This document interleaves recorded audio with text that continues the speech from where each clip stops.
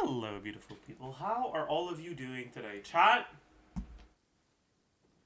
we're gonna do the combat event with Nick until the live stream. So yeah, that's why we're sharing chat. Okay. Hello.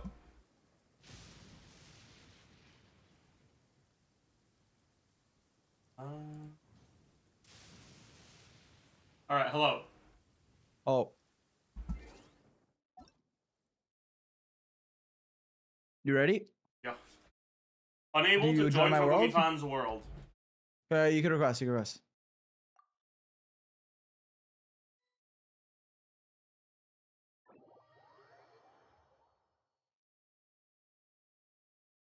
Do you think we can clear us too? I think it'll be harder than clearing as one, but you are a whale, so maybe. I am not a whale, bro. I mean, we're definitely Let's go. gonna clear. Helta. The question is, are we gonna plat? You know? Okay. Do we need anything specific for this boss? I haven't done it. What boss is the first? It's the first one. Okay. The We need Night Soul. All good. I got Kanich. C0. I got Mawika.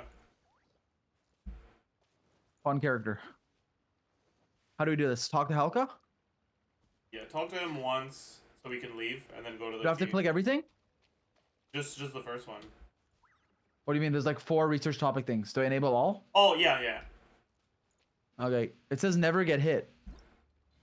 It's by the one-shot attack. Okay. Okay. Well, if you're going Kanich, I don't need to go Mawika. I can go Arlecchino. Wait, why not? Why would you ever not go Mawika? GLORP Aquino. Brother, GG. Wait, who should my other support be? Deepwood? Deepwood Emily? Sure. Do you want me to go Deepwood Emily? That works. Where did that come from? One sec, I have to put Deepwood. If it's clarity, why are you my clarity? That's not the words. True. Circlet?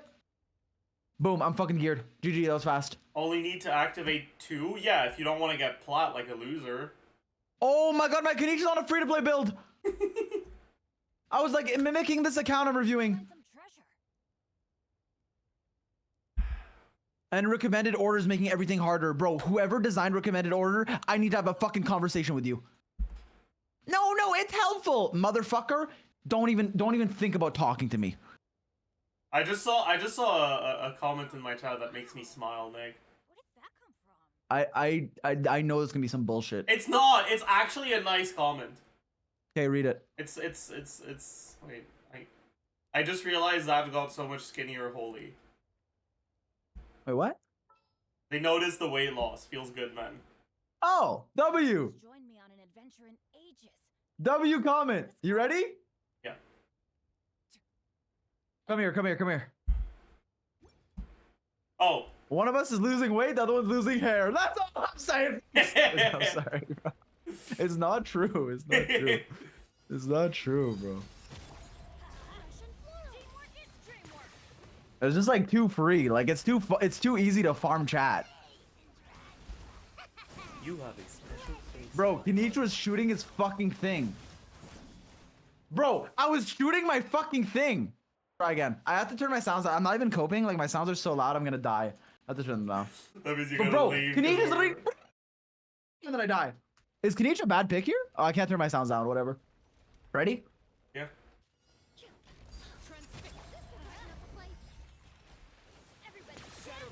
Dude, it's so loud. Holy fuck. What? Oh, nice try, buddy. Whose fault is it now? Okay, what did I even die to, bro? The floor just pissed on me. Yeah, it does that. Oh, I was reviving Kanich and Emily died. Should I revive? No, just the. Okay, is it not a Kanich angle? Can I do Mawika Silali? Why are you not using NRE? Do you think there's an attack that isn't gonna one-shot us? Yeah, that's fair. You think the NRE is gonna do anything? Wait. Run it back.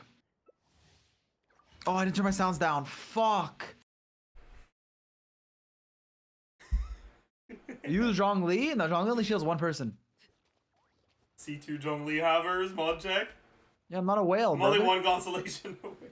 No, don't. You don't have to talk to him anymore. You just need to go to the key. Oh, okay.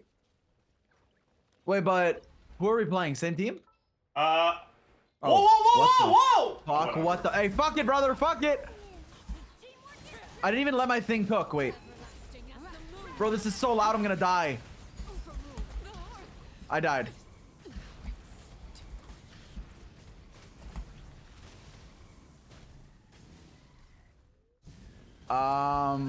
Why is your Mawika doing 8K? Wait, this is literally Fall Guys. Dude, why is the electro Wait, I thing did stay not. on the fucking ground? How long is it gonna stay? Bro, I can't heal, I'm Arlecchino! I got Night Soul. I got Night Soul transmission in the wrong direction. Bro, I can't heal! I don't have revive food, so I can't go up. I missed my E. Okay, yo, run it back. Bro, we have like 5 minutes. A teammate has left the domain. Please leave before trying again. Oh fuck, I clicked on exit like an idiot, my bad.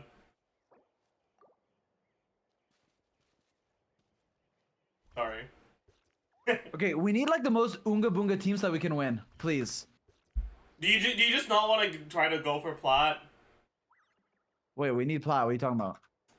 We have Okay. 5 minutes though. How do you, Yeah. how high do you think we can go in 5 minutes? What's like the best team? I don't think you can do this without dying. At all. Can we run a shielder? A shielder doesn't help, because you still get one shot. Okay, what if I like fly over with Chaska? Wait, where do we change parties? Is it here or is it the key? Is that the key?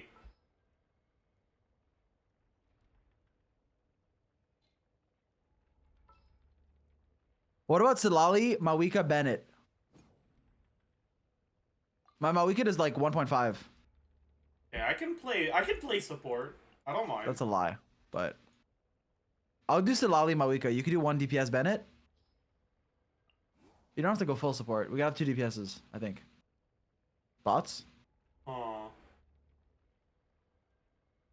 But what's not gonna yoink your reactions? I don't have a cryo carry. Do you want to go Mawika? Ah, I pressed start! That's Fuck fine. it! Let's light it up. All right.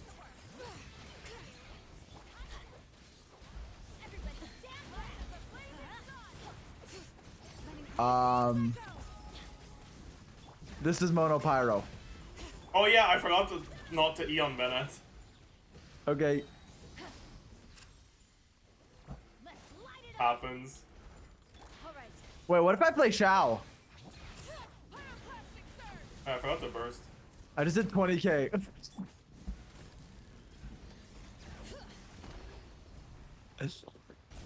I'm making Mawika look like Yoimiya. That's all I'm saying, buddy. That's all.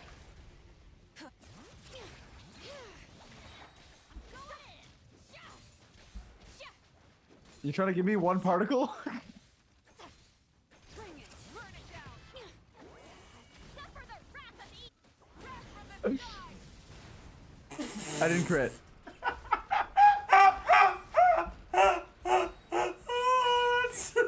That was great. I didn't crit, bro. That was amazing. Bro, I didn't crit. What That if I go was Shao? sick, Thoughts? dude. Thoughts on Shao? Where are you going? Bro, Night Soul transmission is such a shit mechanic. I didn't crit again. Oh, I'm on 2-piece scroll! Bro, I'm on the wrong build. I'm on the wrong build. I'm on 2-piece scroll. It's not my fault, bro. I'm gearing too many characters. I'm on 2-piece. Yo, I'm 30 crit rate. Like, no wonder. Where's my Mawika? Let me show this. She's 38, 310 on 2 scroll, 2 obsidian. Nice. Is that my fault? Yeah. Okay.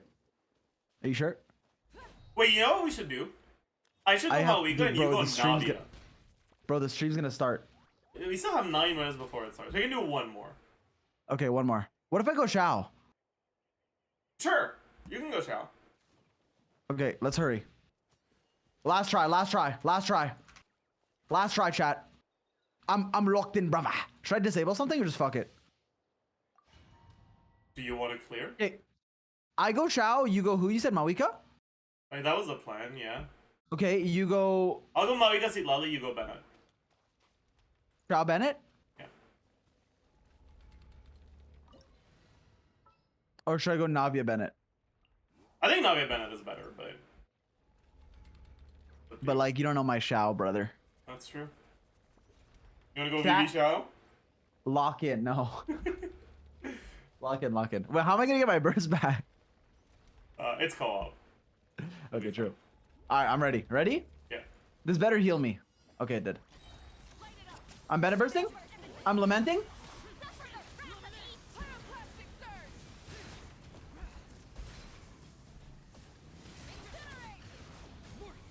I'm trying to look out for like the purple like piss. He's not peeing yet. Oh, now. Fucking died. Collies! Hey, we both died, but that was like kind of cool because we both died. Wait, Aquila Favoni is OP for this. I'm healing. I'm healing. You can get in the field. Dodge that. Yep. E. Funnel to Zhao. Yep. E. Funnel to Shao. Yep. You can climb that. All good. All good. Bennett. Shao. E. I almost booked in co-op. Ain't no fucking way. You Wait. You yoinked my mouth! Sorry, buddy. Wait, this is good damage. What the fuck have you done? Bro, this is good damage.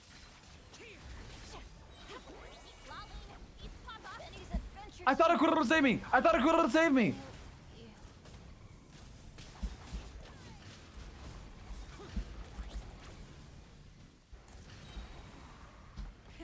Reviant. Show no mercy. Suffer the wrath of the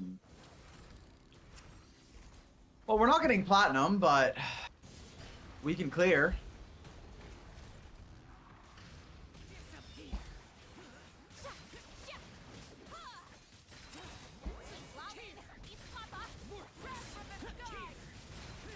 I mean, we're clearing. I wish I had Bennett.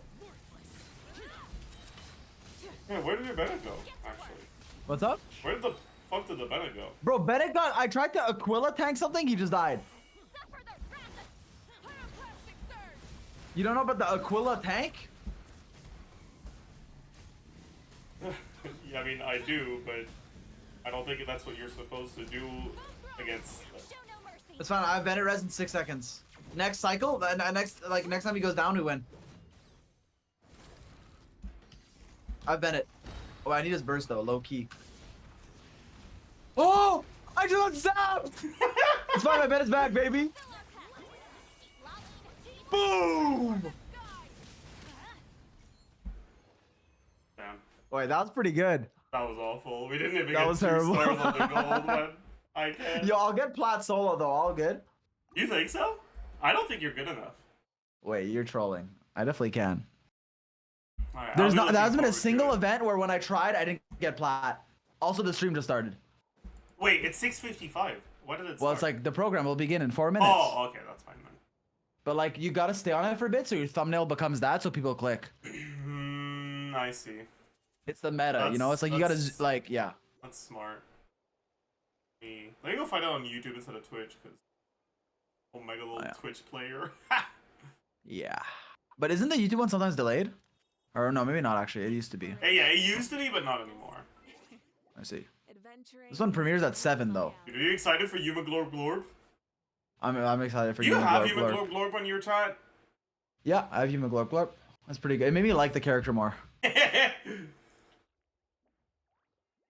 It's such a good emote.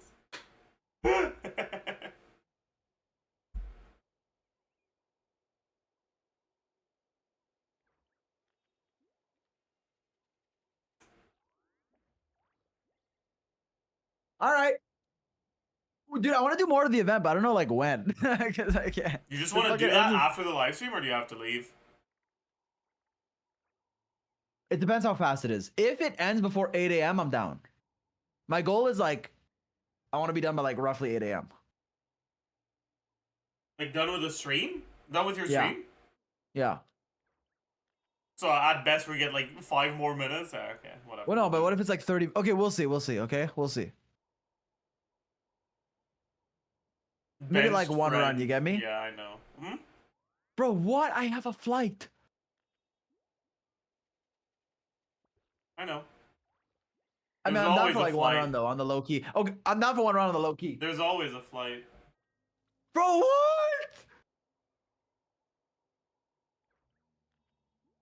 Is Zaj not more important to you than your flight? I mean, it's No. okay. Okay, we'll talk after this. We'll It's talk fine. after this. It's alright. We'll talk after I this. understand. We'll talk right after this. Yeah, I get it. It's fine. No, shut the don't fucking Sag, I get it. Bench friend. Sag. Oh, Sag. I'm Bench, not don't do that sagging. shit. I'm No. expressing understanding. No. Because This I'm is a good fake friend. narrative. This is a fake narrative that's being painted. That's being paid. Okay, well, we'll run one run after, okay? Sure. I gotta yap so my stream doesn't crash because I have to start recording and my stream's gonna fucking crash. Alright. Thank you for dropping by. I don't know how you end Yeah. the... Yeah, me neither. I just closed the tab. Oh. Yeah, I guess that works. I don't know. Many Okay, we'll do a run after. compulsions All right, follow bye-bye. the Goodbye. Shout out. Humans are the same, except we call that light hope. Alright, hi chat.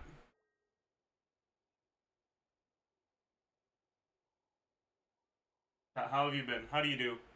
Are you well? Exploration and trials. Shut up, Malika. Adventuring is right up my alley.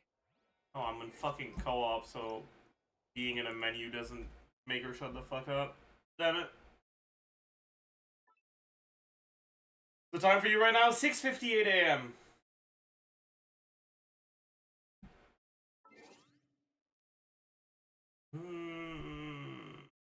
Yeah.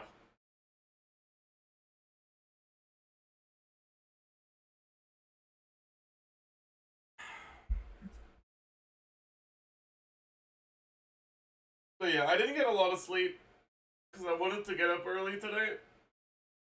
It's been like 5 patches since the last time I woke up in time for the live stream, so I wanted to make sure I did that today.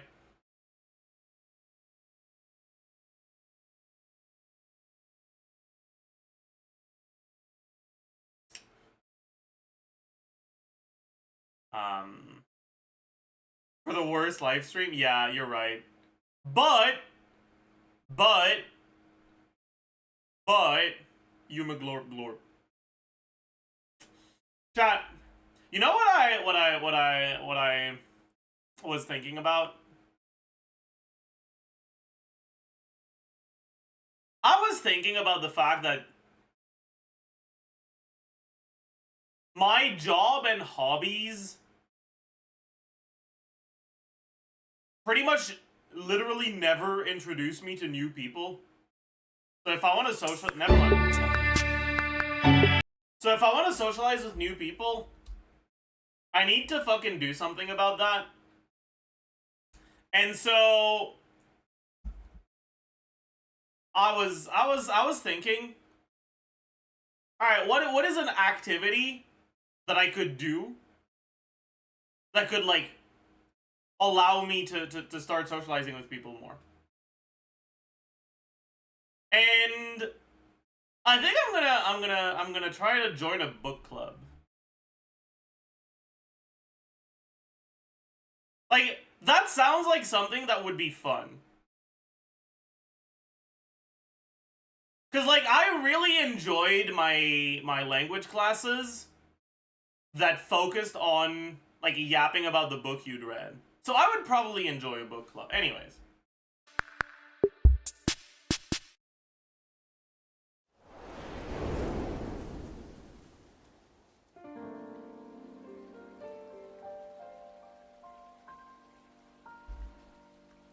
YUMEGLORP. Get a coffee and go to some library on the weekend, but you don't really meet people when you do that. Ready? Close your eyes. That's it. Now inhale nice and slow. as if trying to catch the slight fragrance of a blossom in the air. Why? And let it out. What? Relax your shoulders. Picture yourself enveloped in the soft embrace of a cloud. Remove the red bar. Okay, sorry. Very good. Now, let go of your troubles. This is And like, feel yourself become lighter. this is an in ASMR body script? and mind. but that's not being delivered as ASMR. It feels so weird. 賛成花祭りナンジュラに声をかけたのには一つ目的があるんじゃ。料理の変化の力を借りて人間の想像した遊芸を作るというな。 Okay, この okay. 白髪についてく。それから桃神のお姉さんにもついてく。ざっくり言うと、ある小狐の見た夢がテーマになってる。吉夢と悪夢の間を行き来しながら美味しい油揚げを探すんだ。ほう。今回の設計は典型的な打ち方をもとに新たな要素を取り入れ、かつ既存の弱点を補うことでまっすぐ素早く打てるようになってる。新たき極上無双遊芸制作組スケダついに参上。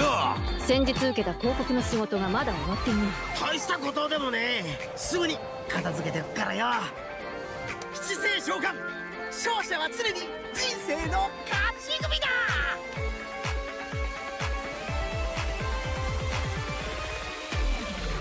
私は夢みずきみずきって呼んで。 No! You can't say or just Mizuki for short. No!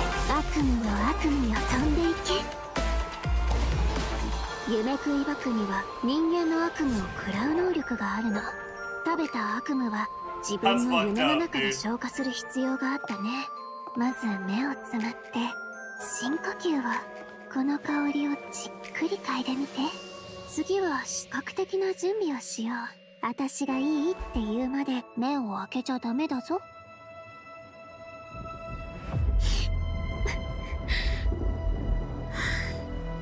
二重心ってウリ二つの人が現れるっていう？仕事柄何らかの理由で治療を拒んだり治療を受けられない患者はたくさん見てきた。そして将軍にはすでにその兆しが見えてる。大きな力を持つ者 Fuck, が chat. 夢とうつつを区別で They きな heard く my なる。 complaints about the 5.3 Archon quest, and they said, hold my fucking beer, we're going back to Inazuma. Ah, fuck, こたび dude. の敵。 Ah, 悪夢だけではあ tabasnak. るまい。 Uh-oh. Uh-oh. 今回 A はあの人たちを振り下ろさなくて済む。雷の国つかみの御事、我が願いを聞こ示せ。虚空の幻、真理を追いぬ。いざ渡らせたまえとかしこみかしこみも申す。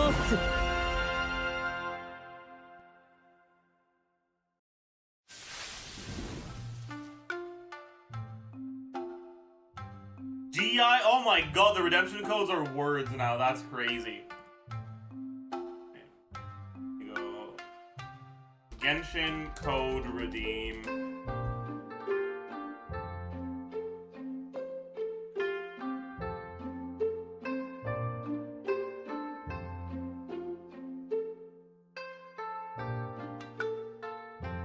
So it's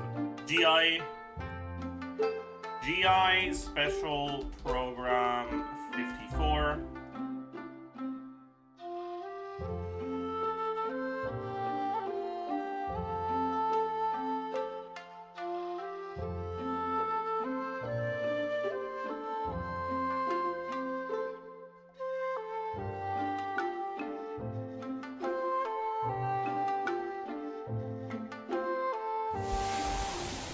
Hello, travelers. Right. Welcome to the version 5.4 special program. forgot. I'm Gabe It's from a the Loke team. localization team. And I'm Kai.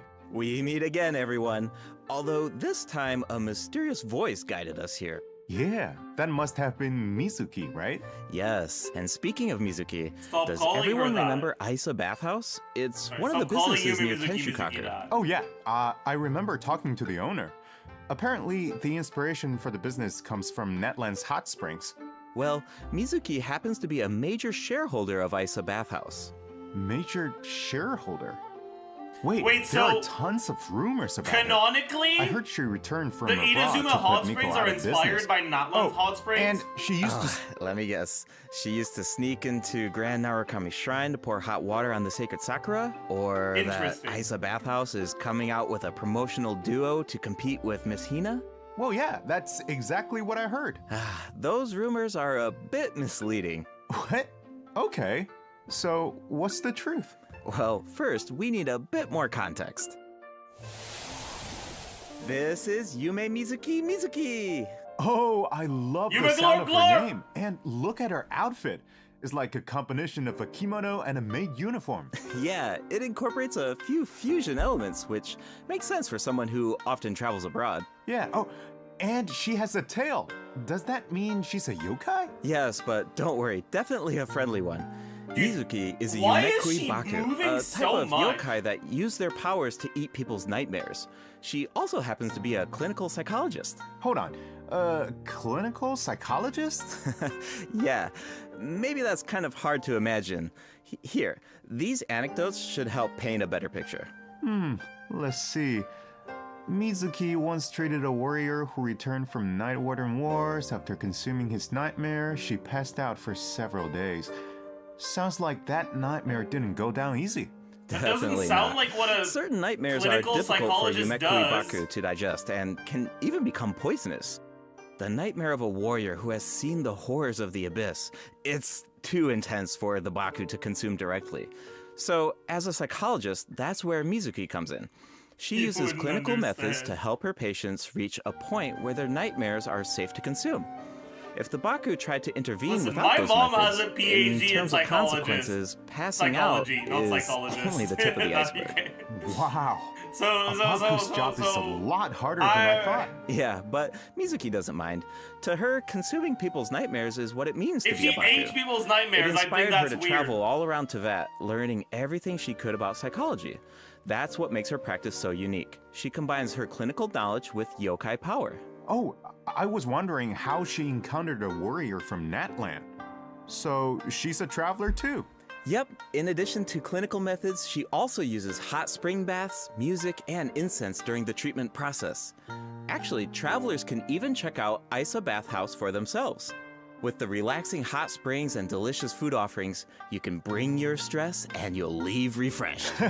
Nice. I wanted to ask though, the incense we just saw looked like it was from Sumeru. Has Mizuki been there too? Yes, Mizuki has contacts all over Teyvat. In fact, we can introduce a few right now. Oh, Mizuki and Mwalani know each other. Wait a minute. Across from Mwalani's shop, I remember seeing a new business. The announcement mentioned something about a hint of sakura, a touch of purple. Could it belong to Mizuki? Good eye. That's YUMEMIZUKI's Cozy Corner. And it's about to open soon. Mualani even ordered a gift to congratulate Mizuki on the opening. Wow, I had no idea those two were so close. And speaking of business ventures, Mizuki is also working The with idea Kokomi to of open making a another branch of relationship Isa graph? Bathhouse on Watatsumi Island. Another When one? it's literally Jeez, just does she even sleep? Well, nothing's set in stone, People but who kinda if it know works each out, other. she'll be able to help even more people suffering from nightmares. and they don't even all know Okay. each other. It's just like So they it all sounds know like Yumezuki. Mizuki is Like just you don't, you really didn't need a dedicated graph for to her this. work. Those rumors get her completely wrong. It's terrible. Yeah, people will take the smallest piece of information and let their imaginations run wild. The truth is, Love when Miko all of and a sudden Mizuki two have known each completely other since unrelated childhood, people are friends. and there's a I mean, slight it makes sense for her to rivalry. be friends with Milani. If she's someone who travels the world and started her own fucking hot spring business in Inazuma, it makes sense for her to know people from the hot spring regions in Natlan. You know, if Natlan is what inspired the. What's going on? Yeah, anyway, That's like, something that travelers one, can it makes find out sense, for I think. themselves in Mizuki's story Anyway. quest, Tapirus Somniator Chapter. Before we get into it, there's two quick things to note. First, travelers can earn extra level up materials for Mizuki by completing her quest. Second, starting in version 5.4, keys will no longer be required to unlock story quests. Oh, sweet. That should make it easier to spend time with our favorite characters. Yep. Now, let's take a little sneak peek at Mizuki's story quest, shall we? Who are these two? Oh, wait, is that the promotional duo from the rumor? You know, Ms. Hina's competition? No, not even close. These two are therapists who work with Mizuki at Isa Bathhouse. The shorter one is actually the older of the two. They're polar opposites in terms of personality, though. So, as you can imagine, they also have different approaches when it comes to therapy. All right, let's take a look at the next picture. Whoa, those round little guys are so cute. Yeah, that's what Yumekui Baku look like when they're young. With a little training, they'll be able to turn into human form one day. Okay, now I want to know what Mizuki looked like when she was little. Well, with a little luck, you might just get the chance. And speaking of luck, to many people in Inazuma, encountering a little Baku is a sign of good luck. Because it means when you sleep that night, your nightmares will be gone? That's right.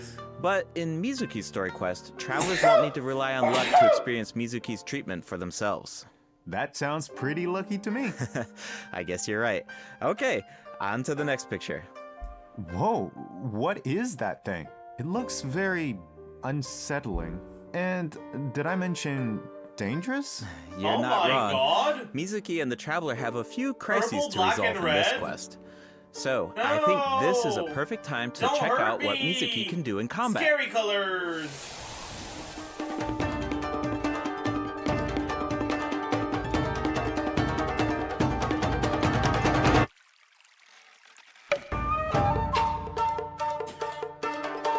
Is it time for our session?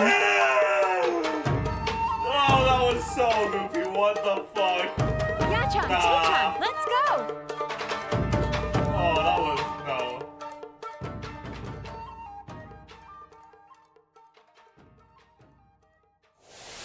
no. In battle, Mizuki waves her fan to unleash refreshing bursts of wind that deal anemo damage. Her elemental skill weaves memories of beautiful dreams and causes her to enter the Dream Drifter state. Whoa, that looks so fun. Yeah, the Dream Drifter state is one of the key ways Mizuki works with her team to defeat enemies. In this state, Mizuki periodically deals AoE anemo damage to nearby enemies and increases swirl damage for the entire party. Unlocking the talent Bright Moon's Restless Voice can even extend the duration of the Dream Drifter state. Mizuki's Elemental Burst pulls in nearby enemies and summons a mini Baku to the field. This mini Baku creates Yumemi-style special snacks that can be picked up by party members. Picking up the snack has two different effects, depending on the HP of the active character. If the active character's HP is above a certain percent, picking up the snack will unleash a Munen shockwave that deals AoE anemo damage to surrounding enemies. If their HP is below a certain percent, picking up the snack will restore an amount of HP. If the snack remains on the field for some time without being picked up, it will explode and deal AoE anemo damage to surrounding enemies. Whoa, so Mizuki looks after her teammates in multiple ways. Definitely. Mizuki's gameplay has an effortless feel to it. Like I mentioned earlier, Mizuki increases swirl damage for the entire party, which gives us a world of possibilities when it comes to team comps. All you need are characters whose element reacts with anemo. Use them to apply elemental effects to enemies. Then, when Mizuki unleashes her elemental skill, she can target enemies with ease as she hovers above the battlefield. With her anemo vision, Mizuki takes her teammates' skills to the next level by increasing swirl damage, and when the time is right, you can unleash her elemental burst to give your party members an added edge in combat. Okay, I see what you mean now. There's definitely an ease to her kit. She works in so many different teams. Oh, I should mention another cool thing about her abilities. When Mizuki is in your team and a party member consumes a dish with restorative effects, there's a certain chance for the dish to be heightened. Now, here's the interesting part. The higher the friendship level of the character consuming the dish, the greater the chance of triggering that effect. Okay, I think I see where this is going. It all comes back to her profession. The more you interact with a patient, the more you understand them. And in the end, the more you can help them. So, in other words, the higher the friendship level, the better the effect. Awesome! I want Mizuki in my team as soon as possible. Then let's get into the version 5.4 event wishes. In the first half of version 5.4, we'll have event wishes for Yume, Mizuki, and Seijui. A new 5-star catalyst, Sunny Morning Sleepin', will also be featured on the weapon banner. I should also mention that after the version 5.5 update, Mizuki will be added to the standard wish banner. Oh, nice! Another character on the standard banner who can help with exploration. Exactly. Plus, like we said before, Mizuki enhances swirl damage, so she's a flexible unit that can fit into so many teams. As long as you have elements that react with Animo, you're good to go. Right, you can't This really is go actually wrong, which the means worst you don't have to 5-star stress. I'm always down for Like that. setup Totally. of all time. If you're I think. interested, be sure to check out her banner in the new update. Now, in the second half of Okay. version 5.4, we'll have returning event wishes from Farina and Risley. Awesome! I've been waiting for them. Yeah, me too. Okay, that's it for the event wishes. All right, next up. Oh, looks like we have a message from Ayaka. Let's take a look. Hello, traveler. It's been a while. I hope you're well. Hearing I her wanted name to be tell you pronounced about an upcoming Ayaka event in makes me Inazuma, think of that. the Mikawa Flower Festival. Like, If I you think have it's some like time, a German perhaps you could join us for this Naruto grand occasion. I know opening. Brother and Toma would love to see you. And I That's like. feel the same. In fact, I hear the Shogun and Lady Gucci have special plans in store. Of course, your participation will make the event all the more special. Huh. Ayaka mentioned the Mikawa Flower Festival. Why don't we go check it out? Sounds good. While we head to the venue, take a look at the second redemption code, travelers. Mizuki 0212 Mizuki.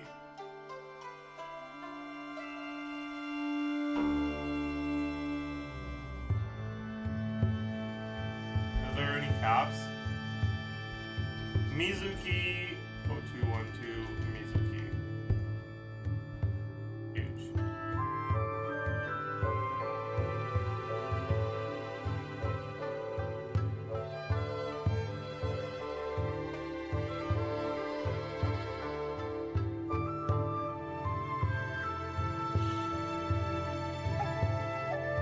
First batter with $0 of revenue. A good tweet.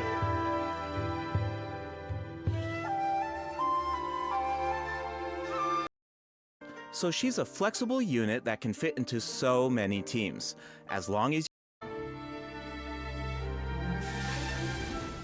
First ever $0 revenue banner. That's crazy. Welcome back, travelers. We now come to you with a special segment of today's program. The Enchanted Tales of the Mikawa Festival, jointly sponsored by Yae Publishing House and Isa Bathhouse. A century ago, the Mikawa Flower Festival was an event where all kinds of yokai gathered in celebration. But now, the festival is open to humans and yokai alike.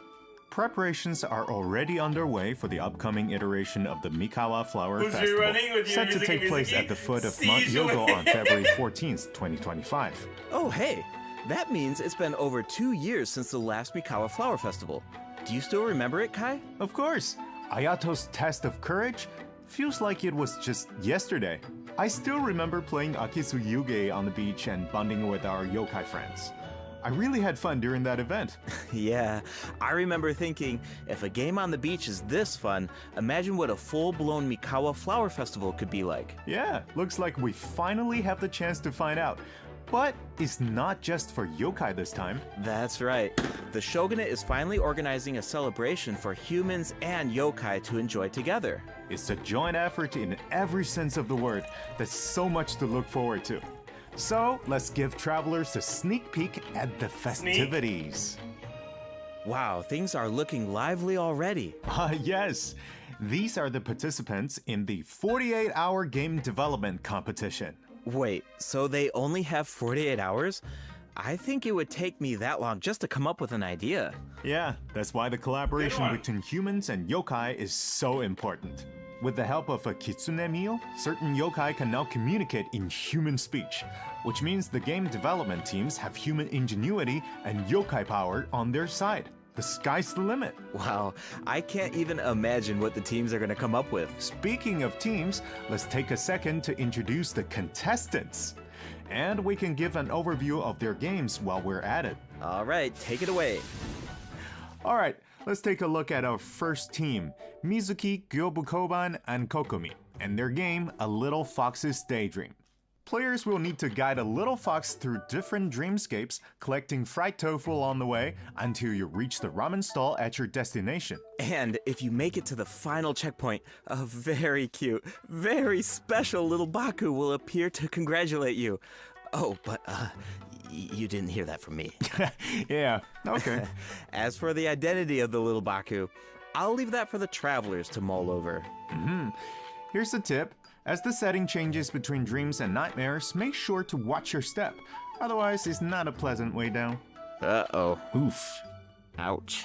Alright, moving on to Sayu, Kichiboshi, and Yoimiya's team and their game, Bunshin Phantasm. This is a game that really makes you think. What do you do when the bridge to your destination disappears in front of you? Well, that's where the Mujina body doubles come in. The Mujina body doubles mimic your movements, and you will need to use the mechanic to your advantage to find a way forward. This game has Sayu written all over it. Making her clones do all the work while she takes a nap? That sounds like her. But that's just my guess. Travelers will need to uncover the full story behind this game for themselves. I heard the team is hard at work developing new stages and expanding on the clone mechanic. So there are even more intriguing puzzles in store. Sounds exciting. Like, that would be Alright, fun if the those puzzles were last two hard, but games they are won't new be, additions so, to like, the yeah. festival, but this next one might look a little familiar. It's a new and improved version of Akitsu Yuge, this time with a Mondstadt twist. It's called Akitsu Harpastum, developed by Toma, Hitotsume Kozo, Yoko, Kappa, and Shoze. Okay, I think I can guess the mastermind behind this game. The Ludi Harpastum elements make it pretty clear it must be Toma's idea. He's from Mondstadt after all. And the break mechanic definitely reminds me of Akitsu Yuge. I can see the mashup. Exactly.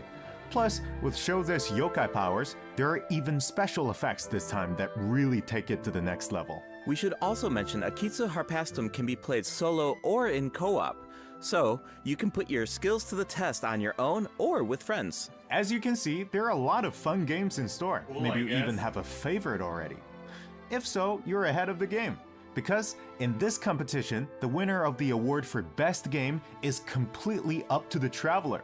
The winning team gets to take home the Tanuki Game Award. Ooh, that's a big decision. Definitely. Now we only gave a brief overview of each game, so better to reserve judgment until you experience the final product for yourselves. And of course, no celebration is complete without rewards. All you have to do is join in on the fun. Take part in the various games to earn festival stamps. Once you collect a certain amount, you can exchange them for all sorts of rewards, including a new 4-star polearm. Wow, I'm so excited! This How good is festival the is weapon? jam-packed with activities. For sure. Plus, you can always stop by Isa Bathhouse if you need a break. The bathhouse even made custom bathrobes for their guests during the festival. Awesome! Definitely. Yai Publishing House will also have a booth, so check it out if you're interested. All right, before we wrap up this special broadcast, we have one last announcement. Her Excellency, the Almighty Narukami Ogosho, God of Thunder, will make a special appearance at the Mikawa Flower Festival. Wow, the Shogun is going in person. That's definitely going to cause a stir. But wait, hold on. She's not just going for the festivities, is she? Well, I heard she's coming to investigate a nightmare with ties to Mikoshi Chiyo. Mikoshi Chiyo? Ah, you mean her Oni friend from all those years ago? Yeah, but I don't know, it's just a rumor. We probably shouldn't spread that around. No. You're right. That could be dangerous. The Mikawa Flower Festival welcomes all visitors, human and yokai alike. Whether you're new to the festival or a returning visitor, a competitor or a spectator, there's more than enough fun to go around. That's right. And with that, We hope to see you there.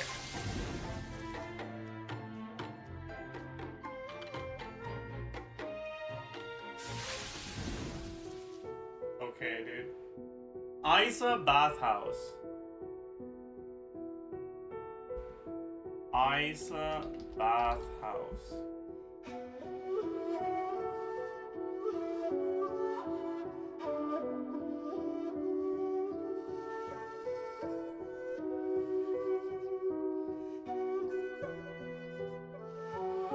Bench Bash? Yo, this is actually like maybe the worst live stream so far.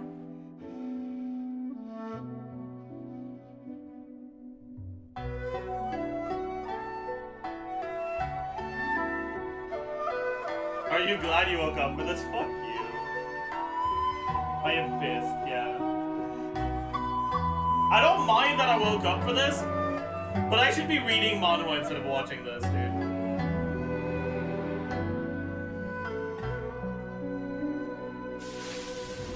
Welcome back, travelers. Welcome back.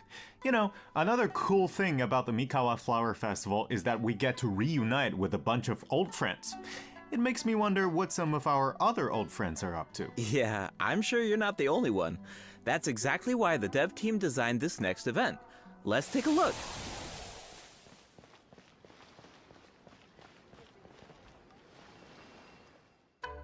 いいところに来た。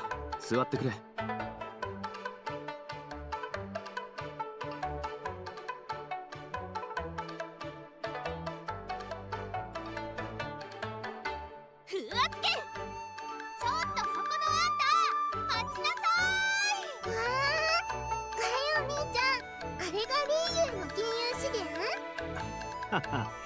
モンドとはだいぶ違うだろう。シャンリン、この匂いどうしたの？いい香り。食べてみて。次は渡積島の外を案内してくださいませんか？ This new version 5.4 event is called Traveler's Tales Anthology Chapter. Keep an eye out as you wander the open world. You might just spot some familiar faces, or hear some interesting news about them. What an awesome way to reunite with our old friends. Yeah, and get a glimpse of an average day in their life. Oh, hold on. The map is pretty big at this point. Won't it be like trying to find a needle in a haystack? Don't worry. Whenever there's news about one of our companions, their anecdote icon will appear on the map. All travelers need to do is head to the marked location to check it out. Once you complete an anecdote, the corresponding story will be recorded. Complete a certain number of anecdotes to earn rewards. Cool. It's like a bunch of slice of life vignettes. Oh, actually, I think I just saw Zhongli buying light novels for Hu Tao.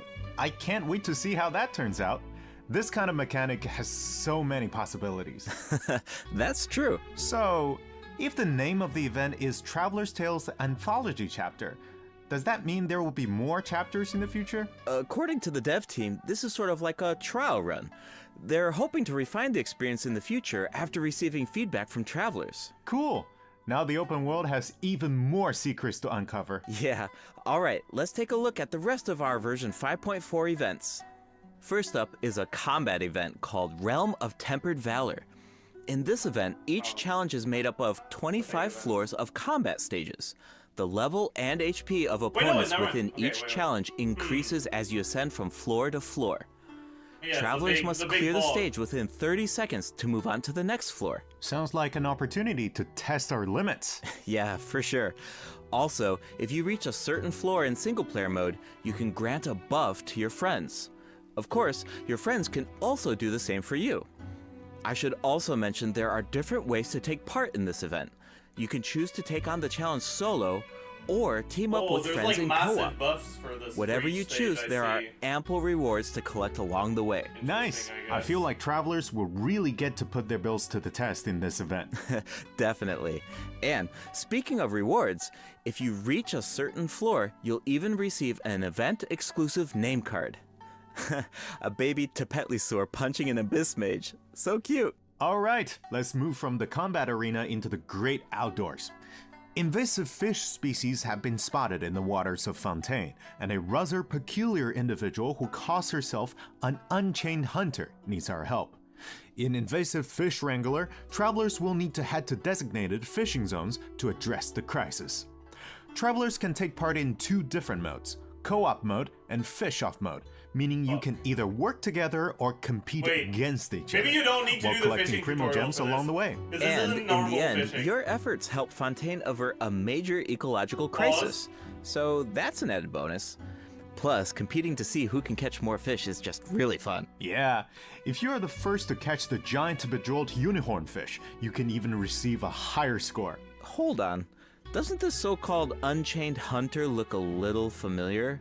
Wait, it's the same merchant who released Sumeru fish species into Mondstadt that one time. Wow, looks like she really turned over a new leaf. And speaking of familiar faces, another old friend will be returning in version 5.4. That's right, it's Xavier. Oh, the filmmaker smiled upon by the gods. What kind of commission is it this time? Another film? Nope, not a film this time. A commercial for his sponsor. But it's not really a commission, it's more like doing something creative with an old friend. Besides, Xavier already shot the footage. All travelers need to do is edit it. You can totally make it your own. Make it our own? But what about the sponsor? Aren't there requirements? When it comes to art, there's no right answer, right? Xavier said it just needs to be interesting. If the sponsor has an objection, Xavier has our back. Wow. Okay, I like the sound of that. And it looks like we can use the same footage 3 times. That leaves a lot of room for creativity. And feedback. The cast, crew, and sponsors of your commercial will be able to weigh in on your final cut. Plus, you can have multiple saves, and you can even share and showcase your work. I can't wait to see what everyone comes up with. I think I saw Ito in some of the footage. I was wondering why he wasn't part of the game development competition. Looks like he was busy filming an ad. Yeah, for Genius Invocation TCG by the looks of it.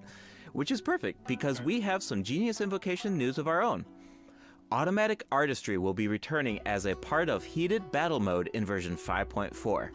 Travelers can look forward to new character and monster cards. In addition, Automatic Artistry will now have a concede button, making it easier to get a fresh start if a match doesn't go your way.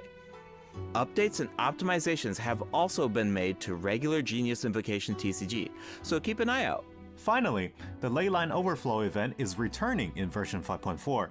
Check it out if you need Mora or character experience materials. Alright, it's time for a few system optimizations.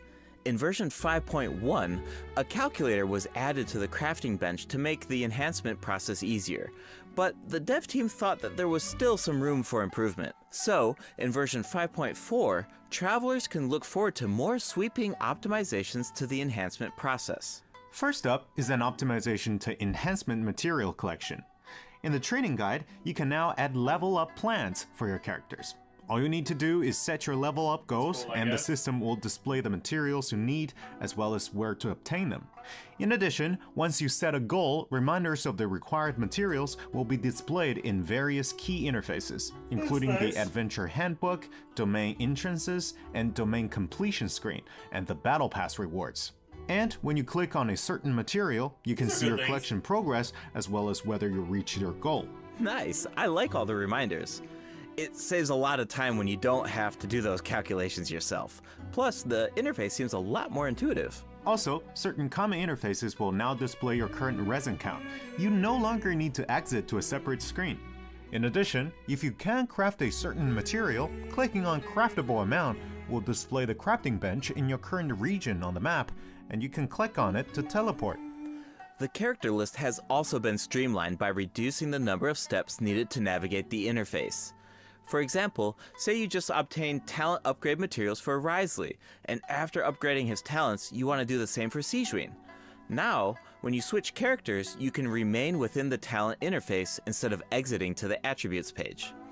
In addition, for travelers who play on PC and use keyboard and mouse input, elemental icons have been added when scrolling through the character list. Travelers can use them to quickly filter their characters by element. Wow, I'm used to just dragging the character tab at the top, but it can take a while when you have a lot of characters. For sure. The filtering icon in the lower left-hand corner can make that easier too. Try it out sometime. Cool, I will. Alright, let's move on to some optimizations to weapon filtering. After the version 5.4 update, you can now filter weapons by secondary attributes. Oh, and characters now have recommended weapon attributes, which should be helpful if you're unsure which secondary attributes to prioritize. In addition, an auto-add button has been added to the weapon enhancement screen, making it much easier and faster to level your weapons. Finally, the Serenity Pot now allows you to quickly get in touch with Tubby to handle all sorts of design business. Plus, you can now buy materials and craft furnishings anytime, anywhere, even indoors. Nice! All right, that's it for system optimizations. Be sure to check them out in-game once the update goes live. Looks like we covered everything, which means that's a wrap for the version 5.4 special program. Anything you want to say before we go, Kai? Yes, of course. I've been waiting for this. First, I've got to say, YUMEMIZUKI's design is absolutely stunning. I really love her way of speaking. Like, it brings so much personality to her character. It's very soothing. I feel like all of my nightmares are just gonna be gone instantly. And also, second, I want to say is that this update is also such a huge shout out to the incredible work our game designers have done. Coming up with fresh mechanics every single update, that's just wild. Like, inventing new mechanics and inventing new rules for the game and finally make it a game is super difficult. Big respect to the team for making all of this happen. What about you, Gabe? Yeah, it's so cool how the team is always trying to make the game fresh and bringing new things to the table. But yeah, for me personally, I'm actually really excited to check out Isa Bathhouse because I love whenever there's like buildings in the game and you walk by them all the time and you're thinking like, I wonder what the inside of that building looks like, or I wonder what that area looks like. But they're actually adding, that space for us to explore now, and I just think that's so cool. It just adds more detail to the world and it allows you to explore even more. And yeah, I'm really excited to check that out. Exactly. I'm so excited about that as well. Well, I suppose all there's left to say is see you in game, travelers. Yep. Bye now. Bye.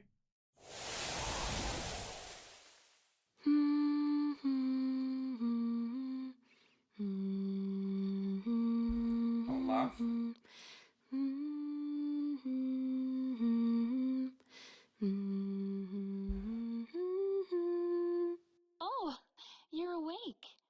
How are you feeling? I used my voice to guide you out of the dream. Looks like it worked like a charm. Now all you need to do is hold on to this state of relaxation. Your dream was very special, by the way, full of stories and unknowns. Thank you for trusting me with it. Oh, one more thing. Be careful on the road. A certain amount of fatigue is to be expected after waking up from a dream. Farewell for now. When you rest tonight, I hope only sweet dreams await. My left ear is lonely? Dude, what the fuck is that? Oh god, that was awful.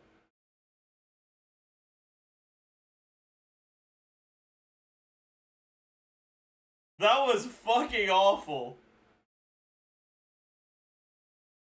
Yikes, dude.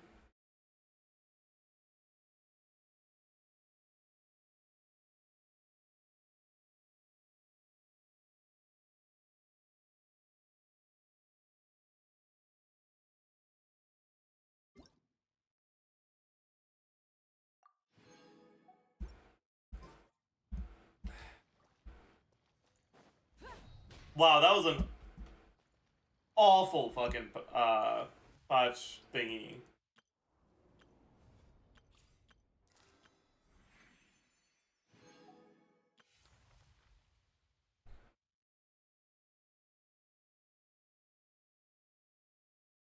Call Nick. I mean, knowing him, he probably forgot. He said he'd want to do it again, so it is what it is.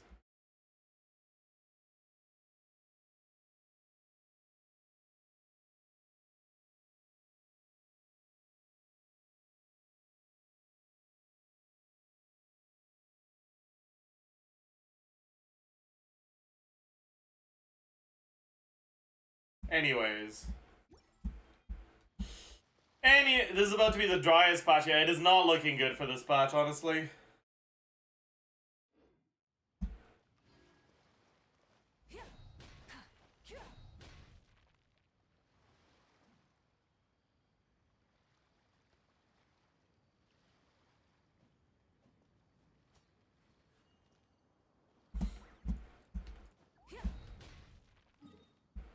Time to clear your quests?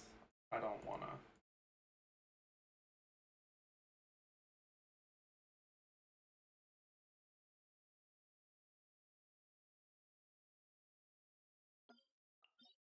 You know what I do want to do though?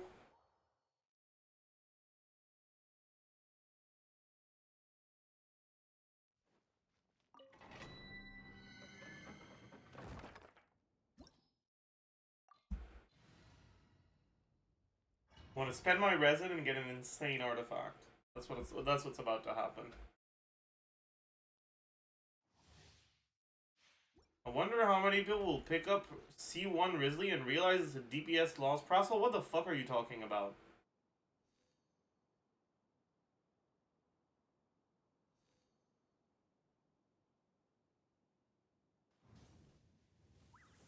That's what Little Bro's about to fucking introduce me to some fucking Berserker Risley bullshit.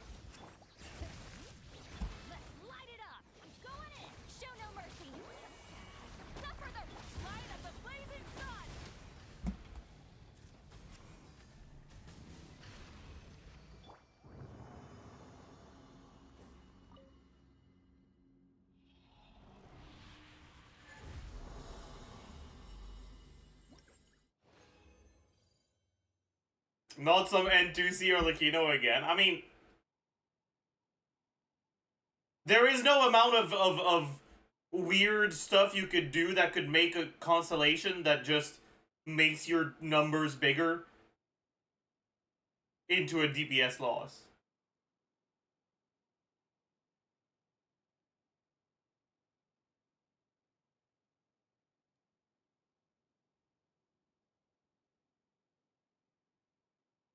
Other way around? What do you mean other way around? Like a DPS gain? Yeah, that's what constellations are. Why was that worth saying? I'm confused.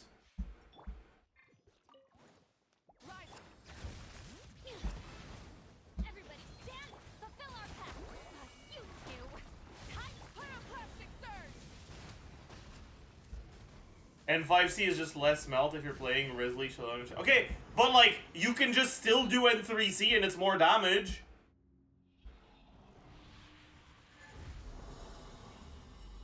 Like...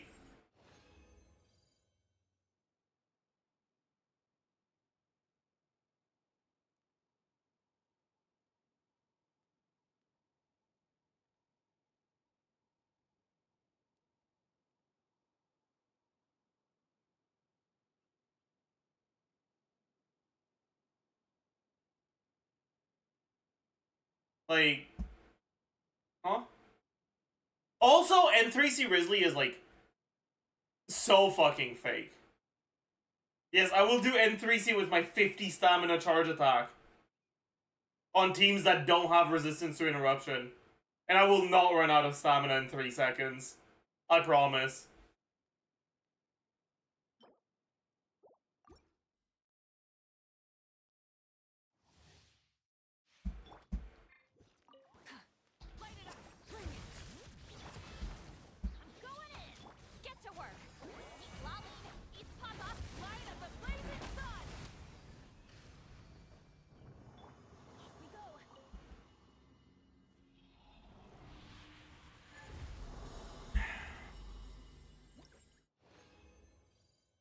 Wow.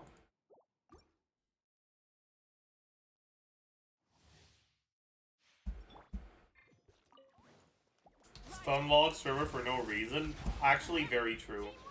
That was a fucking stunlock moment.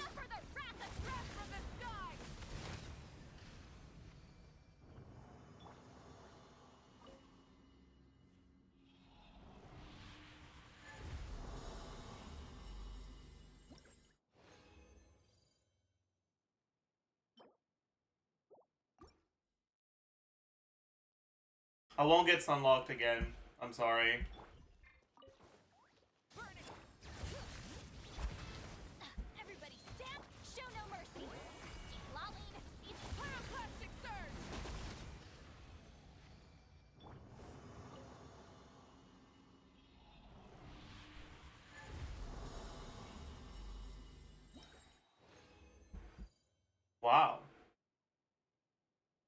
why couldn't this have been crit damage, huh?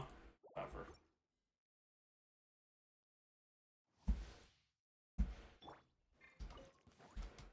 One day we'll get a good artifact from this domain and you're all gonna be like, oh my fucking god, Zajef, you're so talented and smart. I don't know why I doubted you, but it was definitely wrong of me to do so. I will never doubt you again. You are the light that illuminates my pathetic existence.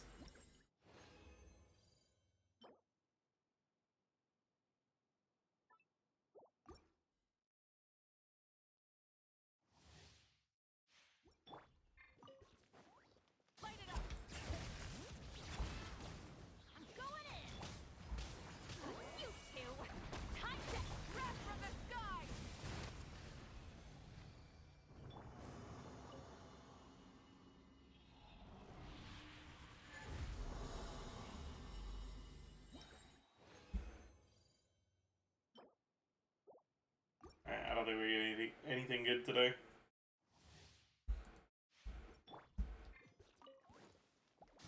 How much ER do you have on Seed Lolly? I have 186.8 ER.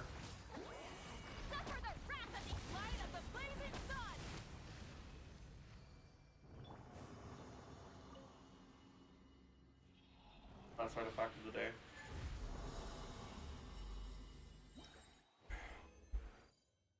Oh. Thanks.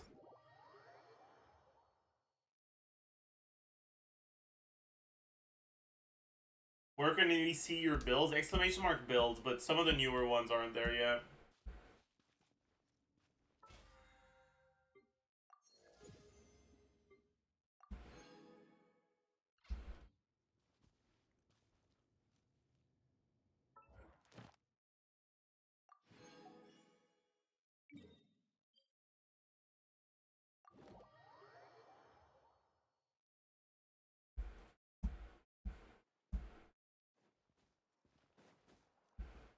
Unit analysis update? Not today.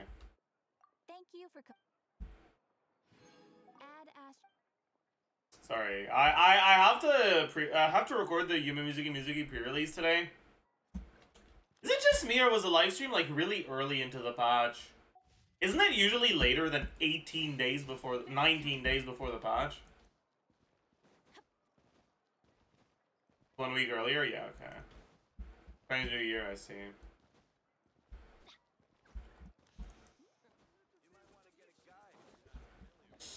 But yeah, like, I have to record the YUMEMIZUKI pre-release today, so I can't do too much stuff outside of that.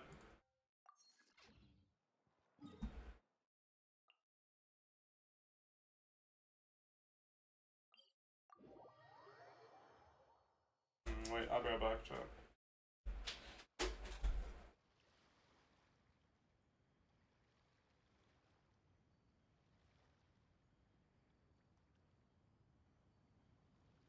Benny's Adventure Team, assemble! Or not.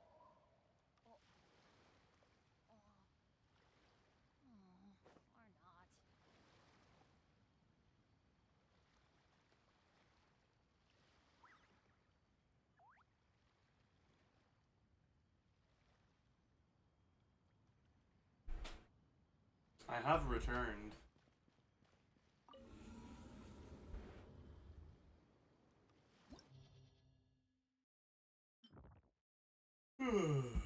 Alright, chat. Let's do an Abyss run. Let's play Molani.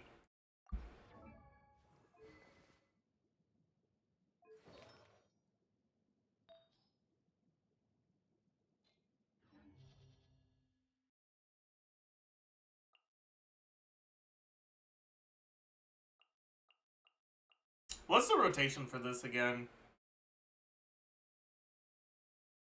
It's Sitlali into Nahida into Mawika, right?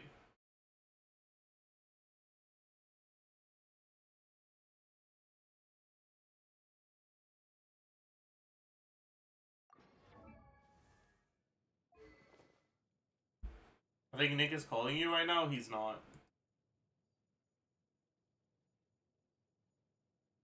I know Nahida first because you wanna...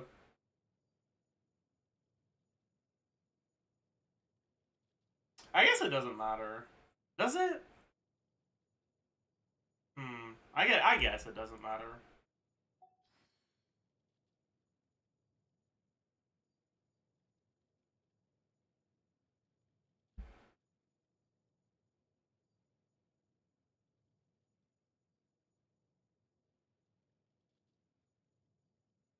I'm just worried that you're not gonna overtake the aura properly. But, hey, it'll be fine. Okay, what do we do first side? Let's play Glorpikino.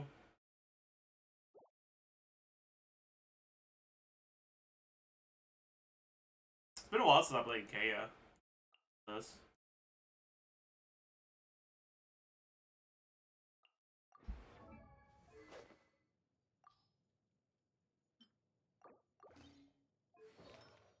Kinda can't be bothered building him properly, though. This will have to do.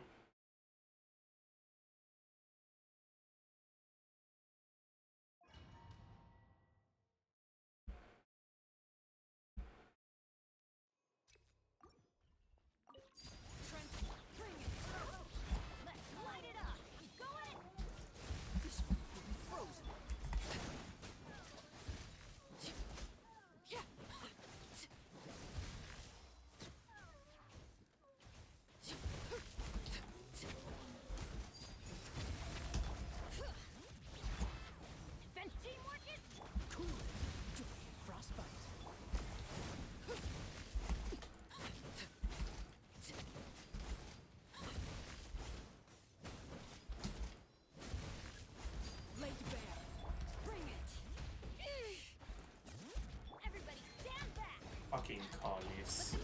I hate how Shalonen works sometimes. Her auto-targeting is so fucking ass.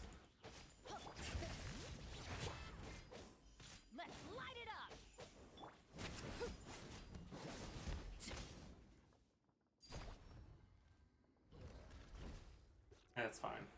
Need a surfboard?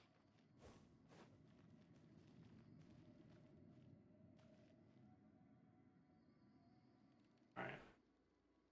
So... Make yourselves a room. Show no mercy. You two. Wrath of the sky. Try and stop carving waves.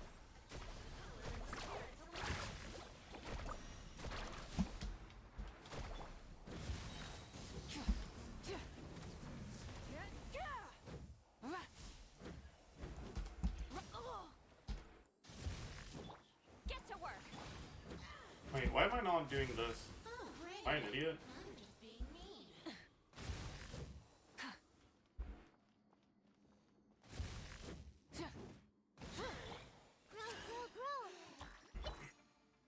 Fulfill our pact. Suffer the light of the blazing sun. Let's ride.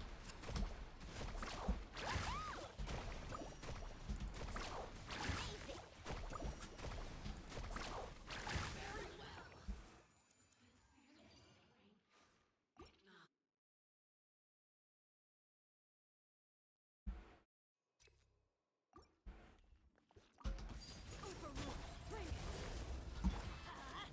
Going in.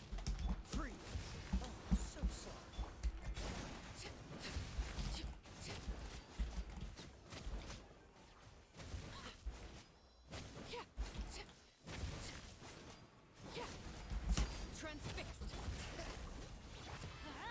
Teamwork is tricky.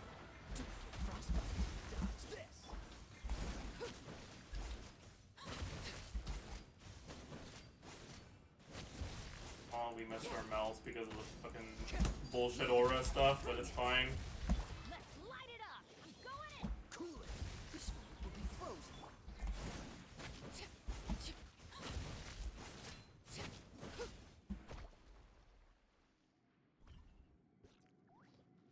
Off we go. This way for you.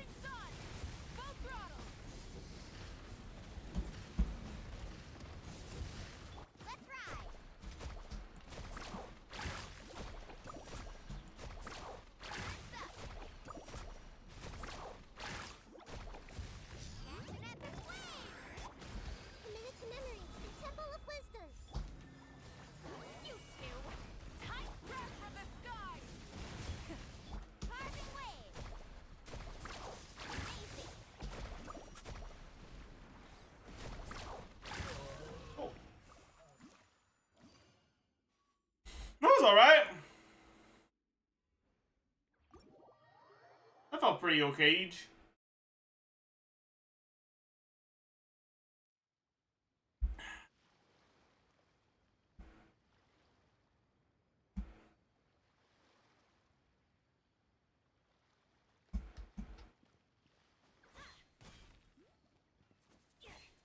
Well, a million damage. True and real.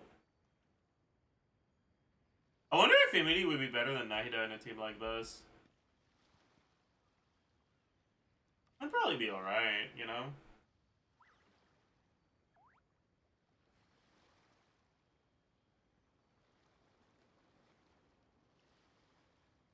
$366k skill with drugs to your Melonia on, Witsith and 75% Night Soul damage. That's the drugs she's on. Witsith and Leyline Disorders. But I got it like 500k on the first chamber against the enemy that had that like negative resistances.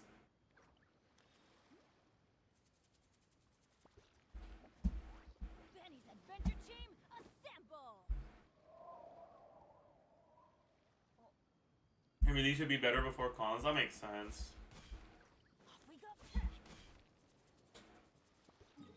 So that makes sense.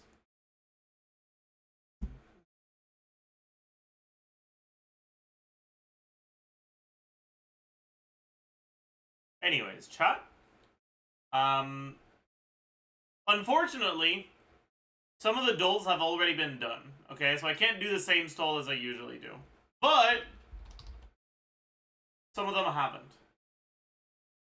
We'll very quickly just go do the ones we've already done because we don't want to lose our streak.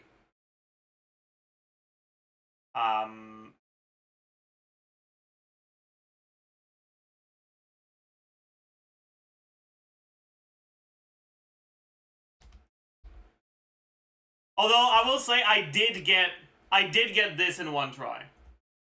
Well, 2 tries, I guess.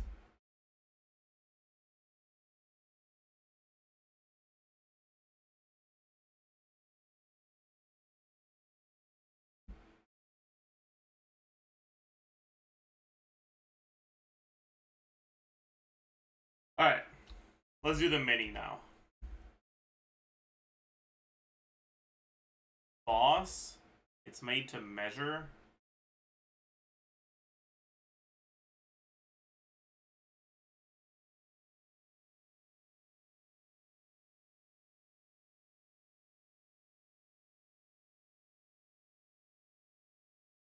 What's a crunch again? Is this supposed to be sit up? Maybe.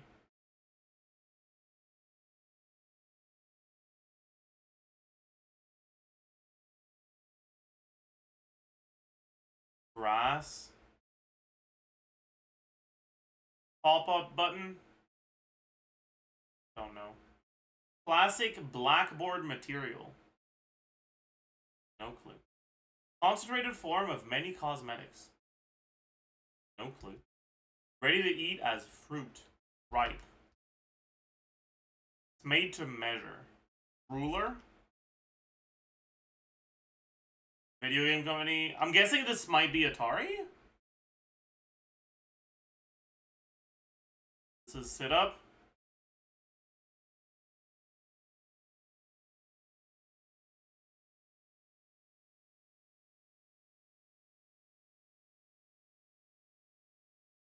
Slate? Is that a thing?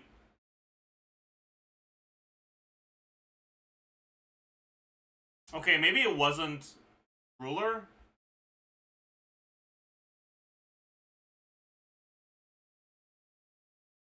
Oh, serum. See me? Awful mini today. Awful mini today. Awful fucking mini today. Let's do the Genshin duel. Kaya. Mondstadt 1.0. Diluc.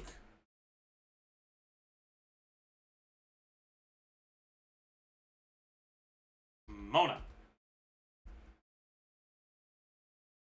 Sometimes you can convey more with dance than just words. If you don't know what to say, then just dance. Is that Nilo? Nilo, have you ever thought about the idea that maybe it's not just that dance conveys more than words, just that you suck at words and thoughts? Sorry. No fucking clue, dude. It's P. Oh, wait, is that Kirara? No, is that Diona? Fuck, which one is it? Wait, it's neither of them. Is that Linny? Yeah, it's Linny.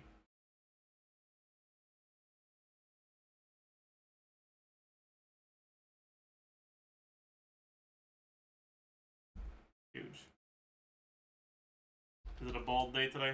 We haven't had bald in so long, chat. It's a wind character released before bald. Let's try shampoo. Alright, it's Bronya.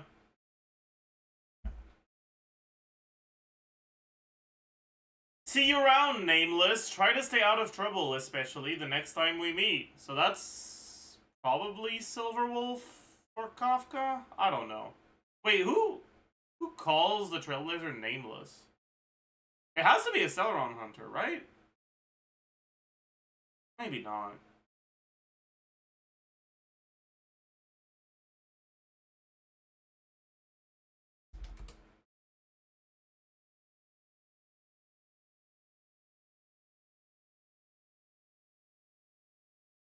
Like, this fits Silverwolf's personality more than Kafka. Who else? If it's not a Stellaron Hunter, it could be Sparkle, maybe? Oh, it's Sparkle. Nice. Sporkle. Daily ability. Oh, that's one of them, isn't it?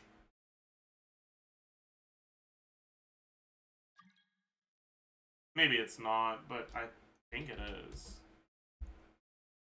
Wait, is it just Tingyan? Gourd full of elixir. What in the fuck? Pylo? Okay, yeah. What a stupid ass name. Gourd full of elixir. Yes, let me just grab a gourd full of water real quick. What are you gonna do with this gourd full? Holy.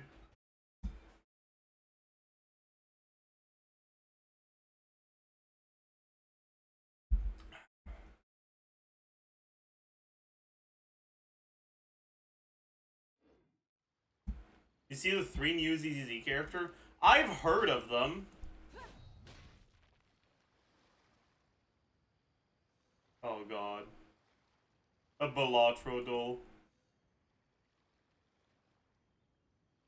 Guess the joke. I don't know their names though. So that's kind of bad. I mean, for a hiker.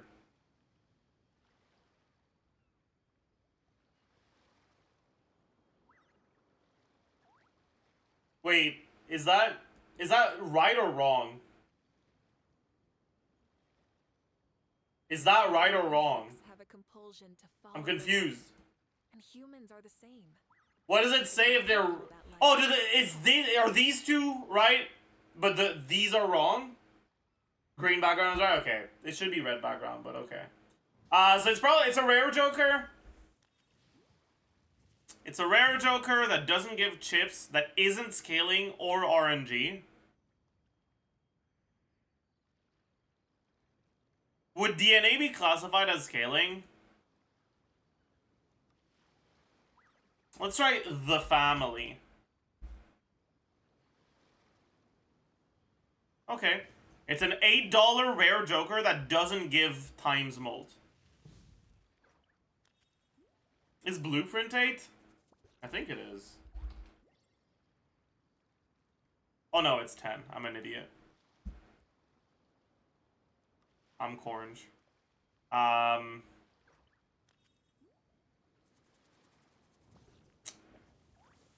Fuck, I don't know. DNA is 8? Yeah, but DNA would be scaling.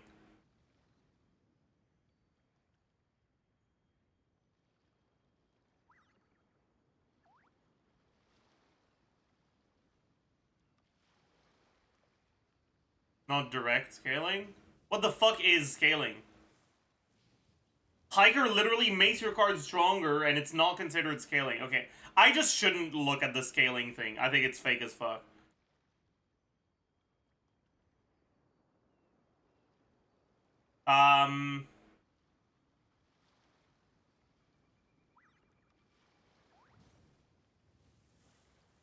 Gros Michel.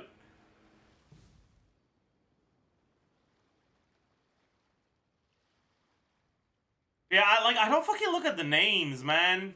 Fuck. That's hard. Hey, thank you for the raid, Nick. Welcome, Raiders. We're doing the Balatro. Yeah, Nick, you want to join with the Balatrodal? Balatrodal. You want to join for the Balatrodal? Confining themselves to the heavens. God should broaden their horizons in the world below. Yo, what's up? Dude, my stream crashed before I like raided. Like I was like trying to like outro and my stream legit just crashed. Nice. Nice. Wait, hurry up. We gotta do this. Yeah, wait, let me share my screen.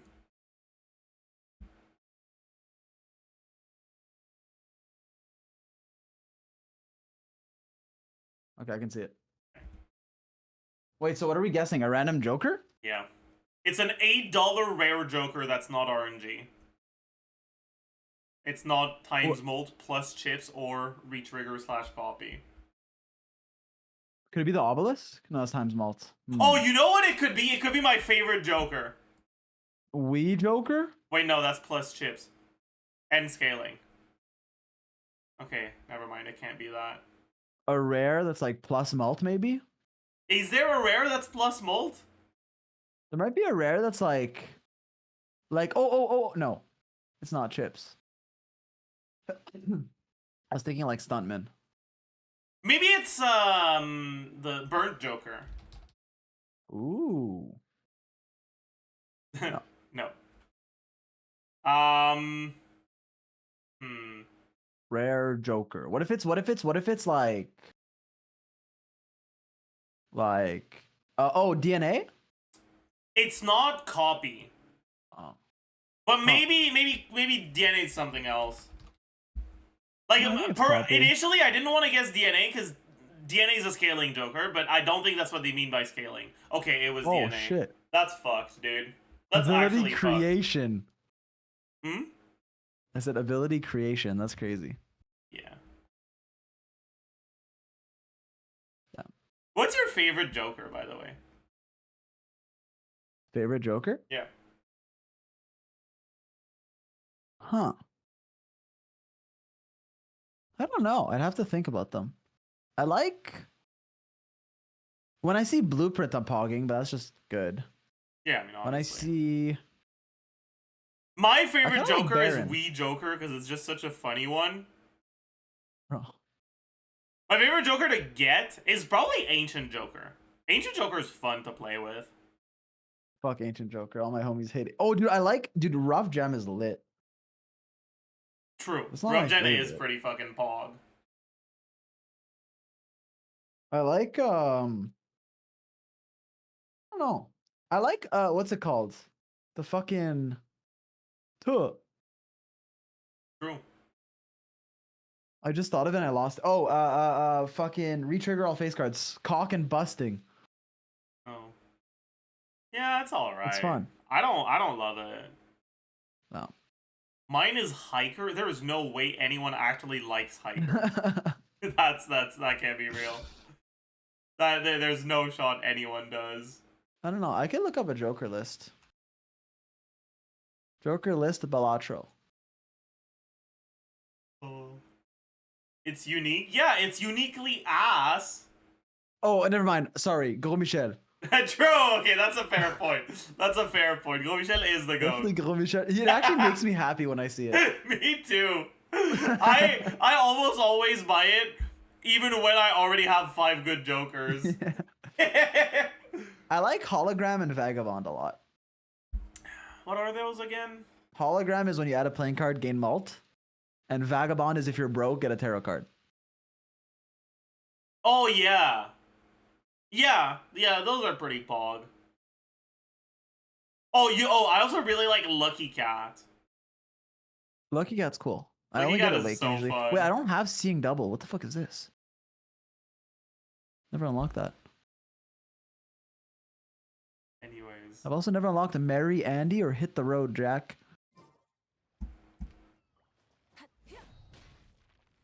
I see. Perkeo's kind of fun. Yeah, but okay. Unironically, alright. I have had so many low roll Perkeo runs. By so many, I mean like 3. Where like, I get Perkeo, and then I just get like a fucking wild card and nothing, no other tarot card in the Yeah, shop that for like happens. 6 shops in a row, and then I die because my That's a Perkeo skill hasn't issue, done buddy. anything. Okay, but there's a legendary joker called Yorick, True. My God. which is funny because Yorick. True. There's also Triboulet. Yeah. Triboulet is But what's pretty your pog. favorite joker? Uh, Is it Wii? Wii Joker is funny because of its name and because it's small. So I like it a lot. My favorite Joker to get, like that I think is the most fun to build around, is Ancient Joker, I think. Okay. I'm an Ancient Joker seller.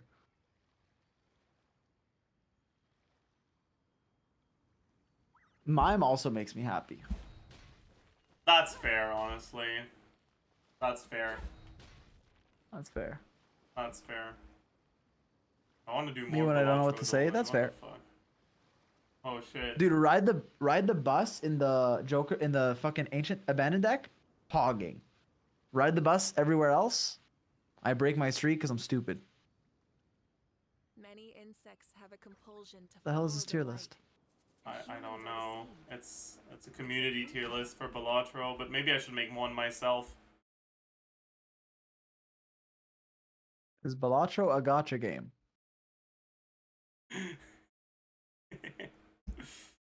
Nice. Wait, what the fuck? Wait, why was Perkeo like in like B tier? Nah, that's base, honestly. No, Perkeo's goated. Perkeo in Worst A case, it's tier. $4 a round. Like at worst. Yeah, but look at the stuff that's above it. Okay, Constellation should not be here. Perkeo is. Maybe. I'm sorry, brother. It's better than those. I also don't think baseball cards should be here.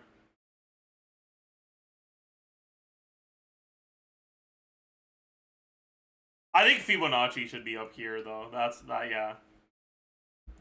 That's my goat right there. And same for this one. I don't remember the butt plug. I don't remember what it's called. Wait, is destroy a card and get $3 B tier? Feels good. But No, it should definitely be high. Well, I guess the... Okay, I These have died go. a few times because of this Joker. Because I focus on it too much. And then I just end up not getting my hand because starting with 1 discard is ass. yeah.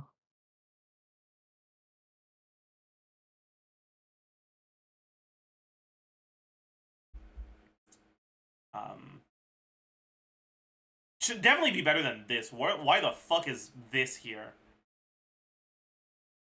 What?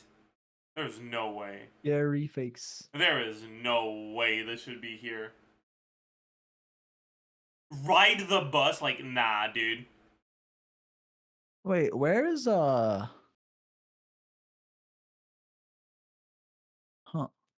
Whose list is this? I don't know. Am I stupid or where's Rough Gem? Does it suck?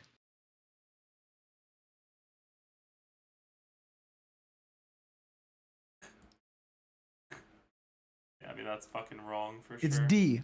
Am That's I fucking wrong, for brother? sure.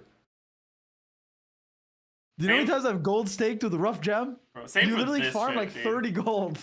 Same for this. Like, this I think is really good. Yeah, it's a free double tag. Why not?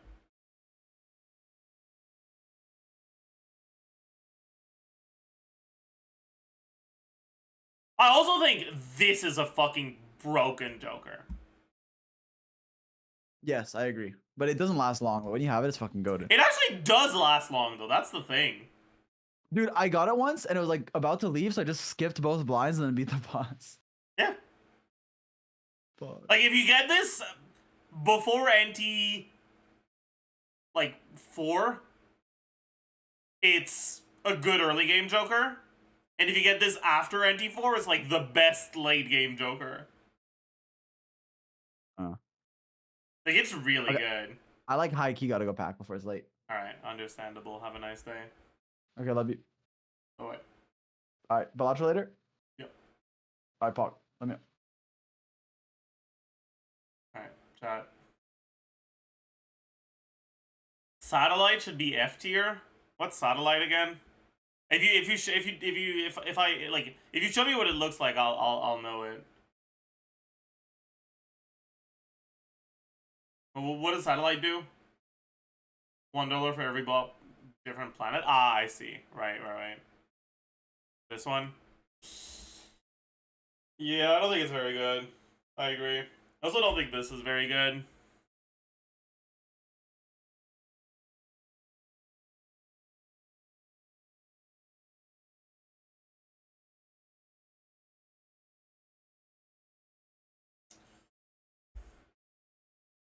I also think Campfire is above B for sure.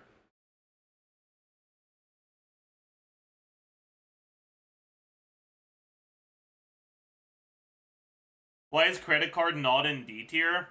The thing about Credit Card is Jokers that cost $1 also sell for $1.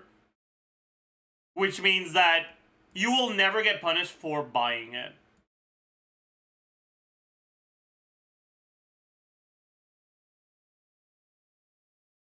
Credit Card is just... It's a sort of Joker that you're not gonna, like, really want. But unless it breaks your econ, you always buy it.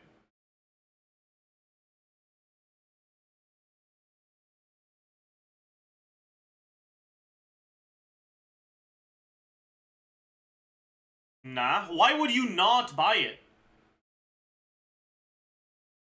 Like, why would you not buy it?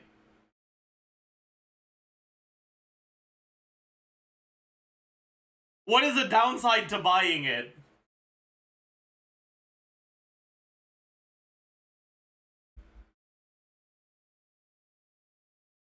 Anyways.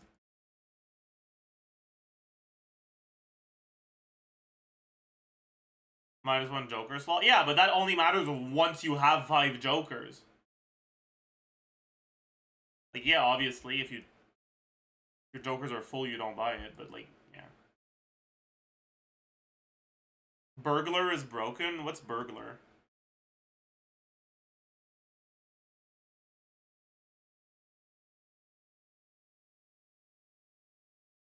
+3 hand, no discard? Oh, I see. I don't agree with that.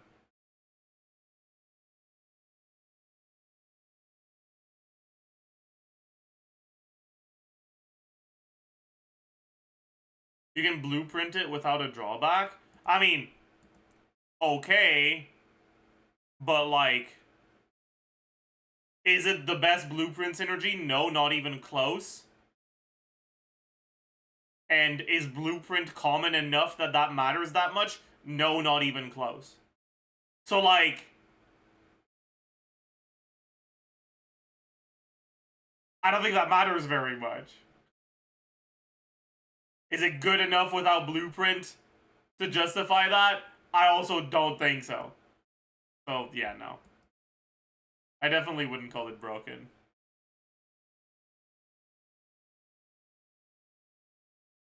Should I try to make my own? The thing is, there's a lot of them that, like the shitty ones, that, like, I don't really know. Like, I don't know, that's just the +4, right?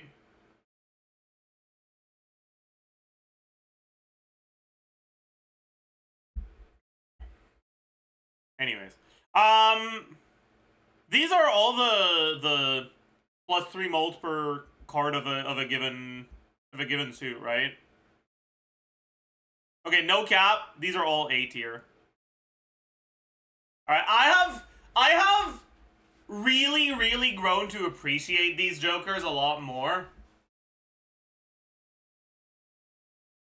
Because getting your molt scaling on card trigger instead of on joker trigger is just so nice. It's so nice. Right? Compared to these jokers, right, that give plus molt if your hand like fulfills a condition, these are so much better because if you have if you have multiplicative molt that applies before joker triggers, like steel cards or any jokers that make your cards multiply your molt,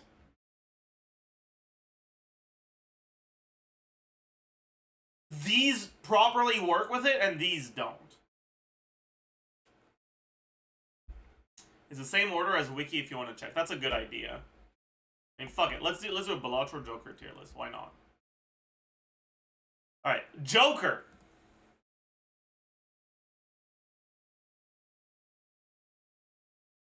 Joker goes in below average. It doesn't go in weak because it's cheap. It's cheap and it can carry you out of the second ante. The heart should be higher than that because of Bloodstone. Synergies are overrated.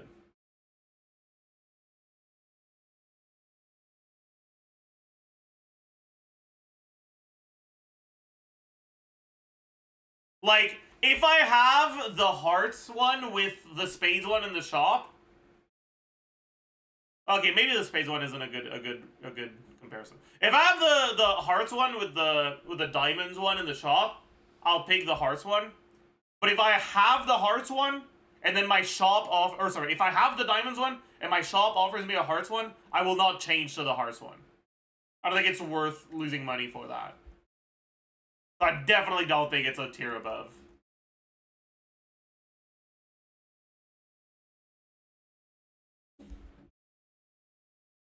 Anyways, next we have Jolly Joker, plus 8 molt if your hand contains a pair.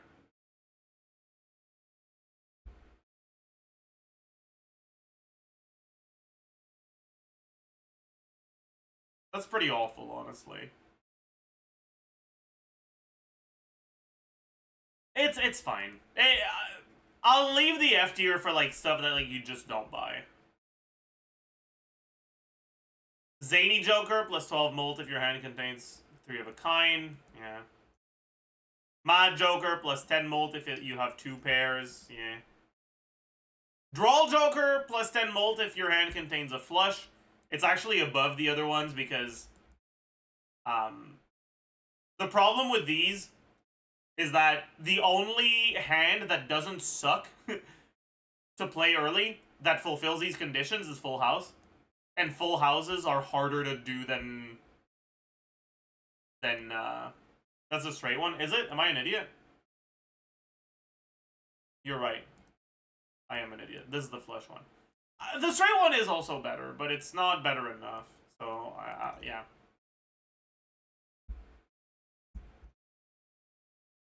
Okay, next!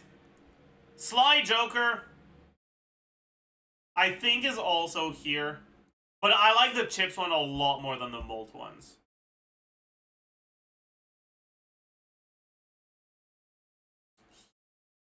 Okay, so we got pair, 3 of a kind, 2 pair.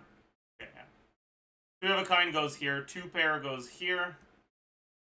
Straight goes here. And chips goes here. Or sorry, flush goes here.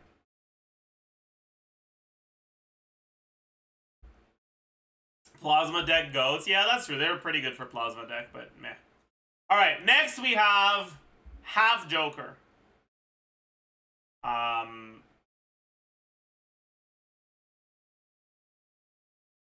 Joker is a fine early game Joker, but that's it. Joker Stencil. I'd say it goes here. Like, Joker Stencil is a fine early game Joker. But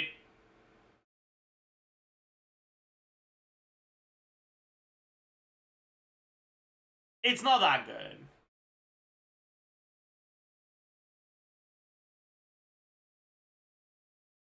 It's okay. Four Fingers. Honestly, I used to think Four Fingers was good. I think Four Fingers is dog shit now. Four Fingers fucking sucks, man. It is not worth $7. I wouldn't buy it for $5, honestly. Mime.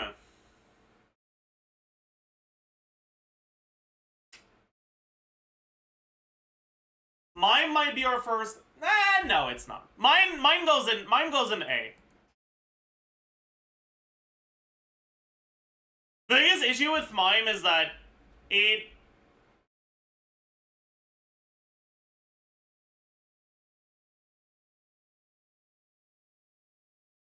takes a while to start becoming good, and you're reliant on tarot card generation.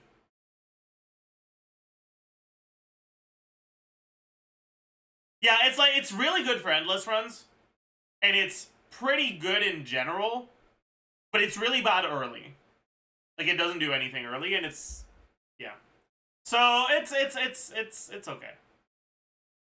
Next up, credit card. Credit card goes in B. Yo. Ceremonial Dagger. Man.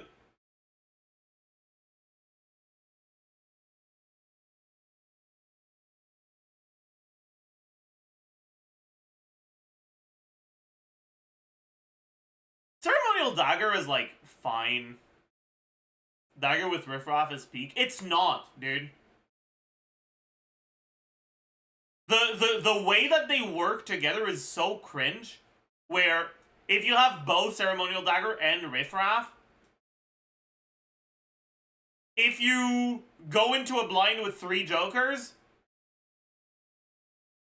the Ceremonial Dagger procs after the Riffraff. Or sorry, before the Riffraff.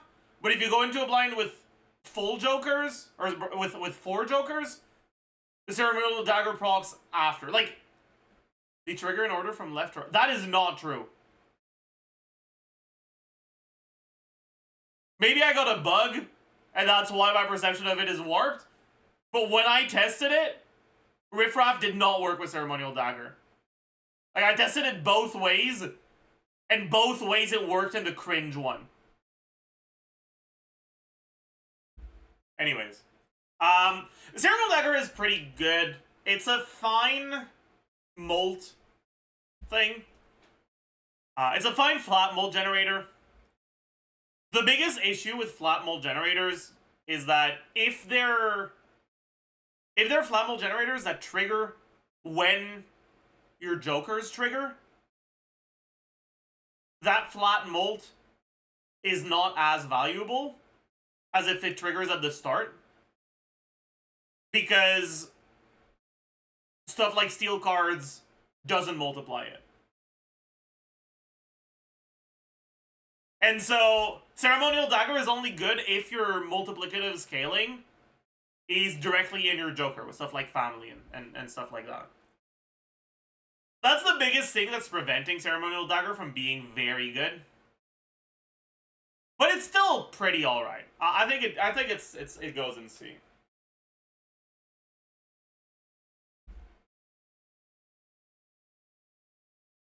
Alright. Banner is dog shit. These cards are so good. Banner's fine early. But it's not even good early. You buy it if you just need to. And then on top of that, it's fucking expensive, dude. Why is it $5? I don't understand. Whatever. Mystic Summit, on the other hand, pretty solid.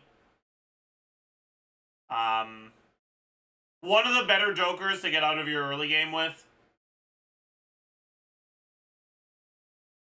It's pretty solid. Marble Joker. I don't even know what the fuck to say about Marble Joker. I don't think I've ever bought it.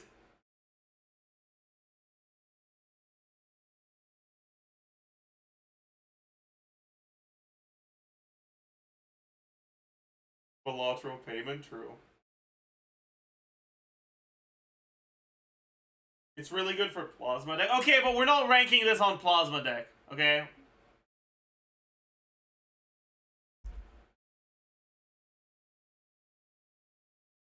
I like it in high card builds.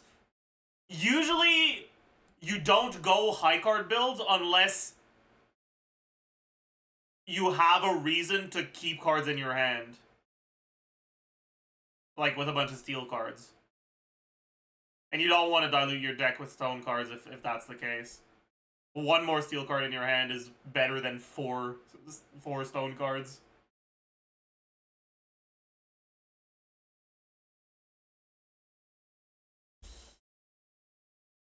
I really don't like it. Loyalty card.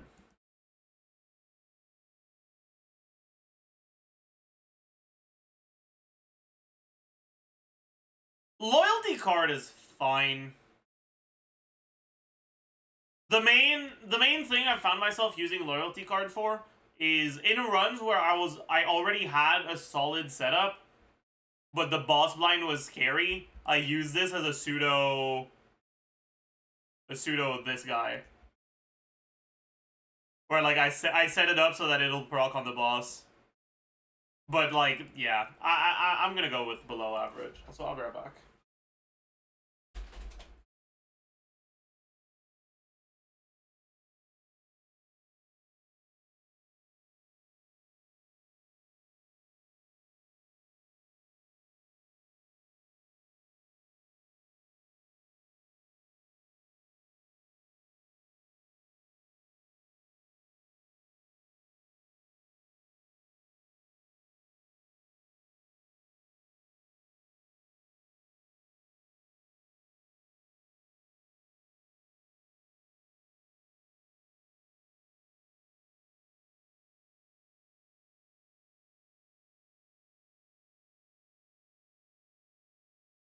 I'm back. Sorry, chat, for Bellatrix to unlock, but I love it. True.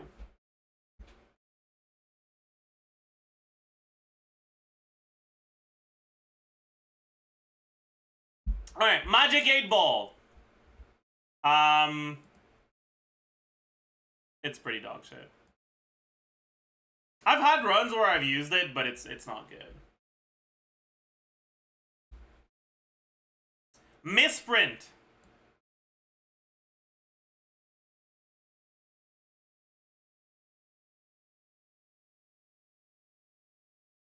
Misprint is probably in B. No, it's not. It's in C.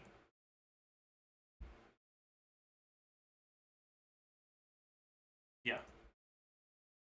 Dusk. Okay, Dusk is good, but I hate buying it. Like, Dusk is actually really, really strong. It's probably our first S. But I hate buying it, so I like... Because it makes your runs take more time.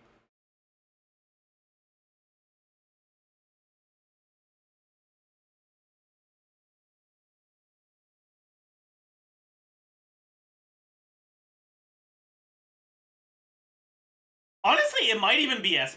Like, it's so fucking good. But no. Anyways. Raised Fist.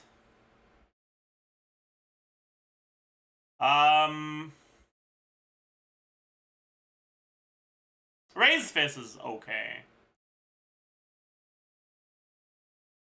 Flat Mold, a decent amount of it. Not that much. And with some requirements on it, whatever. Chaos the Clown,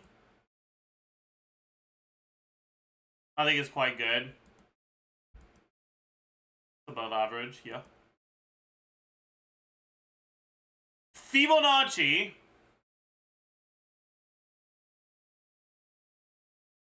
I think goes in S. Fibonacci's like fucking insane.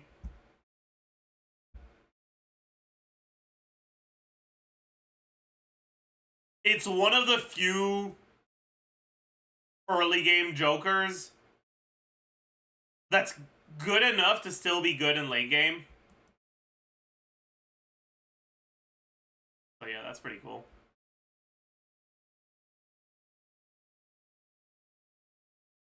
Steel Joker.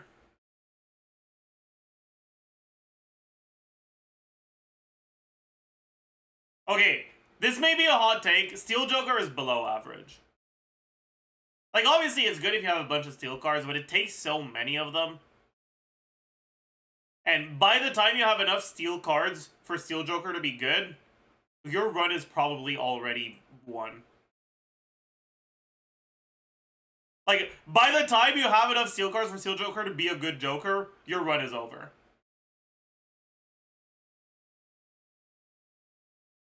If you have like 2 or 3 steel cards, Steel Joker is like okay.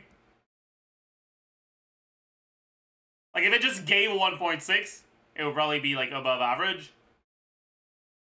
But a lot of runs don't end up getting steel cards unless you go out of your way to get them.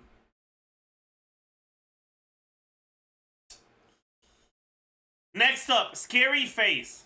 Okay, I don't know why that community tier list has Scary Face so high. Scary Face is like average.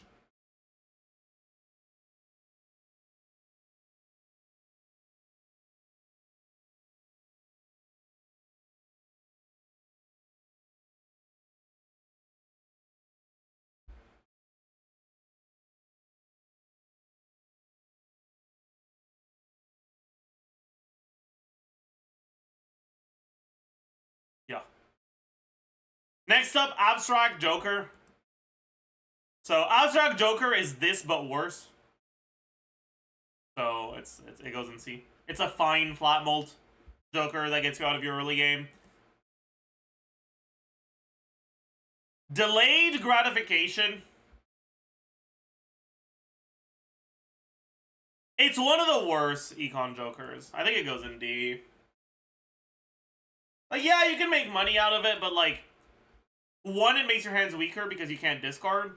And 2, at high stakes, it's just a gold Joker with a condition.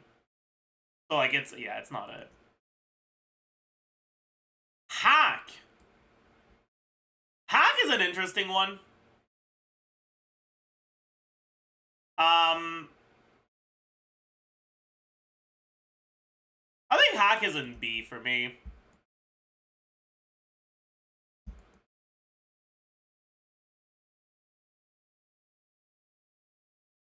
Because it doesn't really do that much by itself. And it has a lot of good synergies. But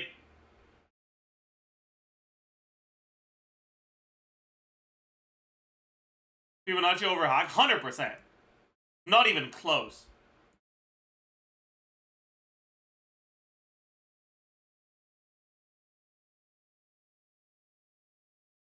Wii works with Hack. Yeah, but Wii is rare. So, yeah.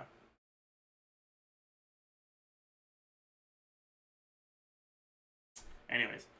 Then next is Pareidolia. Sorry. Pareidolia.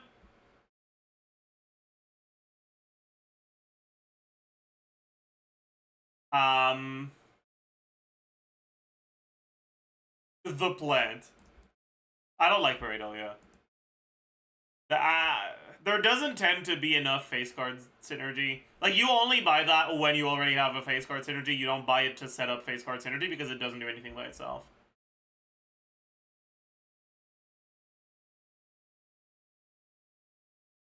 Gros Michel! My goat. Gros Michel is my goat. Like, memes aside, Gros Michel is in B.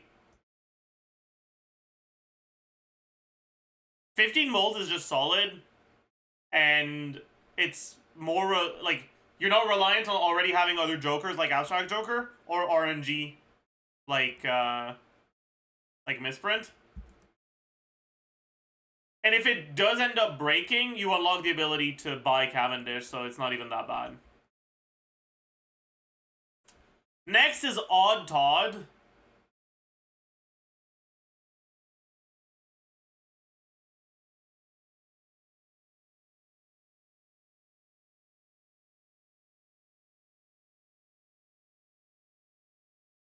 Why is it below the Suit Joker? What, this?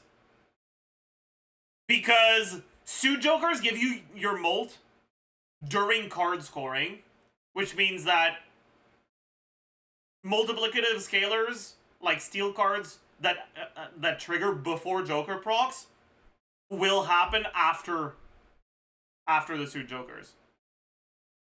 In other words, the Suit Jokers can still be reasonable late game Jokers with the right synergies. Like, they're not good, but they're reasonable. Whereas this is never reasonable late game.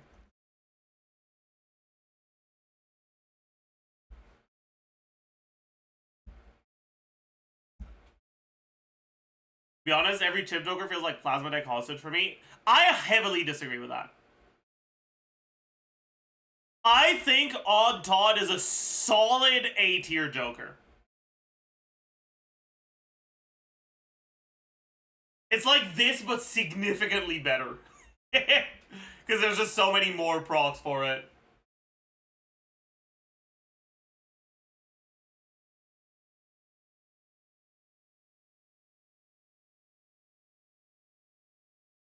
Okay, Odd Todd is really good. The main thing that makes these chips Jokers good is they're worse than like plus Molt Jokers early, but they're much better late. Because in late game, you usually end up having a multiplicative scaling, and so plus Molt, especially stuff like Gros Michel, it doesn't tend to be that significant of an increase, whereas Odd Todd is gonna like triple your chips. You know? Like, Odd Todd is effectively a ×3 Joker. If your hand isn't very leveled. If you're not playing something that has a lot of planet card generation.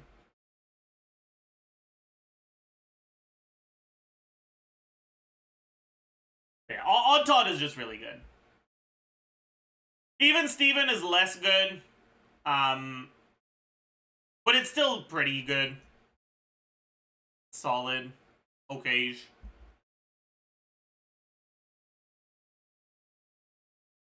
Next up, we have Scholar.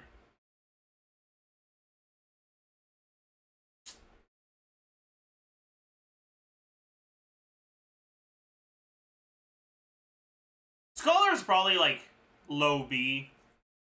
Just barely above average. The main issue with Jokers that only affect one specific card number is that,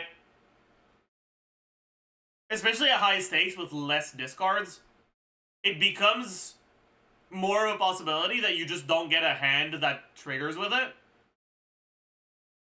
And Scholar isn't a Joker that's strong enough to make up for that.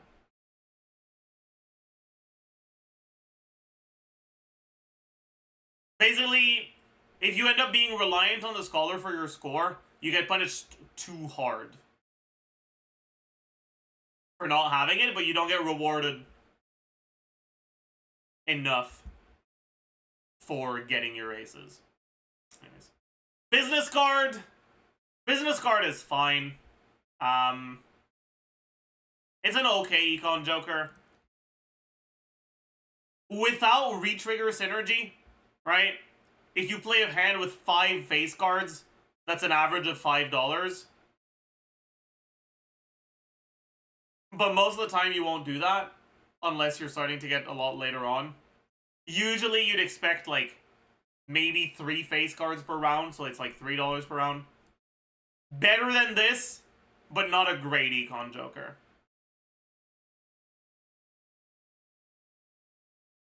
It's okay. Supernova. Supernova is weak. This is plus a relatively low amount of plus molt that happens during the Joker trigger phase, and that isn't good early. Supernova is just not it.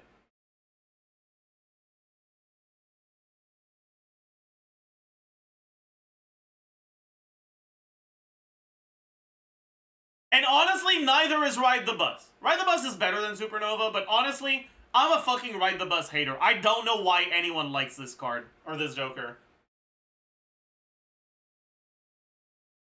I don't get it. It's so ass.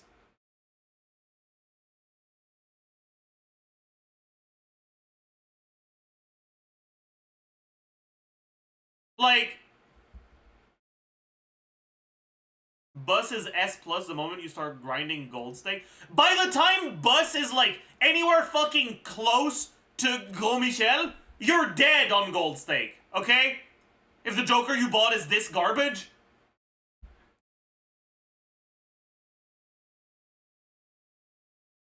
$15 hands is a lot, dude. Even if it didn't have the without a scoring face card, it wouldn't be S. It would be like B, perhaps.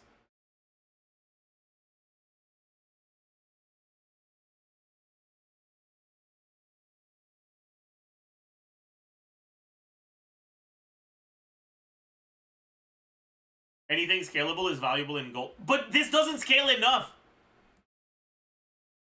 That's like saying Hiker is good in gold stake because it technically gives you some plus chips eventually. Like, no, buddy, that's not how that works. Sure, technically it's scaling, but it's not good scaling.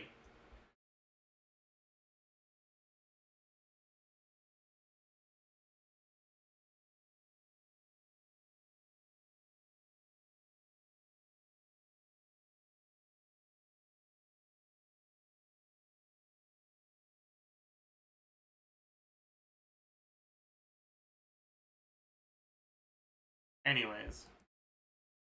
The main thing with Bus that prevents it from being good in my eyes is that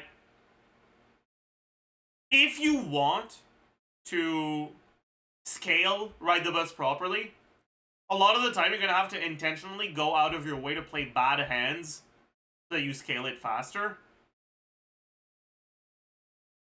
But then at that point, you're effectively paying 1 gold per molt, right?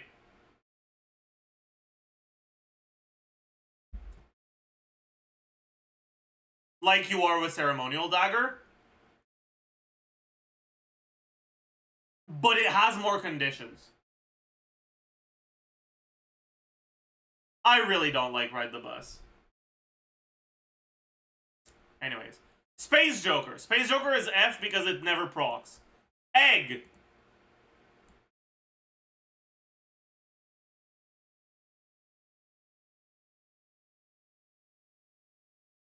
Nice.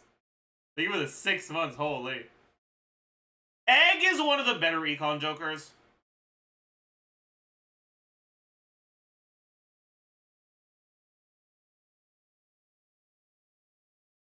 Yeah, it's because of Temperance. Egg is Pog. I love Egg.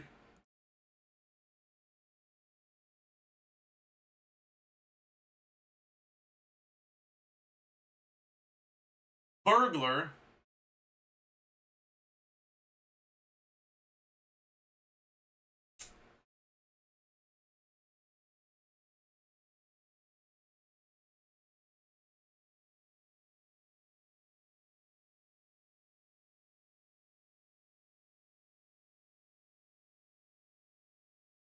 Burglar is pretty solid.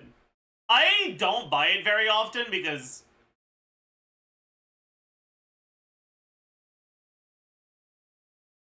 I tend to really like pretty much all of the discard synergy stuff.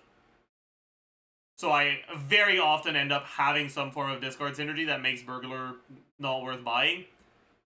But it is fairly strong as a whole. I think it's a high B Joker.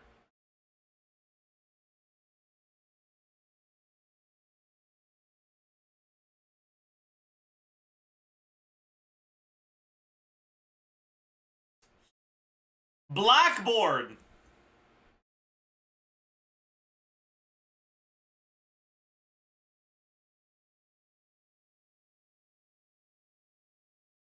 Blackboard is okay. Like, it's fine.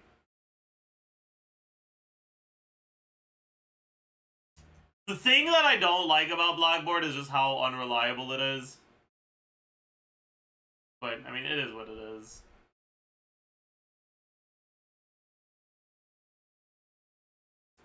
Runner! Okay, unironically, Runner... I used to like Runner a lot, but the more I play with it, the less I like it.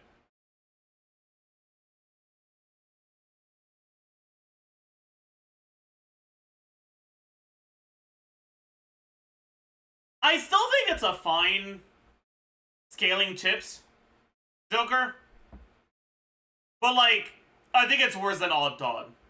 I'd rather have an Odd Todd. I'll put it in B.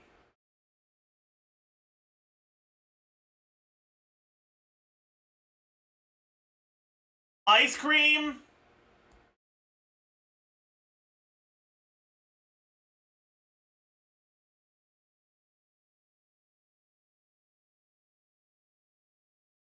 Ice cream might be S. Bro, ice cream might be S. Ice cream is so good, dude. Shit, I'm turning into an NPC. Ice cream's so good. True.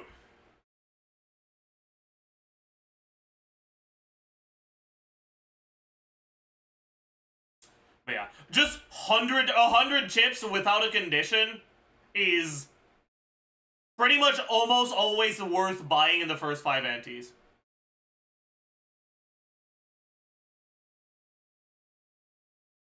It's just really fucking good.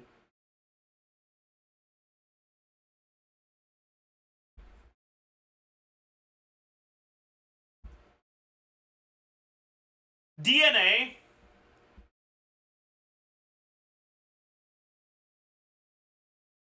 DNA goes in S, I think, yeah.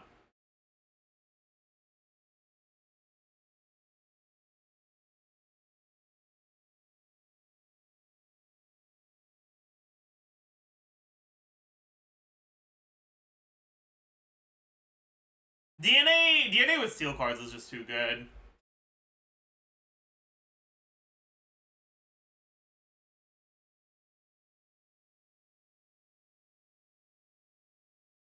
My flush 5 king, true. The real goat is DNA blueprint, red sealed steel king with Baron Mime. Hell yeah, dude. That's the goat. That's my goat. Anyways. Splash! Every played card counts in scoring. Might be the worst Joker.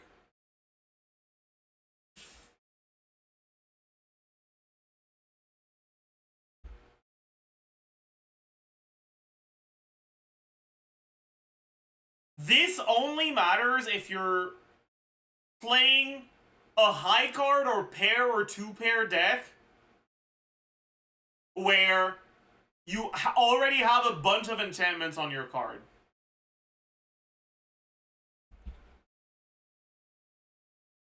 It's just not it. Blue Joker. Blue Joker is also an S tier, for sure.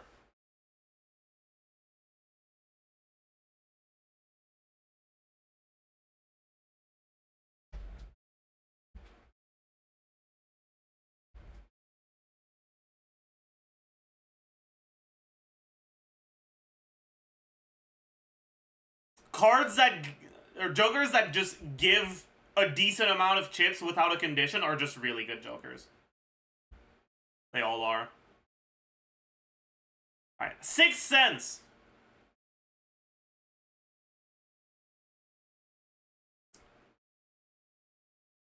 I like 6 cents a lot. But I don't think it's very good. It's fun, and I like it, but I think it's average.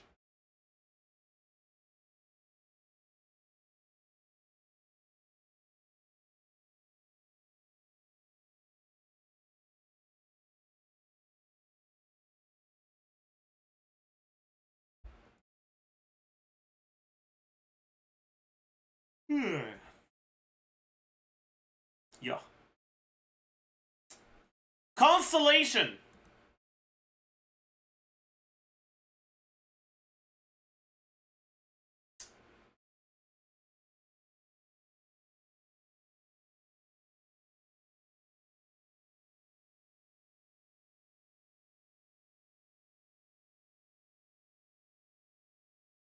The main issue with Constellation is that your econ can get so bad so easily on Gold Stake.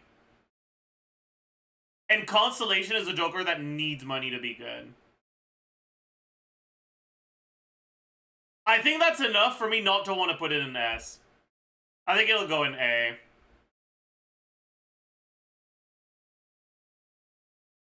I definitely think it's a good Joker. Or find a blue seal. I mean, I guess that's fair. But in order to find a blue seal, you need money.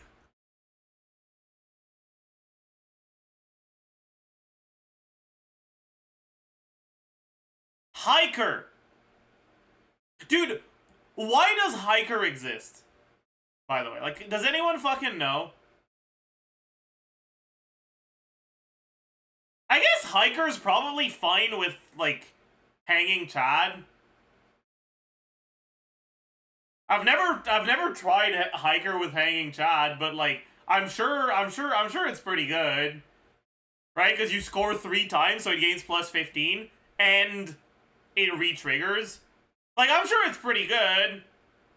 But like,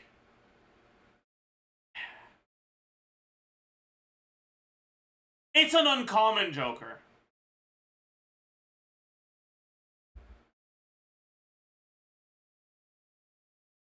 It's good because you sell it and it retains its value. Yeah, but you're basically paying $3 for like plus 5 chips.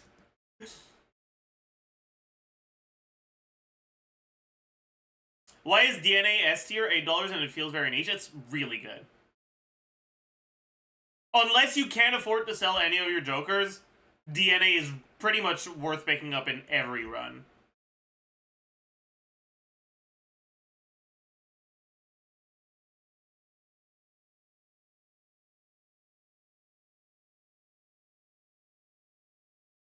You get to copy the best card in your deck 1 time every single round.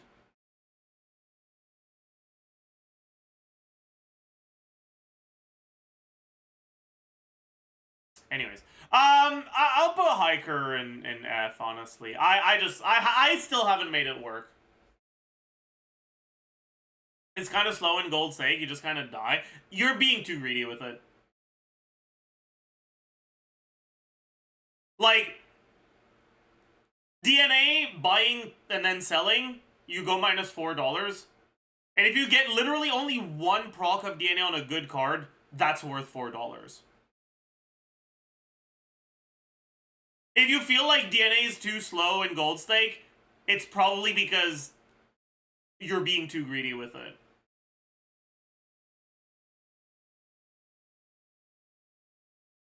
It's technically it'd be minus $5 because the hand that you wasted playing DNA is also minus $1, but you know what I mean.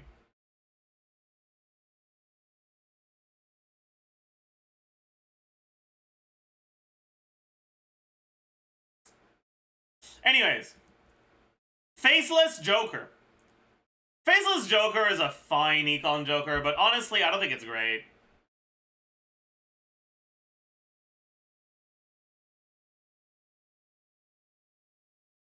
I think it's a below average econ Joker.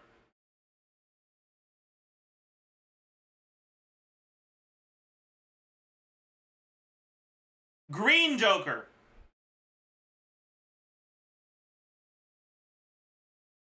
Yikes. Fucking yikes. Green Joker is Ride the Bus, but worse. It's pretty damn good if you have Burglar, but like... eh. It's not even that good, honestly. Superposition.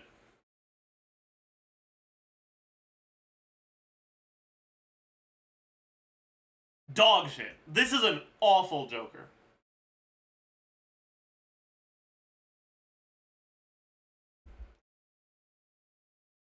The ace is is the card that is going to be in the least amount of straights. Because you can't do a straight with like Queen, King, Ace, 2, 3.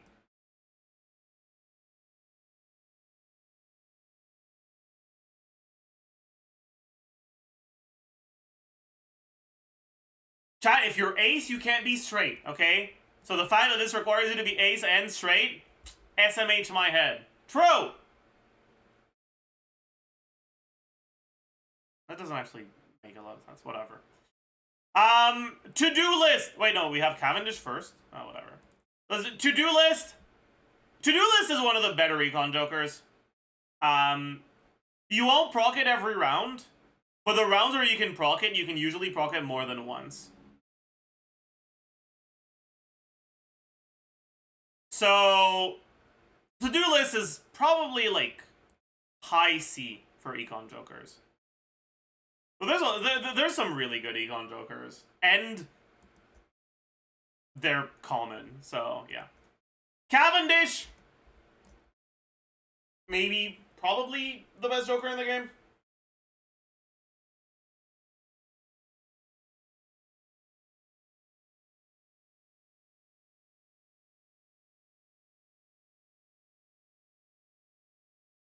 Until it breaks. Cavendish doesn't break. If there was an achievement for Cavendish breaking, I think less than 1% of players would have it. I had it break once? Really? That's crazy. That's actually so unlucky.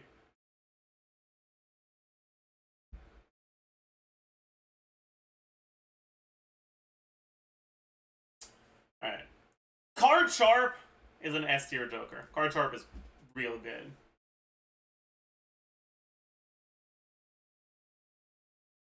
Real fucking good.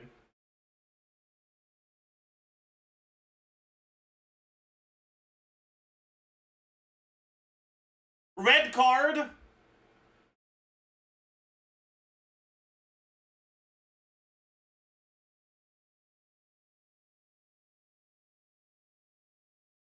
I think it's low C.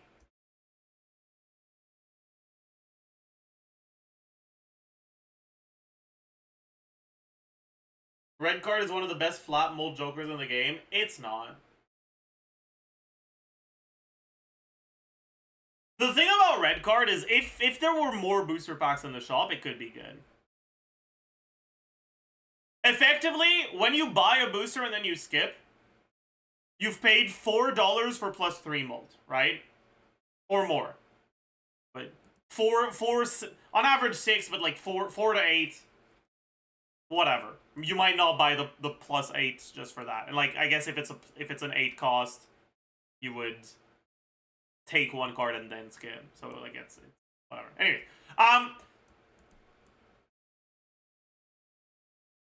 which is a lower dollar to molt conversion than Green Joker, Ride the Bus, Ceremonial Dagger, the other like flat, like easy to get flat molt scalers.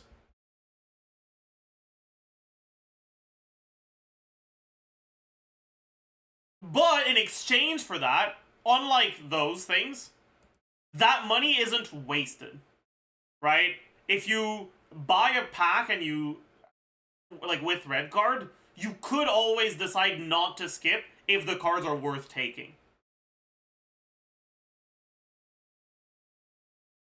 The reason why it's not higher than this is because even if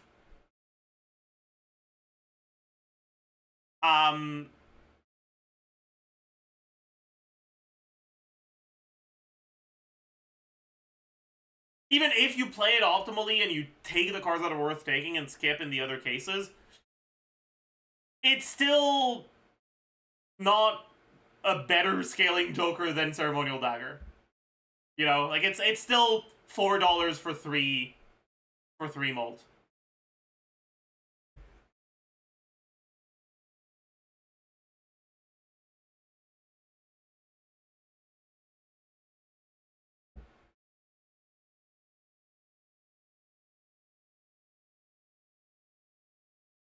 And it's kind of harder to scale early than Green Joker and Ride the Bus because you need decent econ for red card to start scaling properly. Anyways, next is Madness. Madness is an S tier Joker. Oh, I'm a Madness enjoyer. I think Madness is one of the best Jokers in the game. It's really good. Madness is only good once you have Eternal Jokers. Like, it's only good in what stake unlocks Eternals? Green? No. Whatever. Madness is only good in high stakes when you have Eternal Jokers. And it severely limits the sort of Jokers you can get. But Madness scales so well that literally just Madness plus whatever Eternal garbage chip and mold scaling, like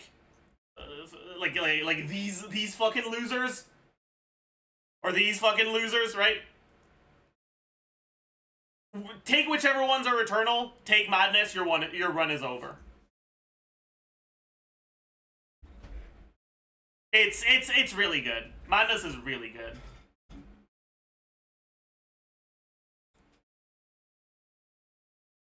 Square Joker. Alright, Square Joker is another one of those where I used to like it a lot, but man, it's fucking ass, okay? Square Joker is not it, dude. It limits the hands you can play to low-scoring hands. It costs a lot of money to scale, and it scales really slowly.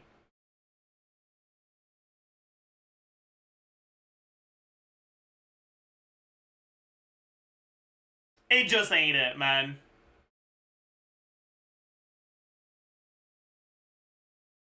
Obviously, it's really good in Plasma Deck, but, like, who cares? Anyways, next, Seance.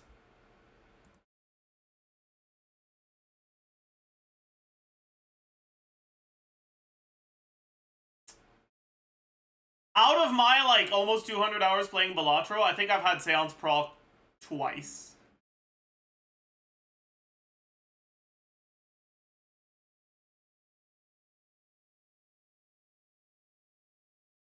So yeah, it goes in F.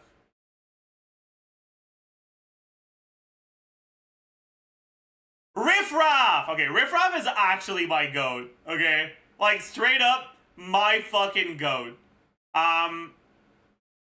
Riff Raff is a low B Joker. Early game, it's probably the best econ Joker, but it's also the one that scales the worst.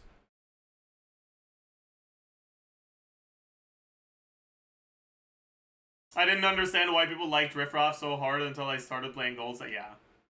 I say it's S in early. Yeah, it is, for sure. Honestly, maybe that's enough to put it in A.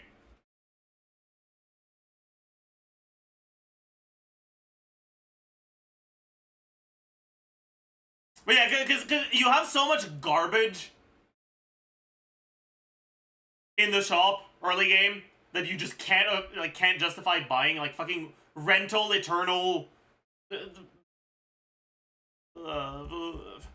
like, you'll get a fucking rental Eternal misprint or some shit, and you're just like, well, I don't want to fucking buy this, dude. And you just can't fucking get anything, and then you just die before you see a decent Joker. Riffraff generates decent Jokers and makes you money. It's so good early. But it's never worth buying after ante, like, 3.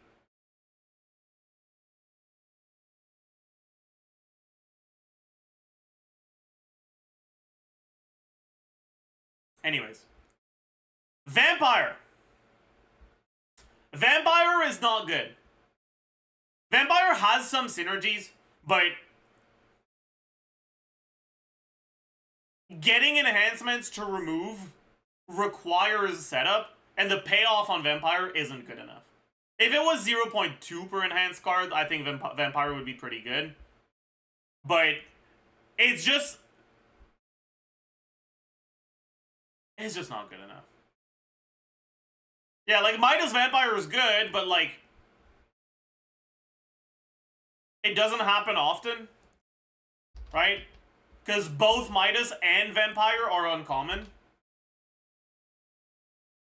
And Vampire is pretty much never worth buying unless you already have Midas. And Midas isn't really worth buying in a lot of situations. And then on top of that, Vampire has anti-synergy with anything that relies on card enhancements. So it's going to be like low D. It can work, so it's not going to be an F. I guess Hiker should be in low D as well then. And technically Space Joker should be in high D as well, but I refuse to put it higher because it never procs. Shortcut. Okay, unironically, I like Shortcut, but it should not cost $7. It's nice to see from a pack, but I would pretty much never buy it in the shop. It should be 5.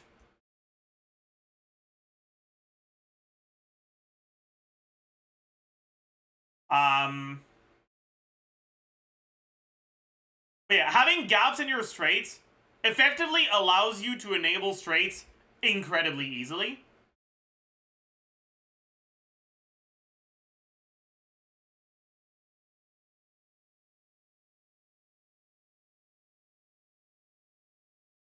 But it, in and of itself, doesn't actually provide anything, right? It just makes you more reliably get straights. Which, generally,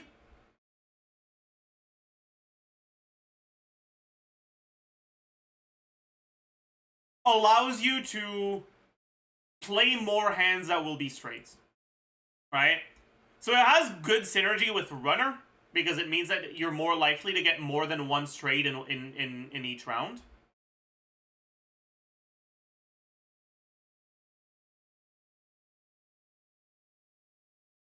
Also works with Seance, that doesn't matter.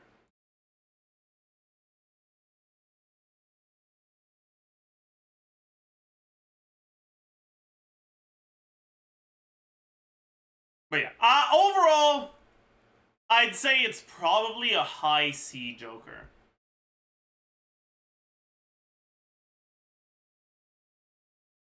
Next up, Hologram.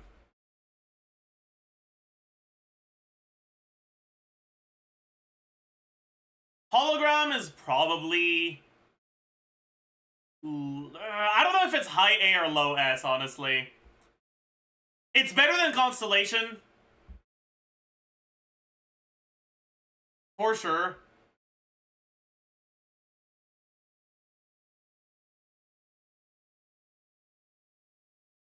Worse with DNA, true, but that doesn't really matter. Synergies between an uncommon and a rare Joker matter incredibly little when it comes to how I will rank them in terms of their ability to carry you through successful Gold Snake run, which is what my ranking criteria is here. And also, keep in mind, I'm not that good at Balatro, so I'm probably wrong in a lot of this, right?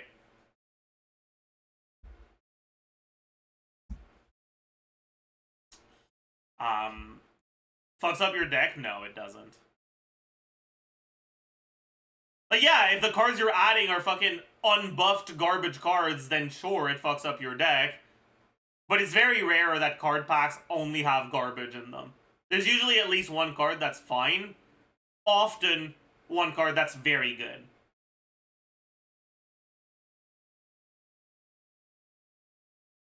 And it scales pretty well. The biggest issue with hologram is that because cards aren't baseline available in the shop, if you get a low roll of not seeing a standard booster pack in like 3 or 4 rounds, it feels like ass.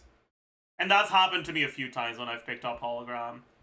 But one of the reasons why it's happened to me a few times when I've picked up hologram is because I pretty much always pick up hologram when I see it. So yeah. It's pretty good. Next is Vagabond. The biggest issue with Vagabond is that staying at low money often means that you won't be able to get good stuff in the shop. Keeping myself low money for Vagabond has been the reason why I wasn't able to buy a blueprint, a negative blueprint that was in my shop. And I have regretted it ever since. Like, I'm still in pain because of that. But, dude, it's so fucking good. It has a major downside, right? Keeping yourself at low money has a major downside. But it also has a fucking major upside.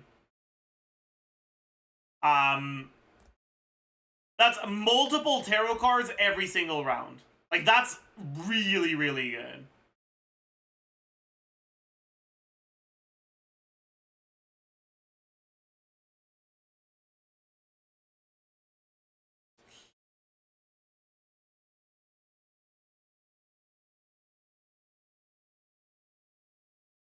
Right, effectively, Vagabond makes it so that each dollar that you get from remaining hands at the end of a round is instead gonna be a tarot card, which is so fucking good.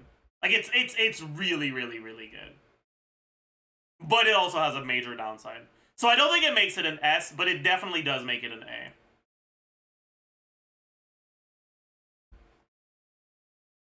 Next is Baron.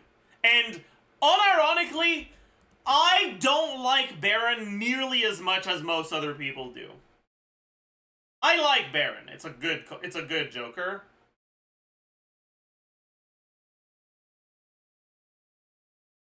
But it's got the same issue as what do you call it? Where even is it? It's got the same issue as Scholar, where because it only gives you effect based on only one rank of card, in the relatively early game, it's relatively likely that you end up just literally having an empty Joker.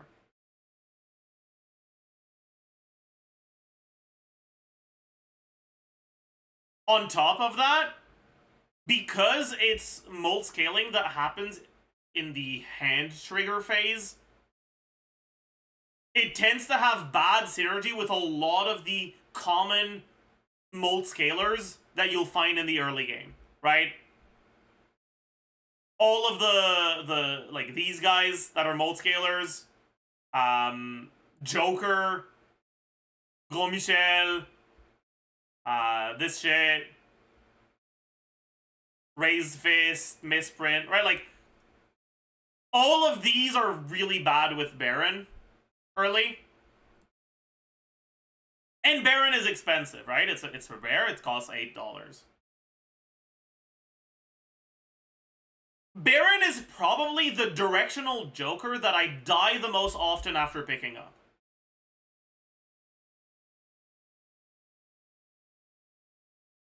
It's probably the best non-legendary Joker when it comes to high roll potential.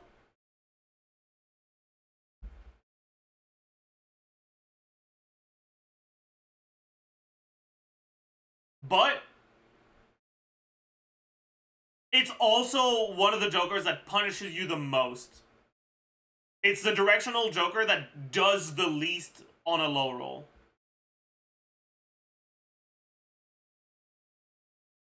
I don't think Baron is anywhere close to bad, don't get me wrong. But I want to contextualize why I'm not going to put Baron in S.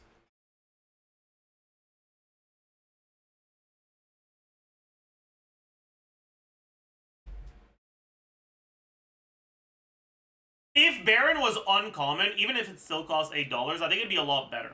Because if Baron was uncommon, you could expect to find it more often, which would be more of a reason to build into Kings, even if you don't have Baron. But because Baron is rare, because you only get it once every few runs, you generally rather build into whatever early synergy you have with your flushes stuff, with your odd Todd, with your even Steven, with your Scholar, right? Because it's too unlikely that you don't end up finding a Baron, so it's just not worth trying to go for Kings if you have anywhere close to a minor direction already.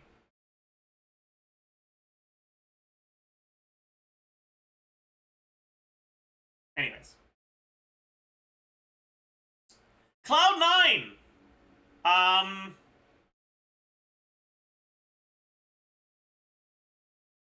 Cloud9 is one of those Jokers where, like, it feels so much better to find it in a pack than in the shop. Because if it's $7, it's a lot worse than Golden Joker. But if it's from a pack, it's a lot better than Golden Joker. Even at $7, though, it's probably high B. It's pretty good.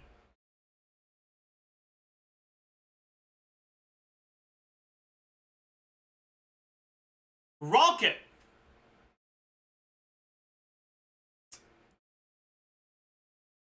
I think Rocket is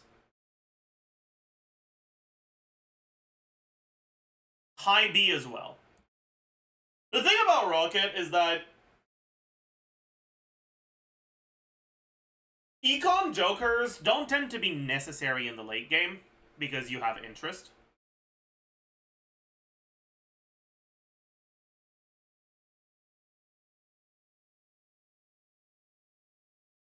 And Rocket takes a bit to scale. That being said, in exchange for that, it is the Econ Joker that's the most likely to scale really well, which makes it have incredibly good synergy with the Jokers that give you benefits for having money, right? Like Bull and the Boot. Because those Jokers are so fucking broken, that inherently makes Rocket more valuable.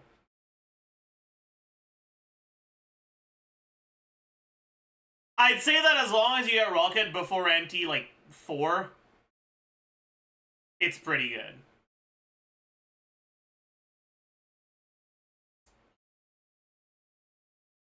Obelisk!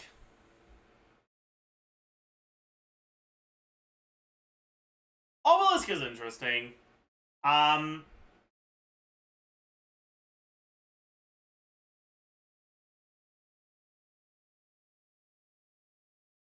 Obelisk is better than people in chat are giving it credit for.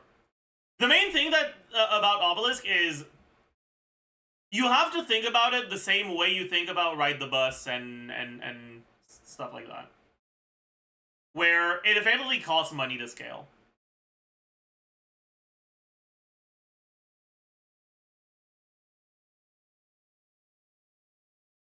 You only want to pick up Obelisk if you either already have played a bunch of high cards and aren't going for a high card deck, or are relatively early into your run.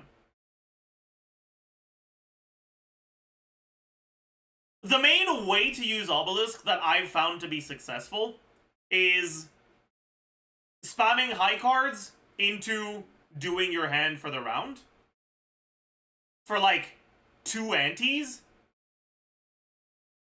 And during those 2 antes, Obelisk is effectively just a times 1.2 because the hand, like if your most played is high card and then you do you're doing a flush, right? The hand that, like the first hand you play that's not a high card will get plus 0.2, right? So it will be times 1.2. So it's not completely worthless while you're scaling it at the start, or while you're setting it up at the start, but it is fairly weak. But once you reach the point where you've played enough high cards to secure your default hand still being solid for the rest of the run,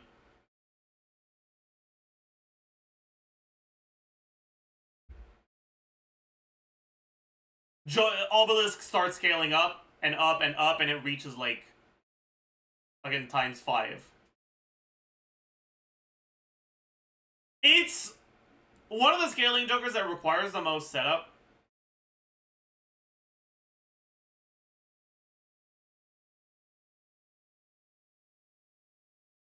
But and it's also just cringe to play.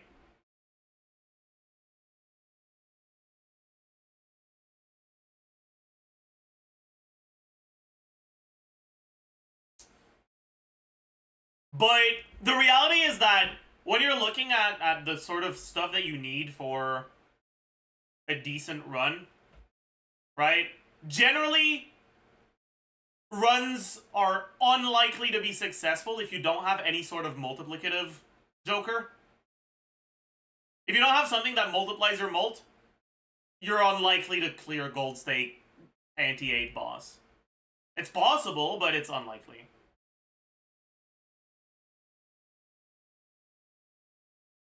Usually, if you have a decent chips, a decent flat mult, and a decent times mult, it's doable.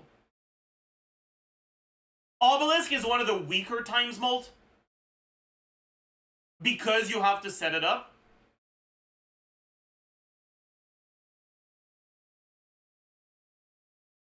But it's good enough that it reaches that, like, it scales enough that with a decent flat mult and flat chips joker, you'll be able to reach the point requirements for the anti-8 boss.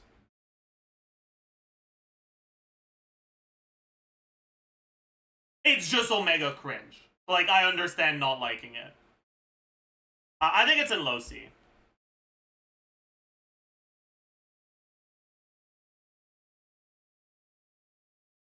Because, like, actually, okay, this should be in C as well.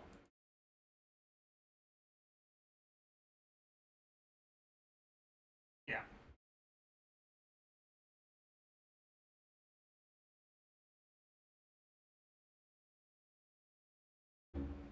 Anyways, Midas Mask. Okay, I don't know why, but I never see Midas Mask.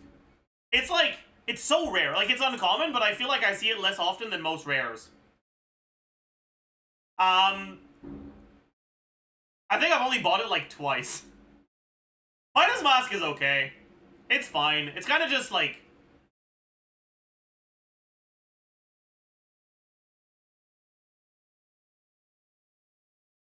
it's an econ joker that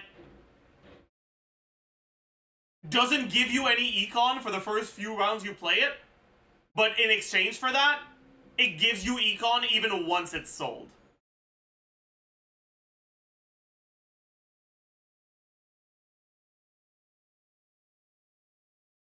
Compared to other econ jokers, I don't tend to like it as much because it costs $7. and it takes a while before it starts generating any econ, so unless your econ is already good, buying Midas Mask means you're gonna have a lot less money for, like, pretty much the rest of the Auntie and maybe the next Auntie, to buy the other stuff that you want.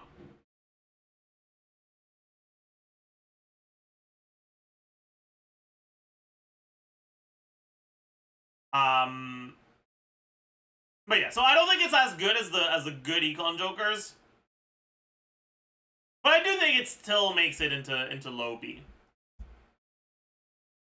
All right, next up is Luchador. The biggest issue with Luchador is that you can't buy it before you start the boss. If you could buy it and it just disabled this Auntie's boss blind, Luchador would be really, really good. Because you need to keep it for the boss blind, it effectively has, like, the same effect as the self-destruct Joker, where, like, you sacrifice a Joker slot to make the last boss significantly easier.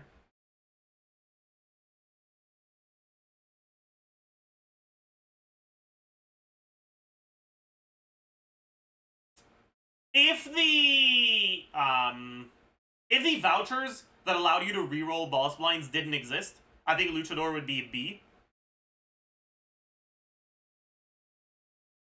But because Luchador isn't the only way to deal with a rough boss blind, and because it tends to be worse than rerolling, I'll put it in C. It's still fine. Don't get me wrong, but yeah.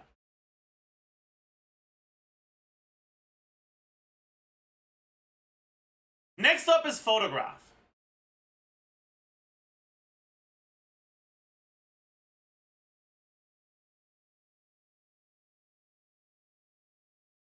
Photograph is a high A Joker.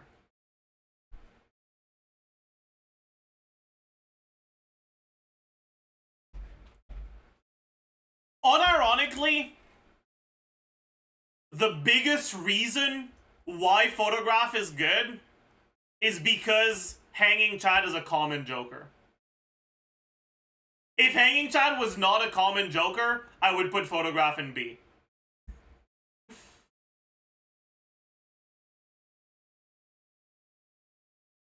But maybe not, honestly, because even then, it's a $5 common Joker that has times molt. So it's still fine. It's just times molt is at its weakest when it triggers in the card counting phase, like in the played cards phase.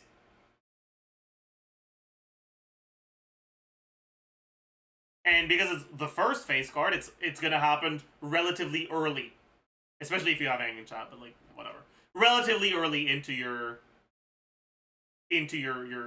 stuff. Basically,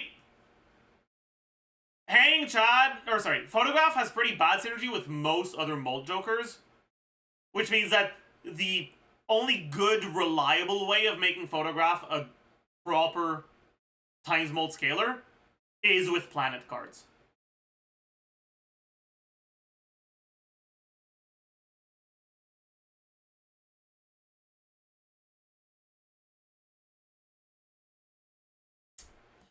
Next up, gift card. The biggest problem with gift card is that it costs $6.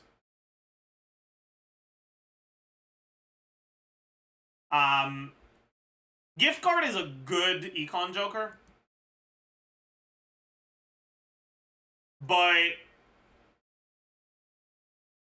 it doesn't tend to be as good as Egg. I'll put it in a high C, I think. Like, gift card is the best card for, like, long-term... is the best Joker for, like, long-term money generation through Temperance. Because the fact that it adds value to your other jokers means that even once you sell it, you can still generate econ value from the temperance. Right? And in that way, it's a lot nicer than egg. But it's also reliant on temperance to be good.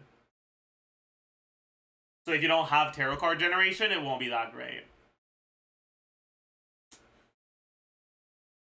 Next is Turtle Bean. Turtle Bean is a high S tier Joker. Turtle Bean is real fucking good, dude.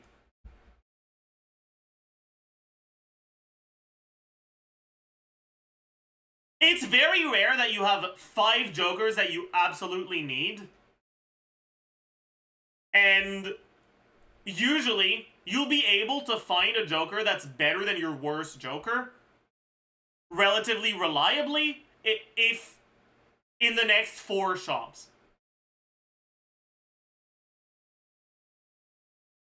Turtle Bean is going to be very worth having for 3 rounds and then fine for 1 round before it goes away.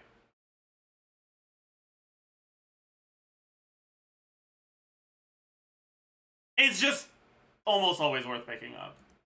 Unless you already have a solid Joker synergy you can't sell without dying. Turtle Bean is really good. Next is Erosion. Erosion is real bad.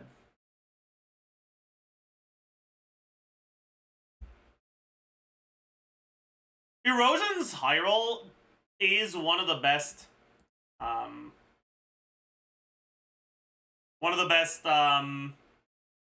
flat molt Jokers. And yeah, it's also pretty good on faceless deck, sure. But like, for the same reason why I'm not putting these guys higher because of plasma deck, I'm not putting this higher because of faceless. But it kind of is a Joker designed for faceless. Because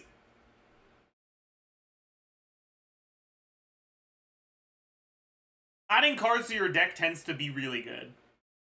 So you have to sacrifice the option to do that to make Erosion decent. And by default, it's +0. So yeah, it's kind of meh. Next up is Reserved Parking. Dude, that shit is ass. What the fuck? Why does this even exist, man? This is probably the worst Econ Joker. Like, why? Why?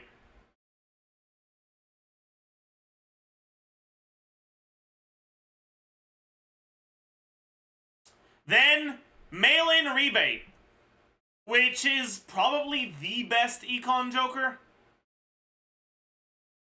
Solid S tier. It's real fucking good.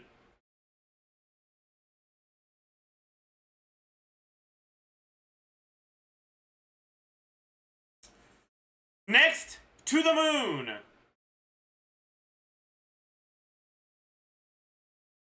To the Moon is a below average Joker.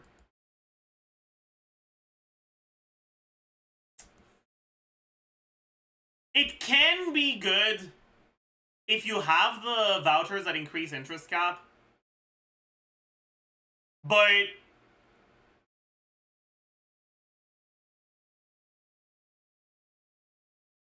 even if you do, you need to stay above interest for it to be good, right? Like, you need to make that interest to be good. So you need vouchers and a lot of money already.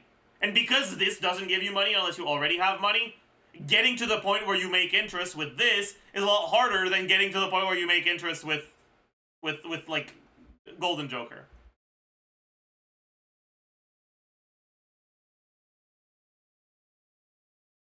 And money early is better than money late. And making more money early means that you reach interest thresholds earlier, which means that you also end up making more money for a while. Basically, To the Moon is ass. Next is Hallucination. Hallucination is a solid A. Hallucination is so good. Probably my favorite Econ Joker. It's obviously not as good as Mail-in Rebate, but I guess it's not directly Econ. It's Tarot Generation is different from Econ, but yeah. How long is this game? It's a roguelike, so getting your first clear, if you understand the game well, it's gonna take you like somewhere between 2 and 5 hours.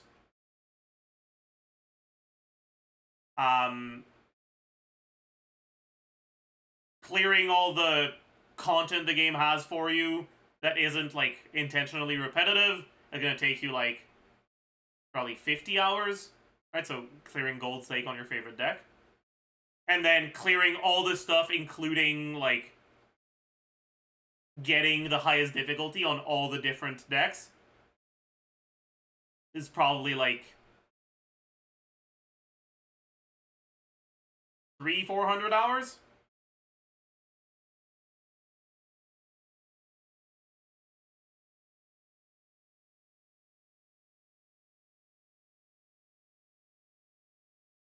But yeah.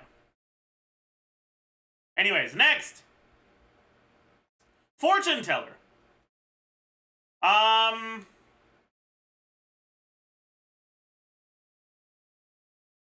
Fortune Teller is kind of just whatever. It's a fine flat mult. It's not particularly good early. It doesn't scale that fast, but it does scale. One of the better plus mults. I disagree. It's just having a plus mult in the Joker trigger phase is just so much worse late game.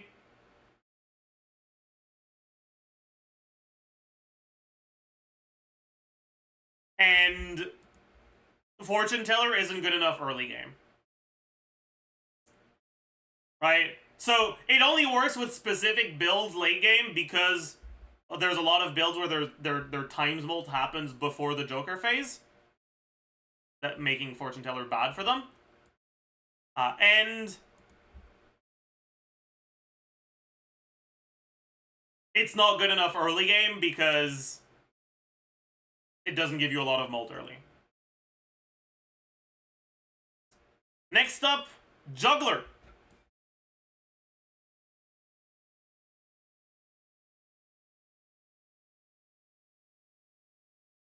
Juggler is high B. Juggler's Pog, dude. My goat. Drunkard is probably middle B. These Jokers are just good, man.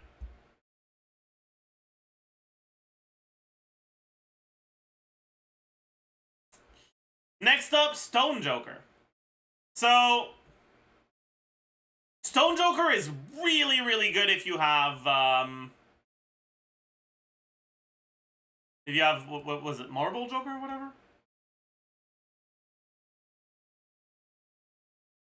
But it's pretty much ass in every other situation, and Marble Joker isn't worth taking unless you have Stone Joker. Basically, Stone Joker sucks unless you have Marble Joker, and Marble Joker sucks unless you have Stone Joker. So they're only worth buying if both of them are in the shop at the same time, which never happens. F. Goodbye.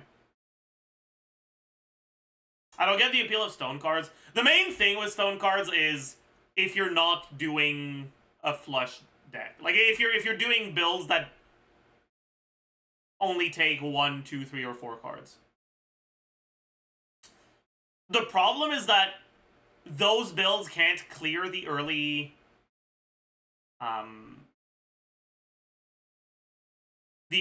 antis without additional Joker synergy.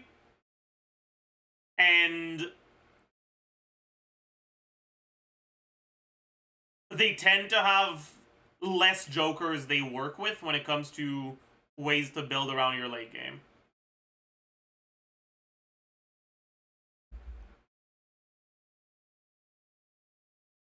Anyways. Golden Joker, my goat. Solid A. Golden Joker is a solid A. Lucky Cat. Okay. Lucky Cat is one of my favorite Jokers.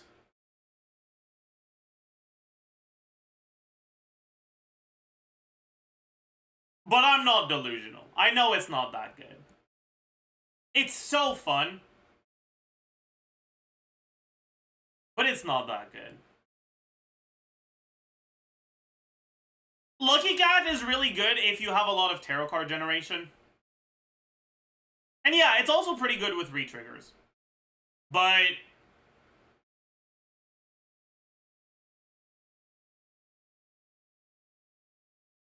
if you low roll and you don't get a Lucky Cat proc in your first like 5 hands that have lucky cards in them, you just die. RNG Jokers that allow that like where if you low roll you can just end up fucking dying lose a lot from the fact that they're RNG. If instead of times 0.25 every time a lucky card is played, it was times 0.05. Or sorry, if it was if instead of 0.25 every time a lucky card is triggered, it was 0.05 every time a lucky card is played, I think it would be a lot better. But also it'd be less fun. So, and I wouldn't like it as much.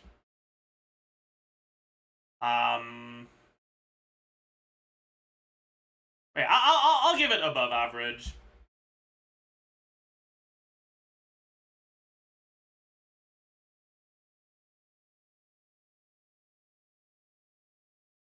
Next is baseball card. Baseball card is a high A.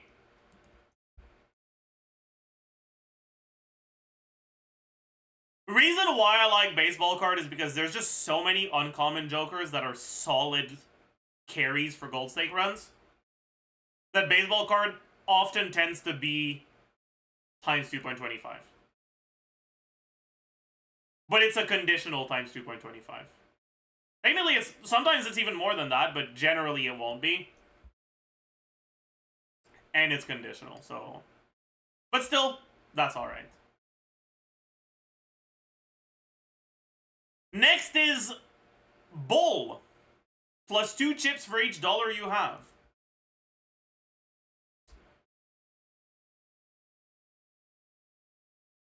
Bull is a high S tier Joker. Bull is my fucking goat.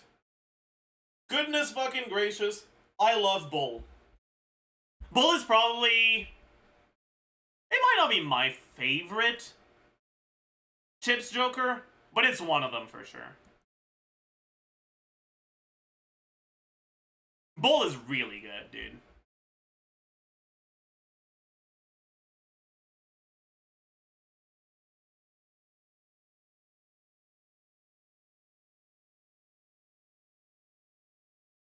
Which one is your favorite? It's between Wee Joker because it's small.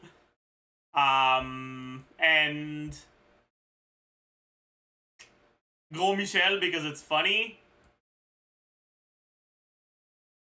And Lucky Cat because it's fun.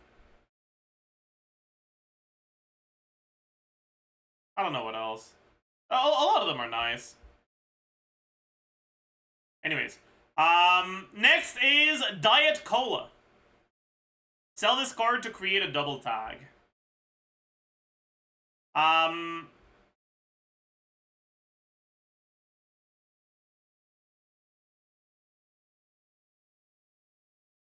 Is that S+? Fucking might be, dude. Diet Cola is so good.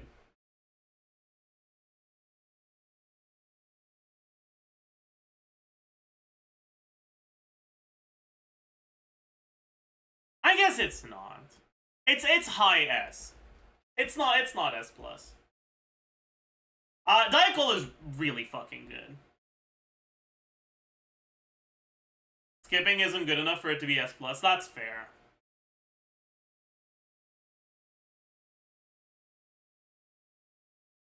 But yeah, Diet Cola is like insane. Basically, this is a $3 double tag because you buy it for $6 and you sell it for $3, right? So it's a $3 double tag. And outside of Anaglyph deck, the only other way to get double tag is a skip itself, right? And if your double tag is going to be triggering on something good, it often is worth skipping for that double tag. Which means effectively, you're getting to pay $3 for the equivalent of one additional round. It's so fucking good. Diet Cola is really, really good. Next up is Trading Card.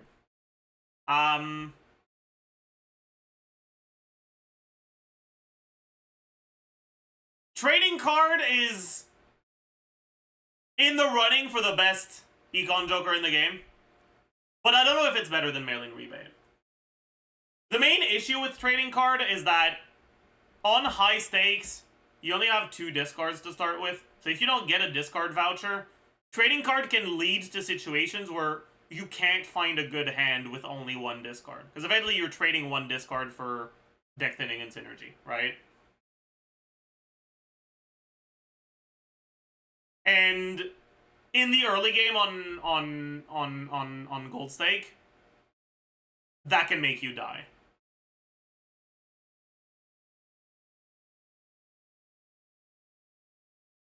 But the upside for it is fucking insane. You get to discard, you get to like lose 1 card every round, like thin your deck of 1 card every single round, and it makes you money. Like fuck, Trading Card would be good even if it didn't make you money.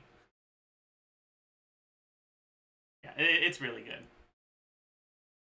Next is Flash Card.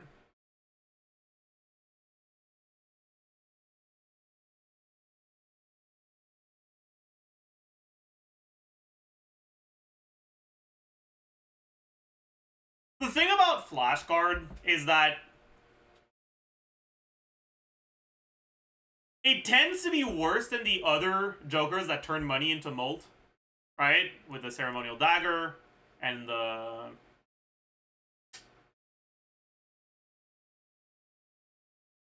red card, right?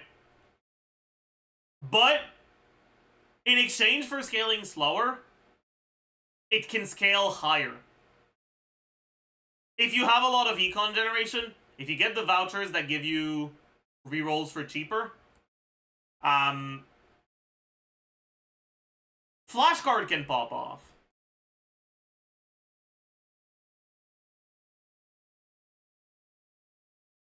Alright, with the other jokers that trade money for Molt, right? You're capped by, in Ceremonial Dagger's case, whatever the most expensive joker in your shop is. And in Red Card case, you're capped at 6 Molt per round. Flash Card doesn't have a cap, which means that if you have a lot of money generation, it will scale faster. But it's still overall worse.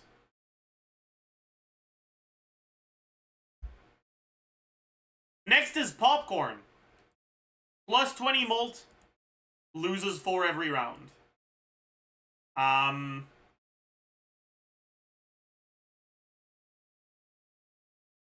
might be an A. Popcorn is really good.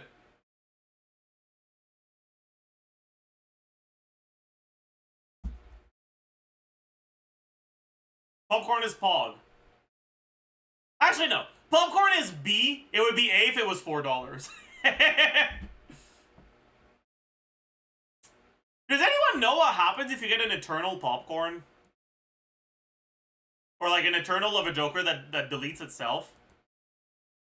Because I don't think I've ever had one of those, so I don't know what happens if you do.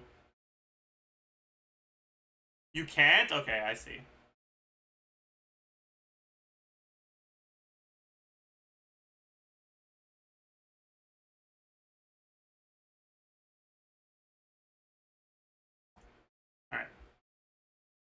Next is spare trousers.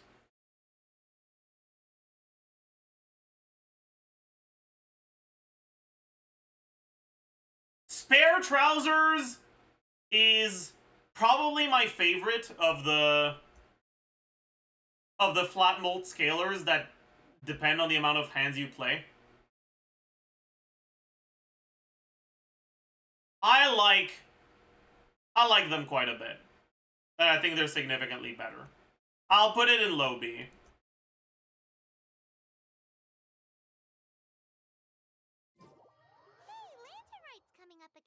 Oh, new event, Pong. That lantern, right? Yeah. Trailing skin, Pong. Anyways. Ancient Joker. Each played card with suit gives 1.5 molt when scored. Suit changes at the end of each round. Ancient Joker is actually really good. The thing about Ancient Joker is it can kind of solo carry a run.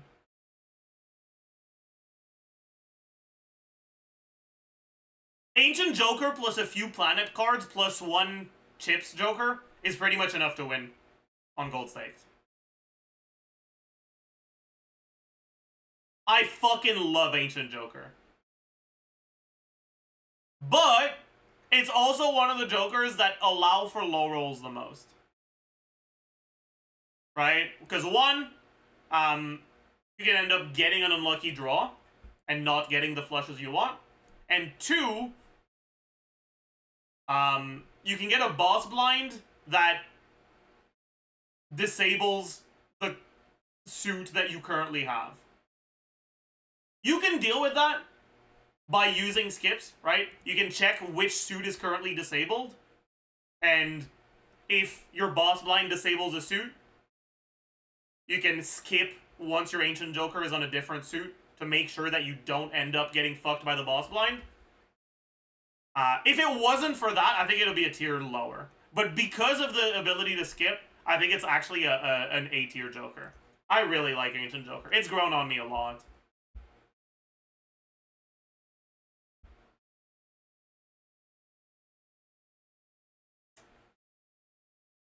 Ramen!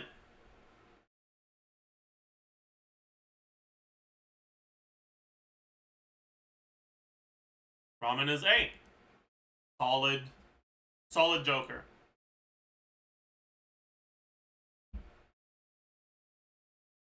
Even if you literally pretend like this isn't there, and you discard five cards per discard, and like do all the discards, you like use up all your discards for 5 cards each, Ramen is still a good card. Or a good Joker.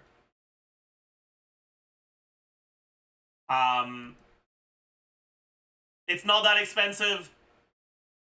It works on literally everything. It's a times mode that happens in the Joker phase. It's just solid.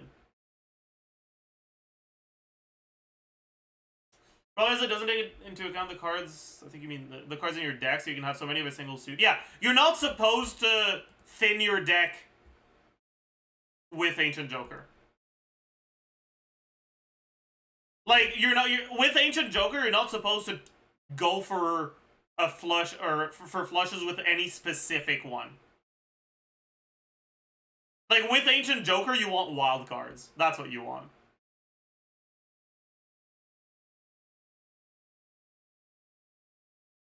You don't want Sun, you don't want, Moon, although, like, you know, you want wild card.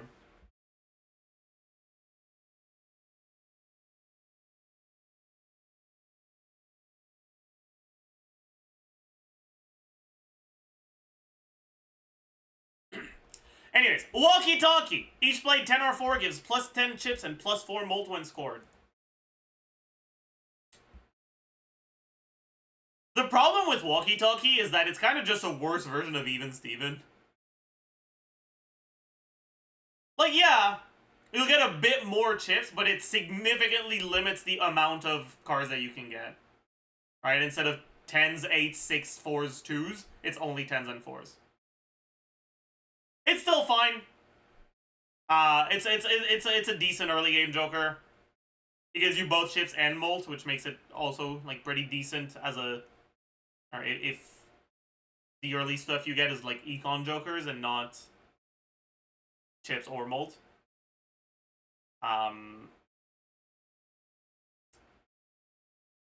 But yeah, I think it's a low B. Next up, Seltzer.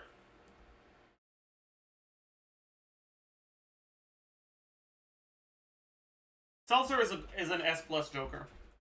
I will fucking die on this hill. Seltzer's fucking broken, dude.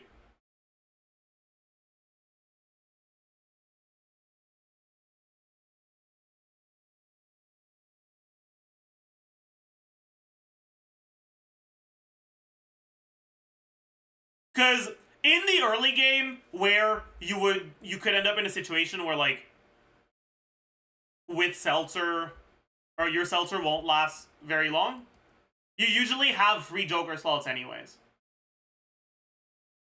And Seltzer is pretty much the best thing you can get in those free Joker slots. And in the late game, where you start not really having free Joker slots anymore, Seltzer is reasonably expected to last until the end of NT8 anyways. Seltzer's fucking broken. I used to be a lot, like, I used to kind of not care that much about Seltzer, but it's grown on me so much, and now I think it's one of the best Jokers in the game. Same for Diet Cola, actually.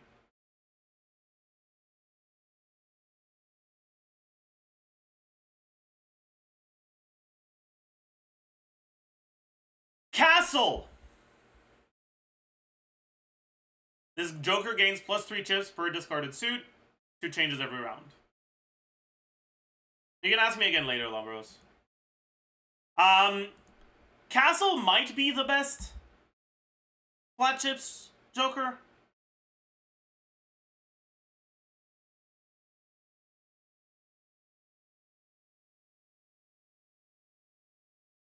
But it's also not.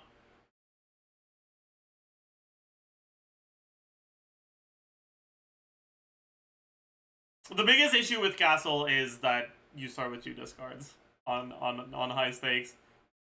But it's really good if you have even just 1 voucher that gives you discards.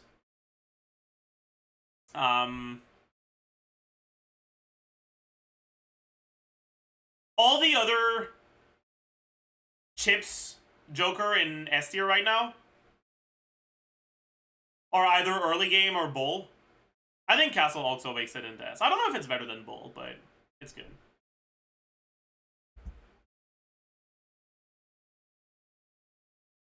Bull doesn't work by itself. You also need some form of econ with it. But Castle does work by itself. B? I definitely would not put Castle in B.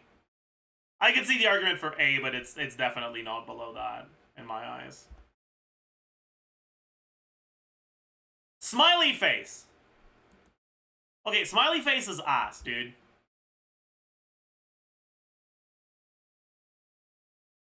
It's okay. To me, it's worse than these Jokers. Because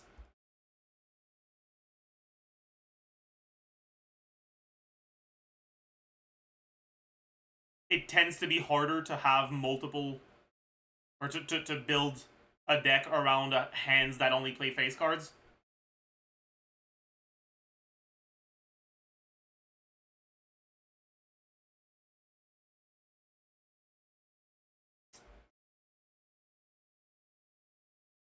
And you can't always play your face cards together. Like, if you have Queen, Queen, Queen, Jack, King, you can't play a hand that actually uses all of them unless you have this fucking abomination, right?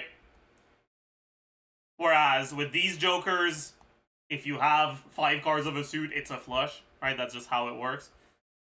That's like the main issue I have with Smiley Face. But it's not bad. Like it's still a solid like B tier Joker. Next up is Campfire.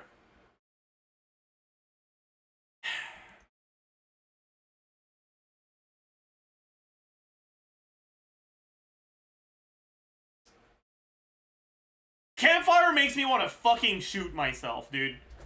I hate it so much, and it's really good.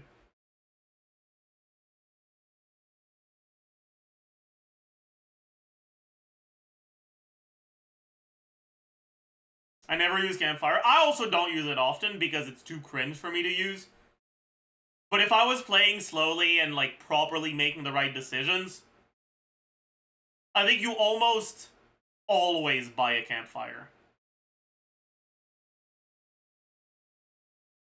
Maybe I wouldn't buy a rental Campfire because it's like, yeah.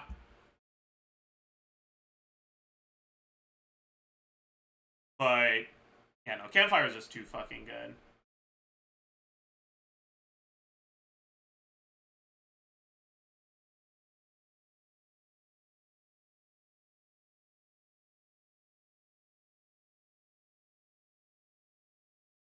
But just in general, Jokers that trade money for Molt, right? They're like okay, because they trade money for flat Molt. Campfire trades money for times Molt, which is fucking insanely broken. Anyways. I don't think I've even unlocked Golden Ticket.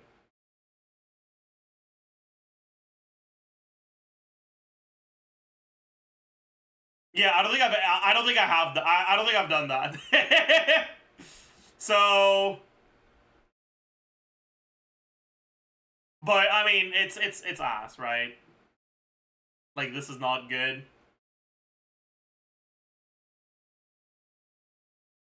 Because it's $3 if you keep them in your hand and $4 if they're scored. Ooh, hanging China is gonna make you more money, Pog. No, who cares?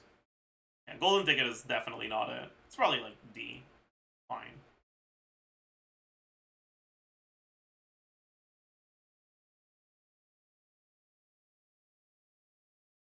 Actually, no. It's F. Actually, no, it's D. If it wasn't for this, it'd be F. But if it can only appear when you already have a gold card, it's D. Mr. Bones!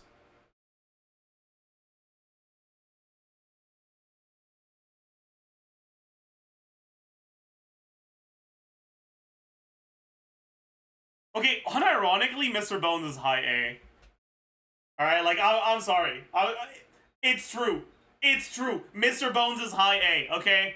It is. It is. It just is. It's not high A. It's low A. Mr. Bones is effectively a ×4 that only happens, that only works once. But it only works when you need it. It's fine. Like, it's an okay Joker. I like it. Acrobat! ×3 on final hand of round. It's the same fucking annoying ass bullshit as Dusk, where it's really cringe to play, but it's pretty good.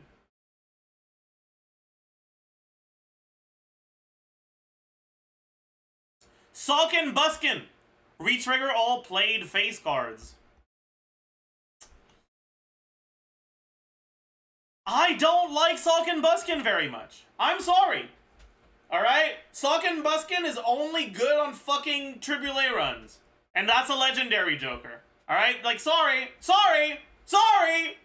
It's just not that good.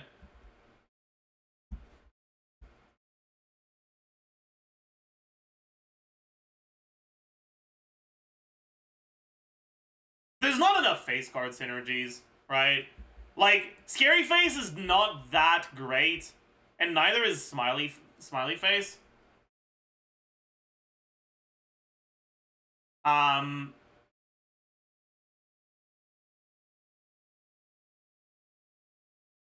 so, you wouldn't pick Socken and Buskin unless you already have one of them. And you don't care that much about having one of them to begin with. You only pick them if you don't have better options.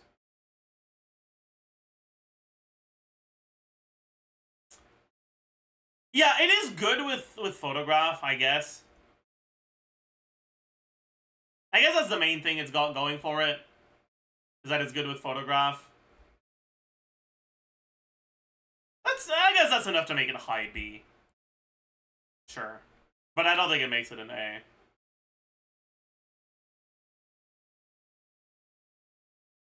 Swashbuckler adds the sell value of all other owned jokers to Molt.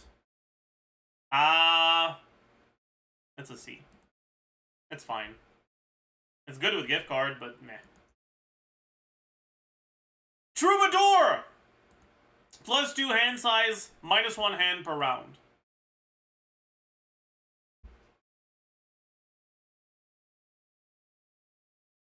Honestly, like, the main downside to Troubadour isn't that you can't score as much because of one less hand, is that it's -$1 per round.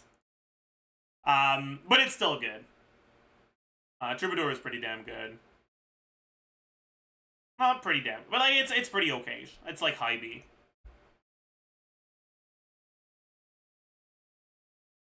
Certificate. When round begins, add a random playing card with a random seal to your hand.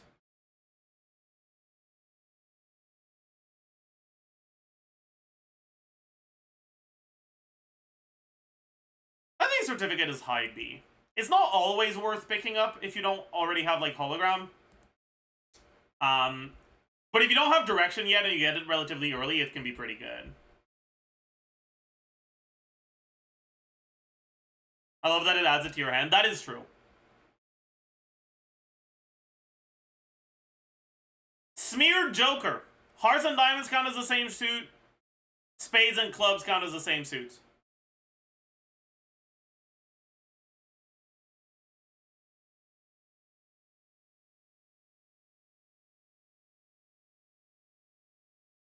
That's an F tier Joker. It's not good, dude.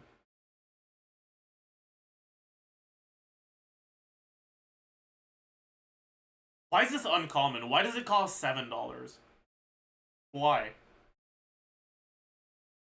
Unironically, if instead of hearts and diamonds, it was hearts and clubs and diamonds and spades, it would be so much better, because then at least it would have good synergy with Blackboard.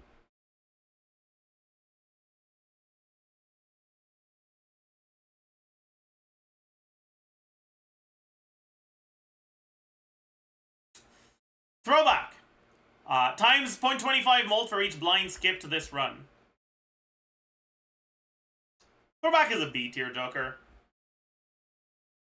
The main thing with Throwback is that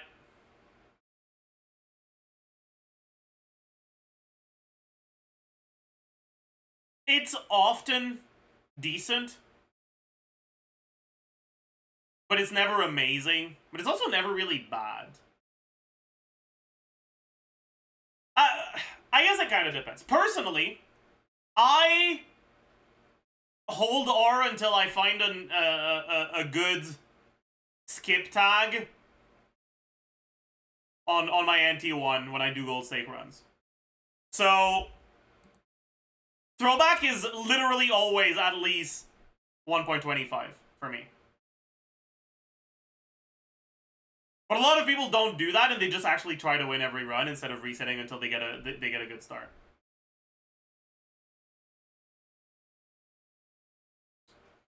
With Throwback, I usually end up with like a ×2 by NT6-ish, and then that's it. Which is okay.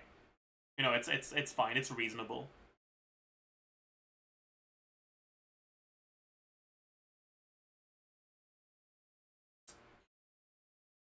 Hanging Chad! Retrigger first played card used in scoring 2 additional times. Hanging Chad is S+.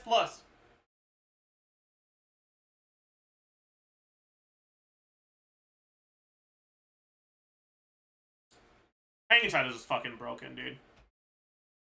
It has synergy with everything.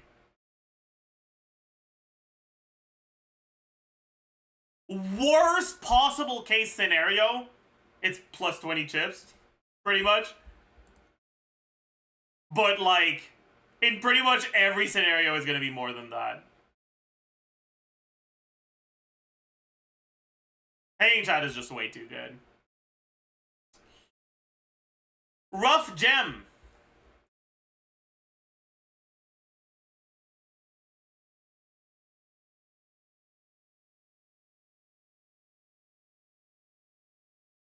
Rough Gem is held back by the fact that it's pretty expensive.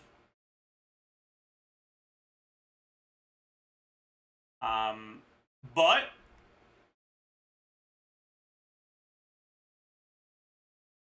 $7 is buyable on the first shop if you don't skip.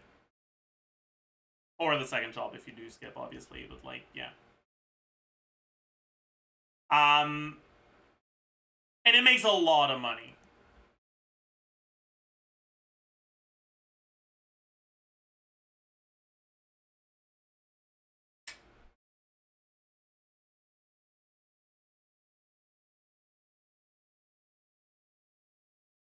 That being said, because it's conditional, and because the amount of money that it makes isn't that much higher than the other money generators that aren't conditional, and if you compare it to the other conditional money generators, like mail-in rebate, it's obviously worse.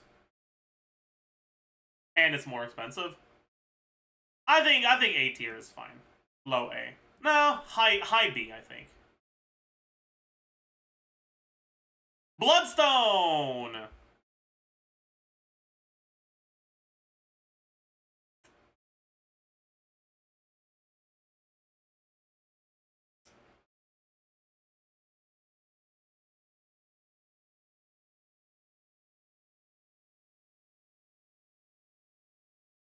Bloodstone is so fine. Like, not like fine as in like, damn, that's a fine. Like, it's just like, it's okay.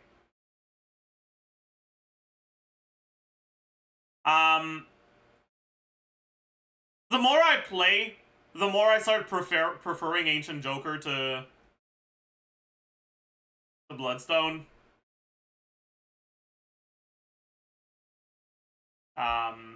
Bloodstone isn't that great early, because it has a chance to low roll, and if it low rolls in the early game, you're kind of just GG.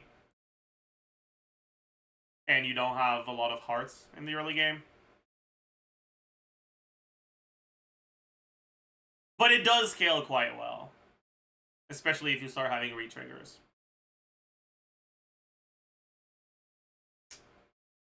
Next is Arrowhead, the butt plug. And this might be S+, honestly.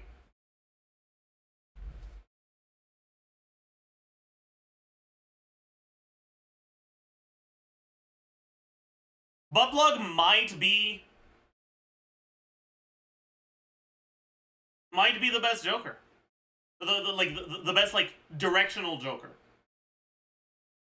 Non-rare or legendary directional Joker, I guess is what I should say. It's like, here's the thing, right? You look at a flush. Flush is baseline, what, 35 chips? Level 1 flush gets ×8. I guess technically you get like maybe 40 average on the rest, right? Level 1 flush is ×4 on butt plug. If it's like a relatively high level flush, it's still like ×2.8.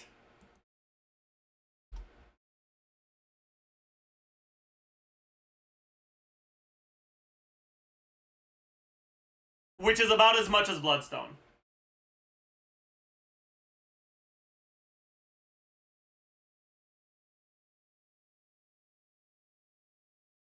Yeah.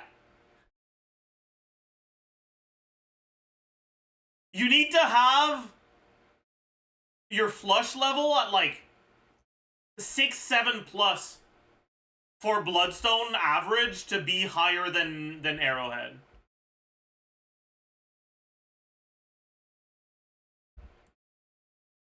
And Bloodstone doesn't work with any of the plus molt jokers that trigger in the Joker phase. All the like decent early game jokers don't work with Bloodstone at all. Bloodstone is stronger in later runs when you start having synergies that re-trigger stuff. Because obviously, if you trigger if you trigger this twice, it just triggers twice. You know, that's it. Photograph is objectively better, but okay. No, because Photograph is also a times mold that happens in the card phase. What's up, Kiwi? Because like in the early game, photo chat is time. Okay, we're not talking about photo chat. Photograph by itself is ×2, but it's not actually ×2 to your molt. It's ×2 to your default molt.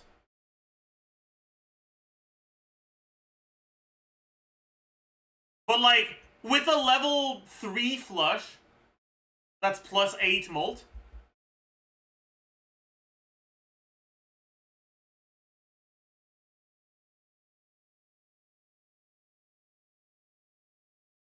And if you have an average plus molt Joker of +15, it effectively means that your photograph is not ×2, it's ×1.3. You know? Like, early game doesn't tend to have a lot of molt that happens in the card's trigger phase. The early game flat molt tends to be given in the Joker phase. Which is why Arrowhead is so good. Because it doesn't matter when your chips are given. It doesn't matter if your chips are given early. Whereas if your times molt is given early, that's bad early.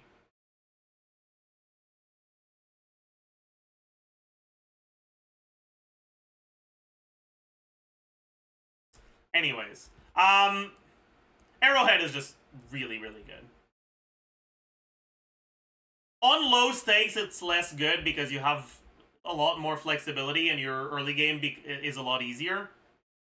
But on gold stake, I think Arrowhead is the best directional Joker that's not rare or legendary. Although, Onyx Agate is not bad either. It's not as good.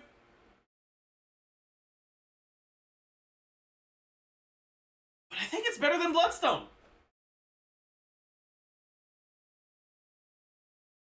Oh, is it? No. I mean, maybe a little bit, but not one tier better. I'll put it in A. Yeah, it's +7 molt per club.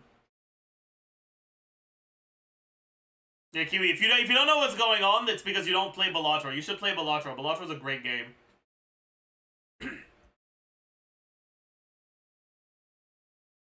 Glass Joker. Glass Joker is actually pretty good.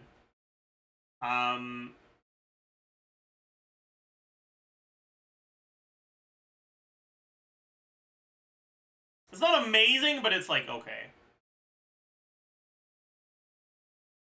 The main thing that makes Glass Joker good is that I'm goated in Solitaire. Would I stand a chance in Balatro? Yeah, for sure.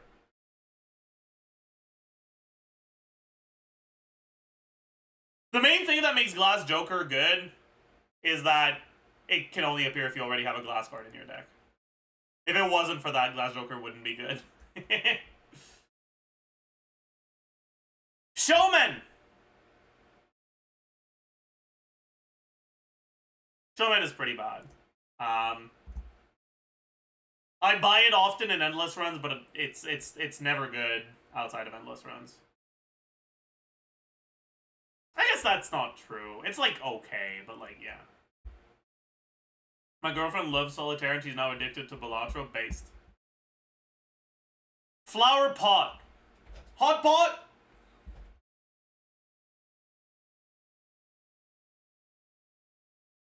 Yeah, the main thing that can make Showman good is if you have direction with a common Joker that's good like photograph.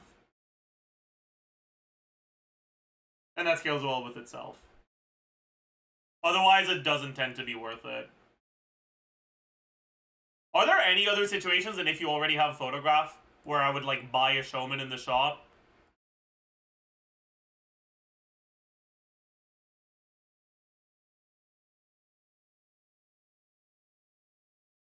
I don't think so, actually. Showman is only good for endless. No, I think showman is fine if you have a photograph. Because in runs where you have photograph, another photograph would go off. And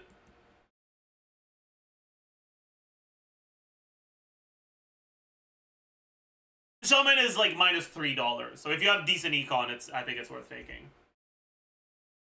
Just to allow for the possibility of another photograph showing up. But yeah, flower pot. ×3 mult if poker hand contains a diamond, club, heart, and spade cards. This is dog shit, dude. What the fuck? Why does this exist? This is awful.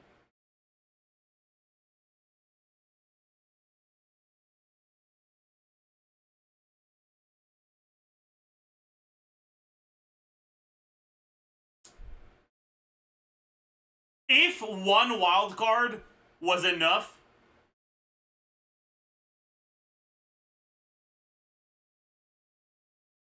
to trigger this, it would be really good. But yeah, no. The conditions are just too ass.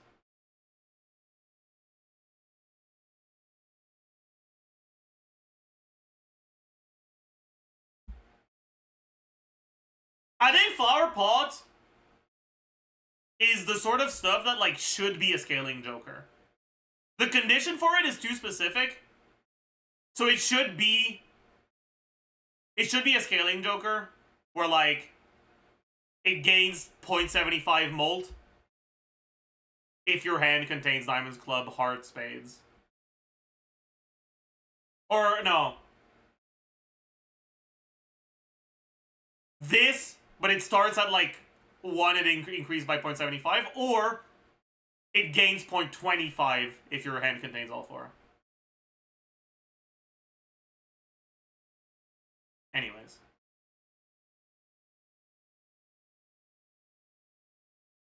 Does smeared work with it? I guess so, but it's not like it matters, because you wouldn't buy either of those cards.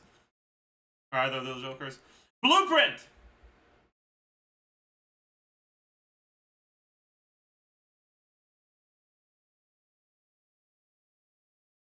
I don't think Blueprint is as strong as people think it is. Blueprint is good, don't get me wrong. But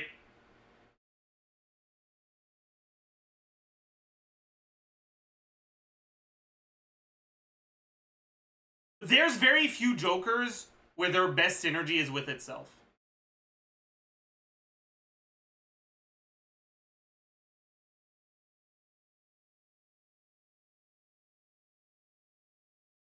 And it's expensive, dude.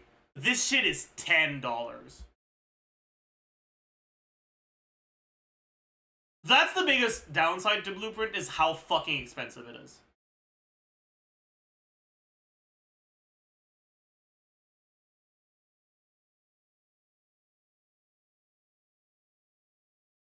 Worst case is it's the same as your best Joker. Yeah, but a lot of the time, your best Joker isn't a Joker that is good with itself.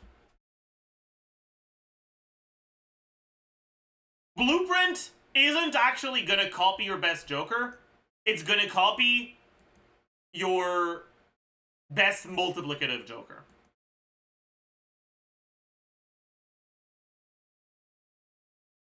But there's a lot of runs where your multiplicative Joker isn't that good. There's a lot of runs where your synergies are giving you a bunch of chips and flat mult, but you haven't found a good times mult Joker.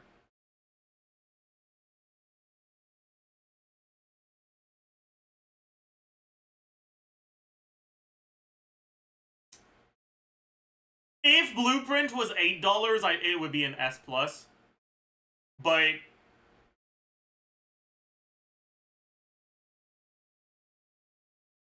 early game money generation, if you don't find an Econ Joker in the first ante, is really bad.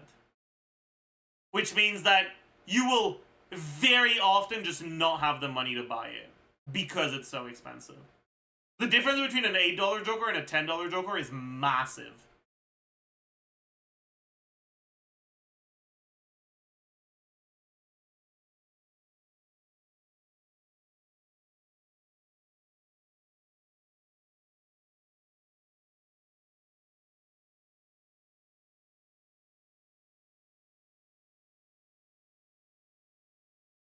And like, the biggest thing with Blueprint is, would I rather have a Blueprint that copies one of these or any of these? And the answer for me is, without even any hint of hesitation, any of these. Obviously not this if you already have another direction, but like, you know what I mean, right?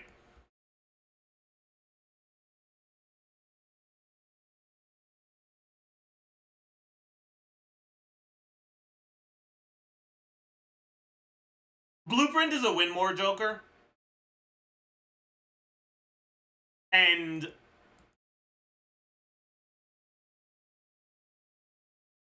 if your run isn't already going relatively well, Blueprint won't save you. Whereas these Jokers will.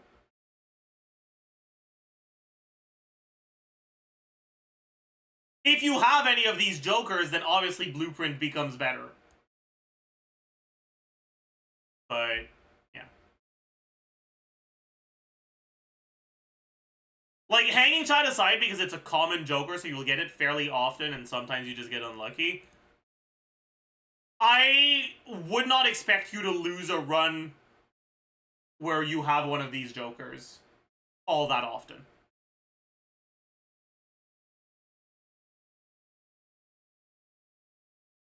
I think a run with Blueprint is more likely to lose than a run with Cavendish.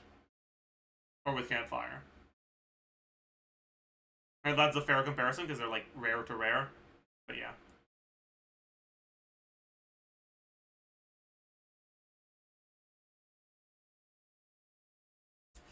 Wee Joker! My favorite. My goat. Wee!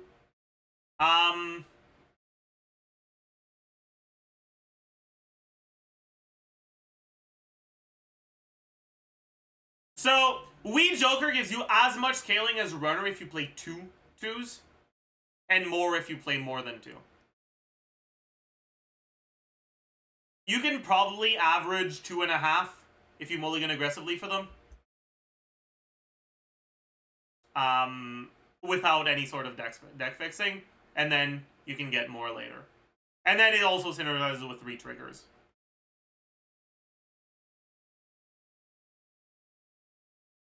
It's probably the best chip scaling Joker.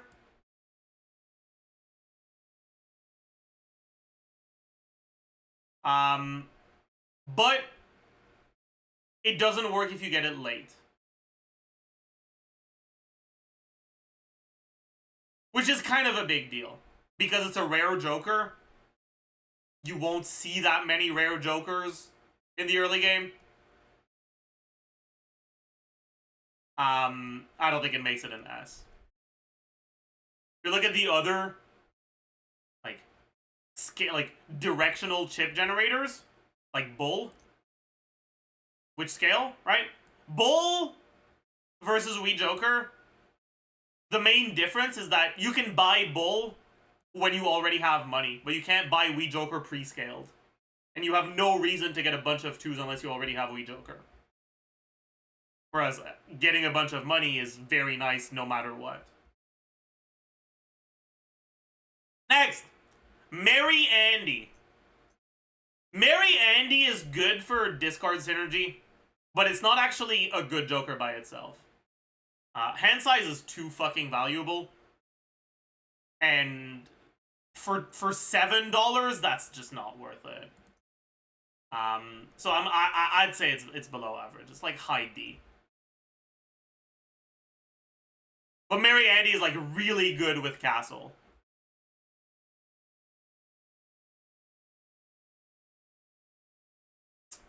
Oops, all sixes.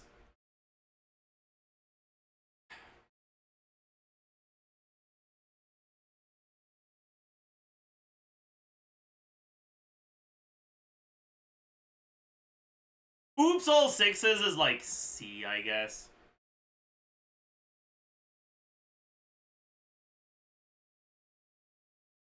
By itself, it makes Wheel of Fortune and Lucky cards better.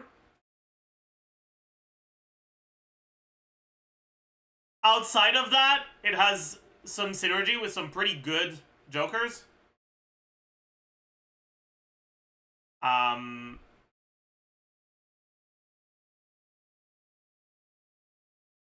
But that synergy isn't even that amazing. I mean, like it's good, but like, eh.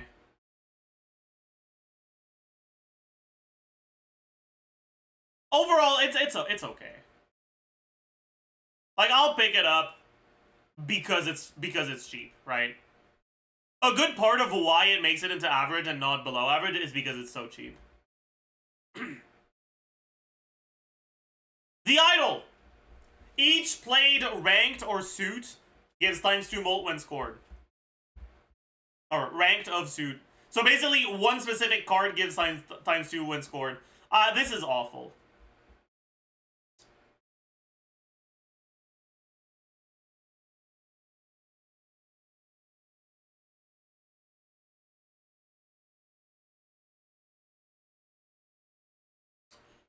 Idol can be good. It's good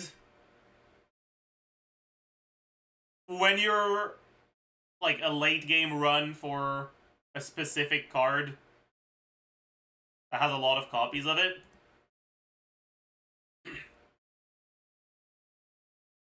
Yeah, it's an endless card. Yeah, exactly.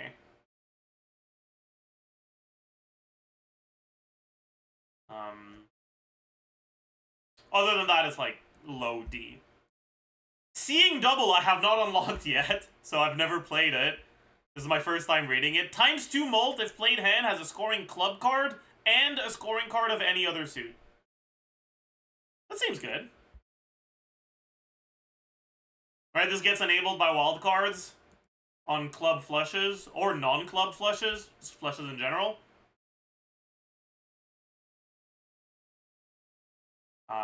Or it's good for like any other hand that isn't a flush that has one club in it.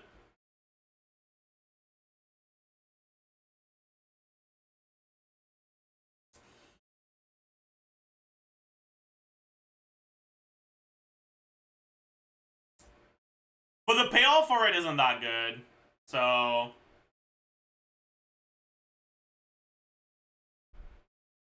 Without having played it a single time, I would guess it's like low B.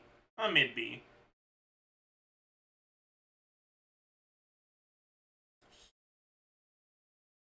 Matador! Earn $8 if played hand triggers the boss blind ability.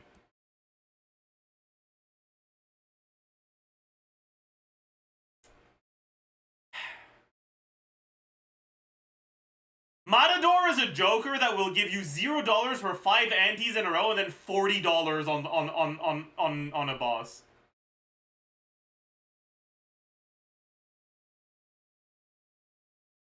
When it works, it gives you fucking infinite money. Like I've gone into ante 2 with $50 when I got a Matador out of a pack, and yeah. But it's not good enough. It's like low D, yeah. Hit the Road! This is the third and last Joker that I have never gotten before because I haven't unlocked it. This Joker gains ×0.5 molt for every Jack discarded this round. Oh, that sounds cool. But that sounds really cool.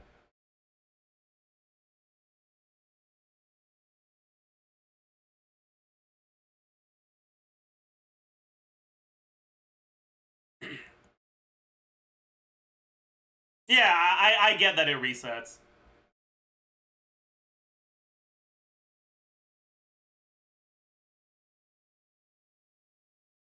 But that seems pretty solid. Really niche? I don't believe that.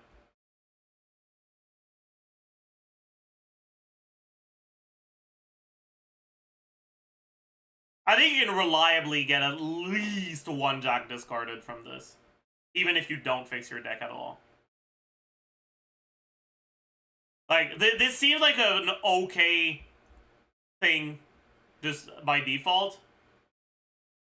And then it becomes actually really good if you build into it. Like, I would expect it to be high A. Based on...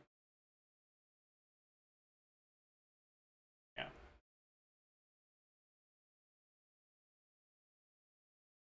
Like, because I'm, like, from my understanding, based on reading, like, I'm guessing it's decent early and has a good payoff late. Anyways, next, Duo.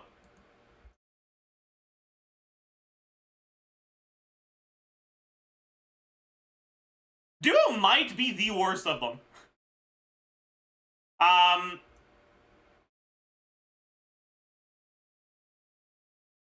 Or maybe the straight one is worse.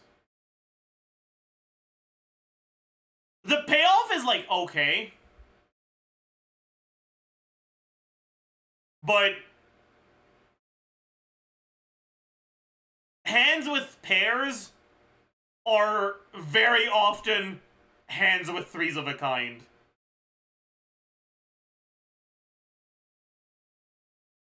So I'd go Duo, like, high C. Trio, mid B. Family, high C, a little bit below Duo. I don't think the gap in points between Trio and Family is worth the gap in difficulty between getting a 4-of-a-kind hand and a 3-of-a-kind hand. Order seems pretty ass. I'd expect, like, low C. And Tribe, I would expect high B. Just because flush hands are so much easier to build around.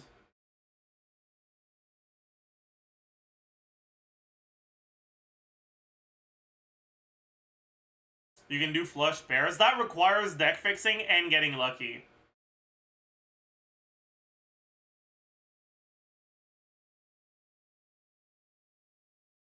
And it's worse early because getting hands with pairs that clear scroll requirements in the early antes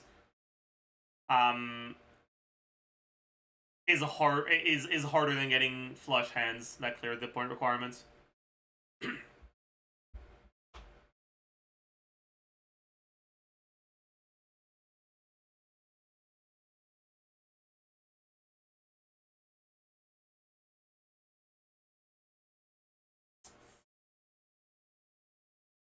Anyways, next, Stuntman.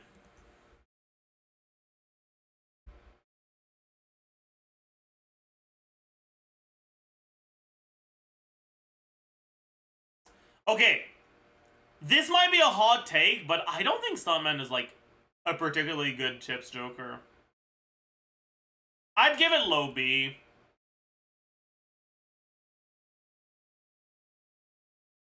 The main reason why I don't like Stuntman that much is because Stuntman isn't good by itself. You need Stuntman plus another flat mold joker. A non-conditional flat mold joker, like Gros Michel.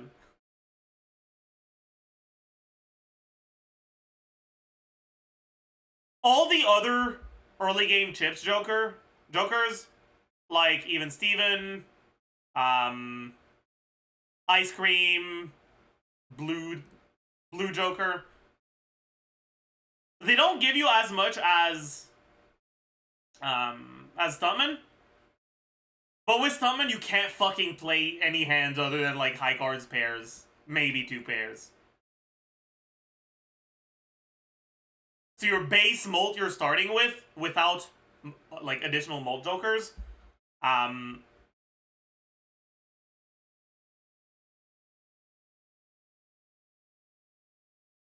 will make it so that the 250 chips is giving you less value than the 100 chips you get from Ice Cream. Because your molt is higher with that. And then on top of that, Stuntman doesn't scale well at all.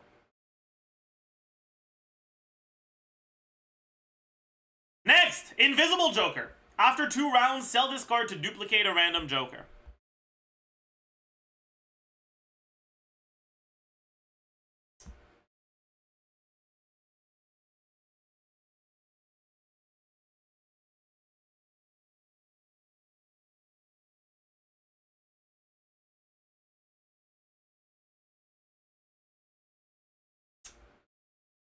Invisible Joker is a lot worse in high stakes because Eternal Jokers prevent you from tailoring your Invisible Joker. But it's still good. Usually you wouldn't buy an Eternal Joker unless it's at least reasonable enough that if it does get duplicated, you're not too mad about it. I think low A makes sense for Invisible Joker. Brainstorm! Copy the leftmost Joker.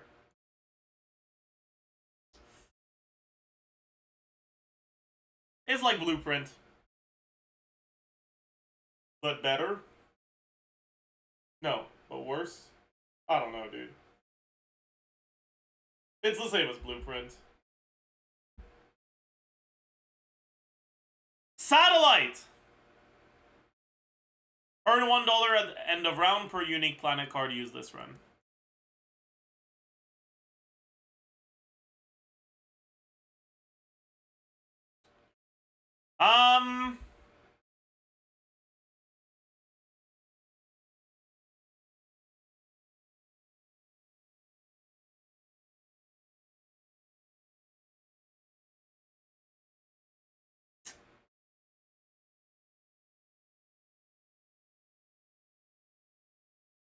It's fine. But it's not very good. If it was $4, I think it'd be good. But at 6, it's like, meh. Yeah. Shoot the Moon! Each queen held in hand gives plus 13 molt.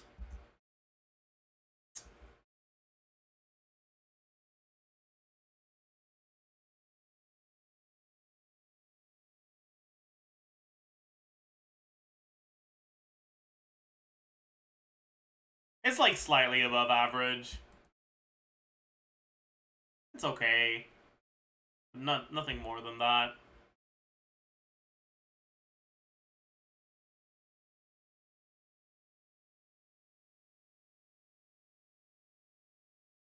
Driver's license. Times 3 molt if you already have, or if you have at least 16 enhanced cards in your full deck. This is a high variance Joker. If you have it activated, it's Cavendish, so it's fucking amazing. But activating it is hard. A lot of the time, and because this can show up even if it's not activated, a lot of the time you're gonna wonder if it's worth buying. Generally, it's really reliant on having some form of tarot generation. Overall, I'd say it's like a high B Joker. Cardomancer. Create a tarot card when blind is selected.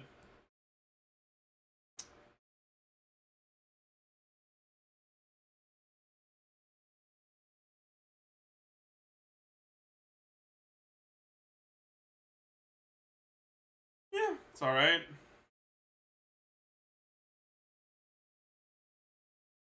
Middle B, slightly above average. It's okay. Astronomer! Okay. Astronomer has kind of grown on me lately.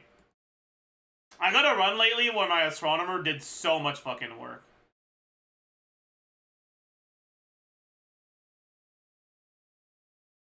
I still don't think it's good. I still think it's below average. But like, I don't think it's F tier anymore. This is for gold stake, Jaro. Bootstraps! Plus 2 molt for every $5 you have.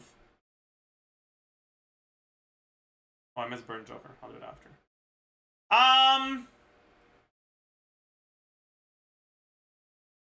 Bootstraps is like high B.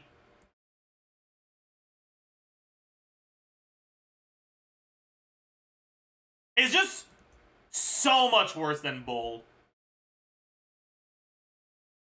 Because there's so many ways to get, like, molt.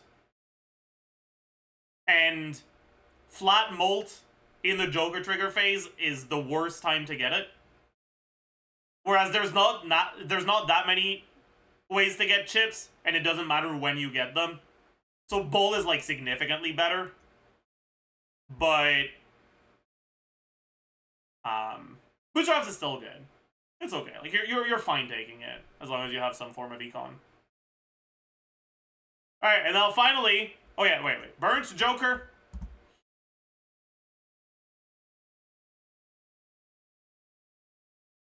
Burnt Joker to me is high A. It can be really good. The biggest issue with Burnt Joker is that it's kind of not great on flush decks. Like, you'll have to, like, play hands to get to a flush you can discard and then find another flush if you want to get value out of it. Which is doable, but cringe. It's really good with high cards, but high cards requires so much more, like, stuff surrounding it. A high card deck is a lot more reliant on finding synergistic stuff.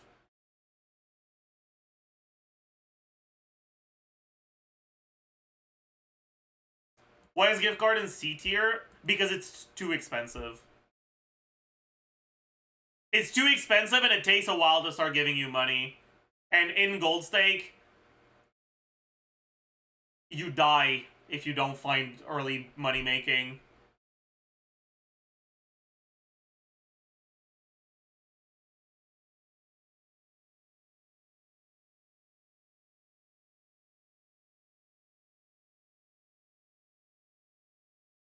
Anyways, finally we have the legendary Jokers.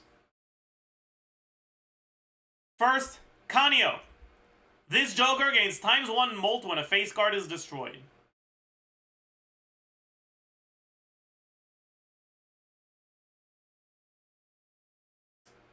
I'd say it's a low S.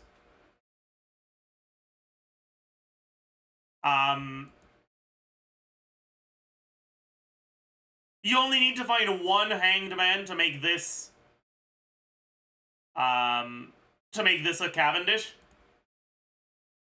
But then it has scaling possibilities. But finding a Hanged Man is rough. Yeah, like, it's kind of boring, which is sad, but it is good. Next, AAA. Played Kings and Queens each give ×2 molt when scored.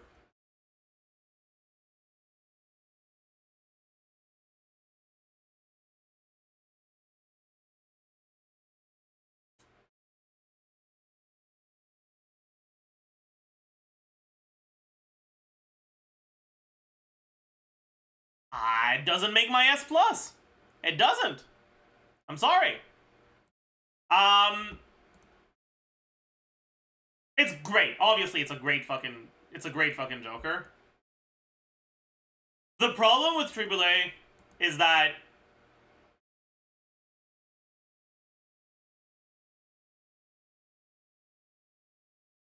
getting specifically a hand that plays multiple kings and queens without deck fixing is unreliable. Really unreliable. And sure, you'll score fucking 3 million on ante 3, but then you're gonna die to the small blind on ante 4.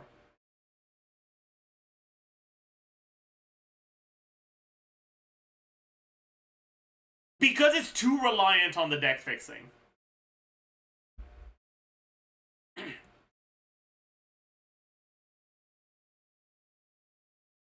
Compared to Arrowhead, where even without deck fixing, you can reliably find yourself a spade flush from ante 1. Right?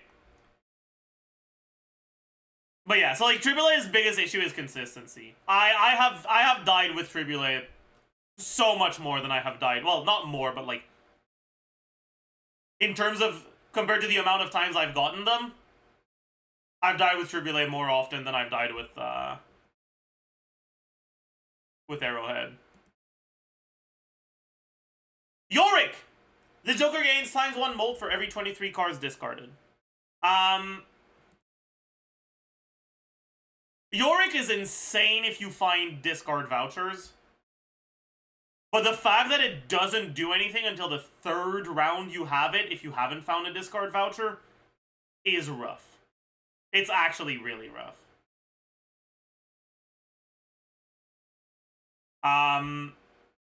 It's still good, obviously. Usually, if you get it early, it's fine that it doesn't do anything until for a little bit. And if you get it late, you probably have a discard voucher already. So Yorick is still a very good Joker. But I'd have it close to Kanyo and low S.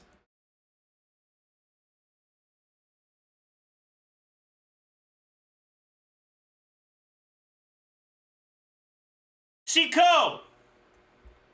Disables effect of every boss blind.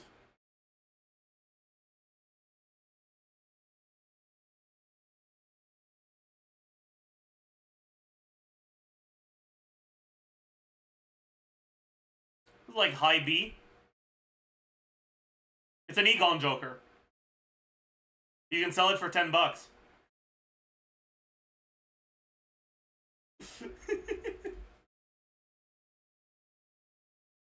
And that $10 makes you interest.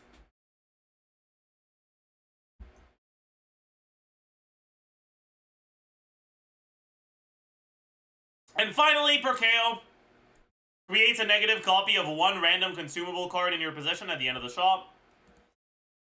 Perkeo is probably the highest potential for high roll out of any Joker in the game.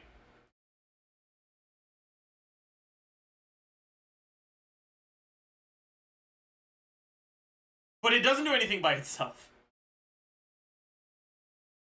I do think it's an S, but I don't think it makes it into S+.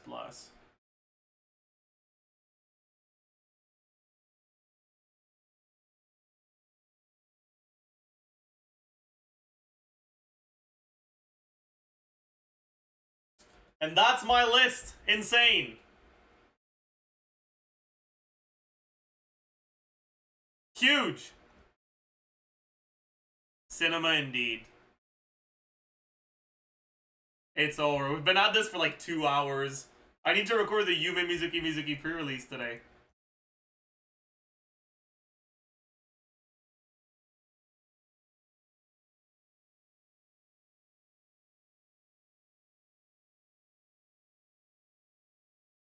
Thank you for the bits.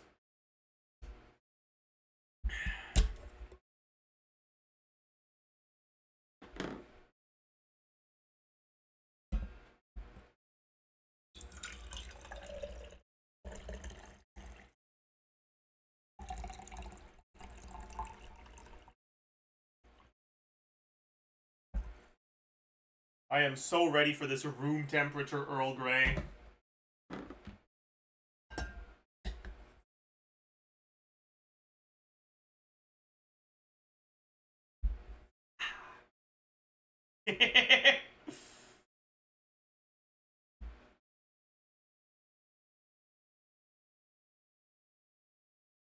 This has to be a stall world record? Yeah, it might be. Alright, we'll do one Abyss run, and then we'll do the YUMEMIZUKI pre-release.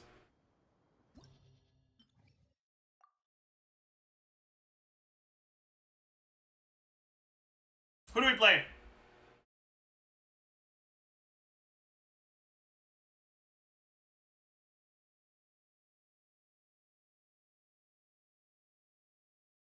Can you do Arlecchino Lanian? Sure, I'd be happy to.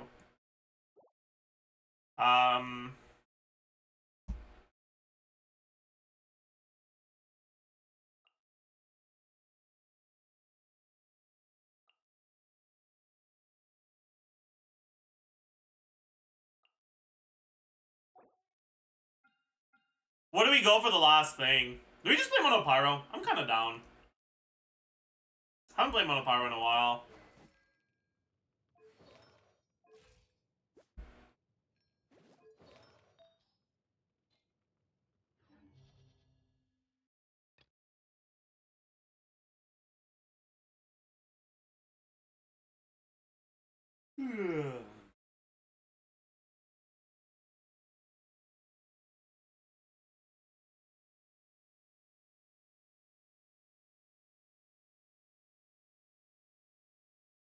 Double Cryo Maoika? I don't wanna.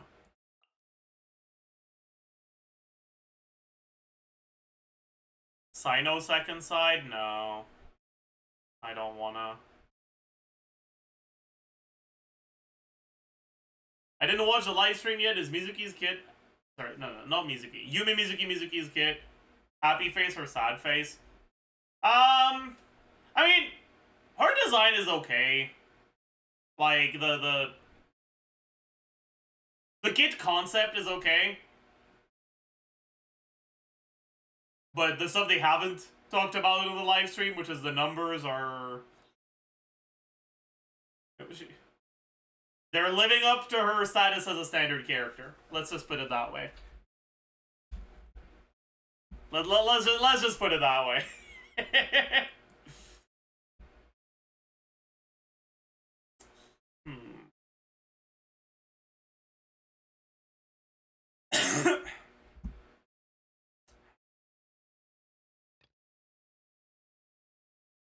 What if I play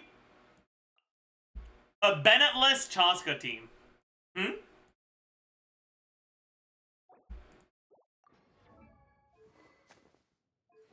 Insane Poggers?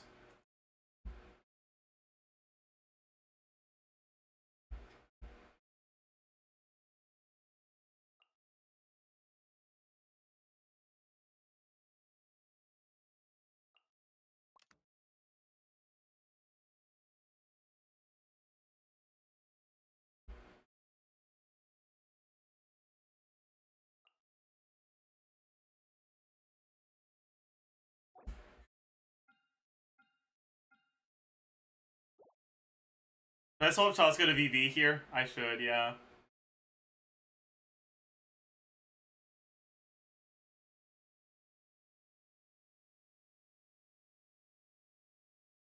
But, oh well. At that point, just go Sugros? No, Chaska's really good at breaking the shields fast. She breaks them a lot faster than Maoika does.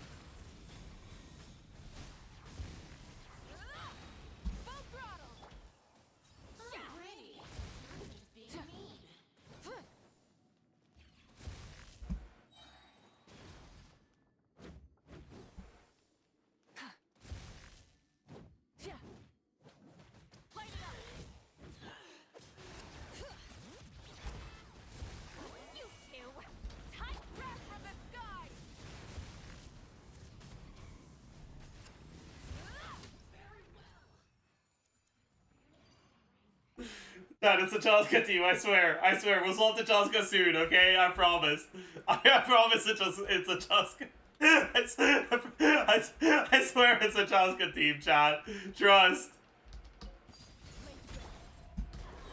Everybody stand back.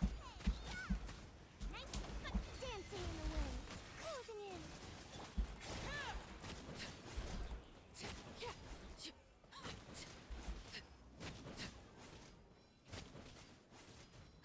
Transfix.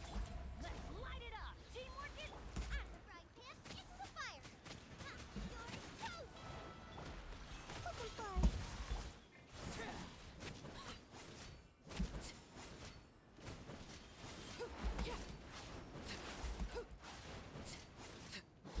Laid bare.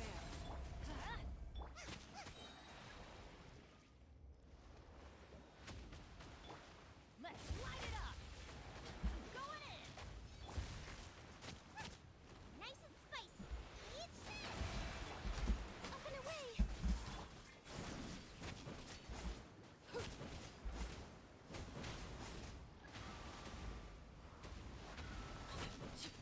Overruled.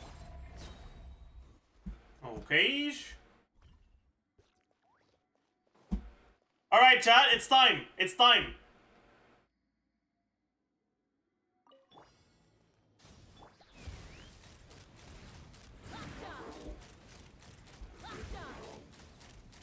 Open fire. Knock 'em down. Bring it. Fulfill our pact. Eat Laline. Eat Papa. Light of the blazing sun. Take me up.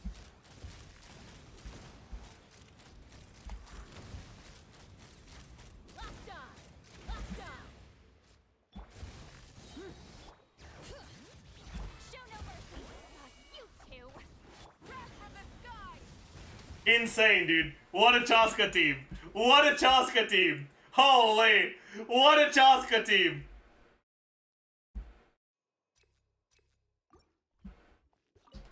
Laid bare. Teamwork is strict. Booba, get here. Open fire.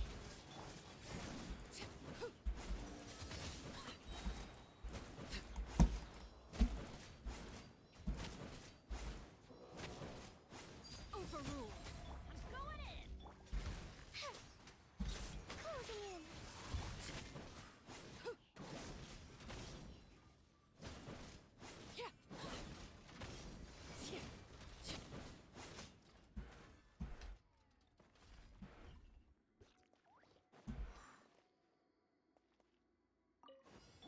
Burn it down. Let's run. Locked on.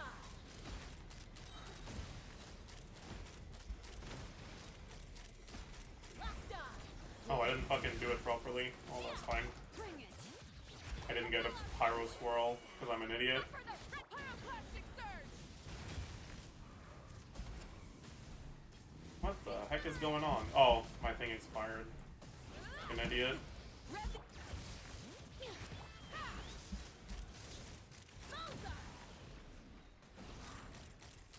Oops, I'm an idiot. Open fire. Easy clap, chat. Easy clap. Not best Chaska team, holy.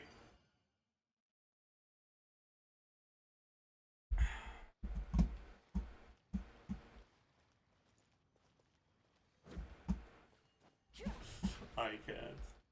Nice Chaska team you got there? Yeah, I got you. Alright, chat, it's time!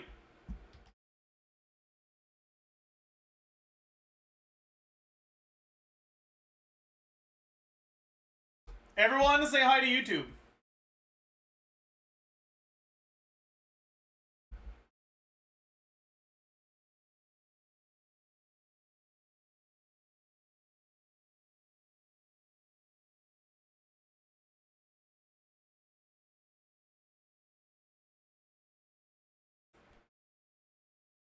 Hello, beautiful people, and welcome.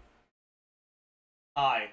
To the YUMEMIZUKI pre-release analysis. Now, this is a character of all time. Heck yeah. YUMEMIZUKI is a 5-star animal catalyst that's going to be added to the standard banner, and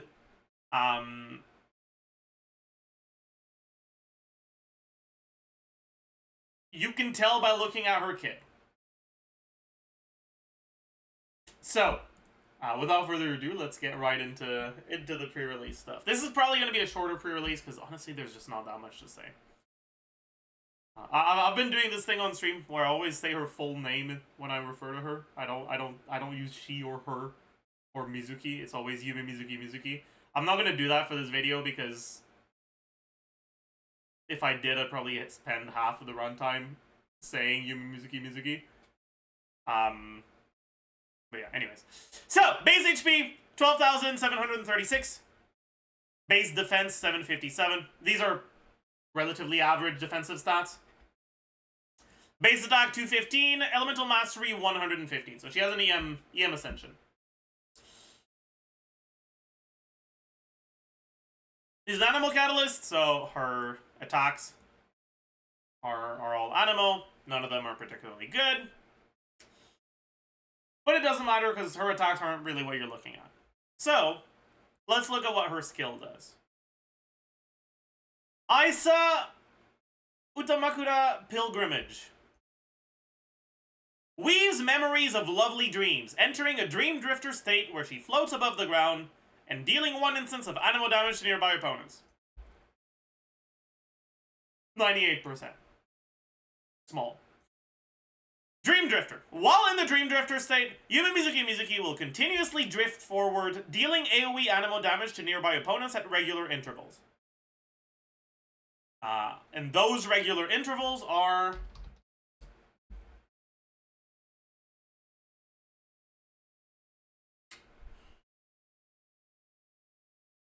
once every 0.75 seconds. During this time, Mizuki can control her direction of drift and the pickup distance of Yumemi-style special snacks. Doesn't matter. This part doesn't matter. Increase the swirl damage that nearby party members deal based on Mizuki's elemental mastery. And Dream Drifter will end when Mizuki leaves the field or uses her elemental skill again. So,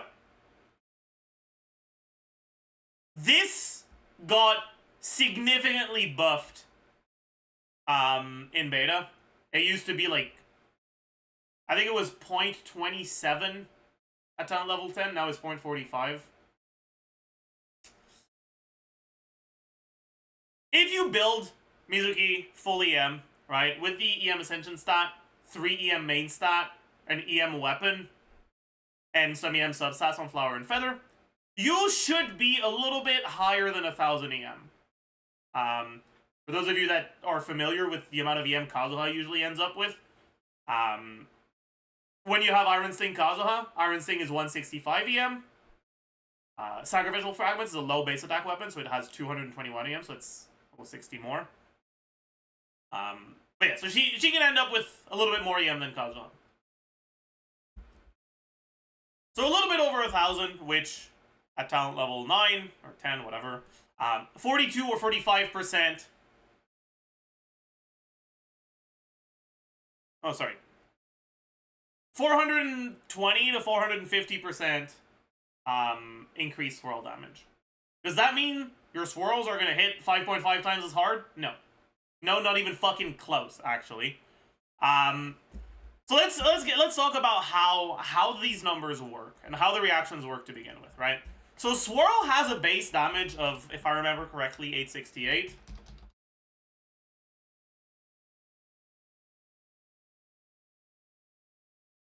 Yeah. It has a base damage of 868. And then its damage is increased based on your elemental mastery. So with 115 base, 187 on the main stats, 221 from Zac Frag, and let's say 120, 60 on Flower and 60 on Feather. They're a little bit over 1,000. The formula for the EM multiplier, You don't need to know, but it's 16 times EM divided by 2000 plus EM 1.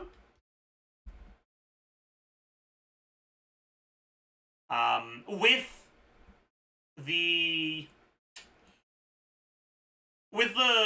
4-piece VV 60% swirl damage bonus, that 60% swirl damage bonus gets applied here, so you get plus 60% to this number. And that makes your swirl damage this times this. And then multiplied by resistance multipliers, which, because you have VV, generally going to be 1.50. So around 7k.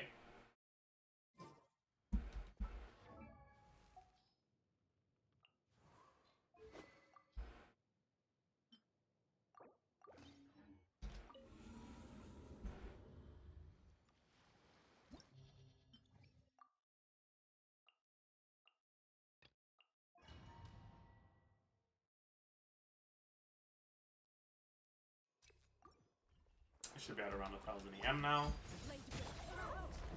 Right, around 7k on the swirls.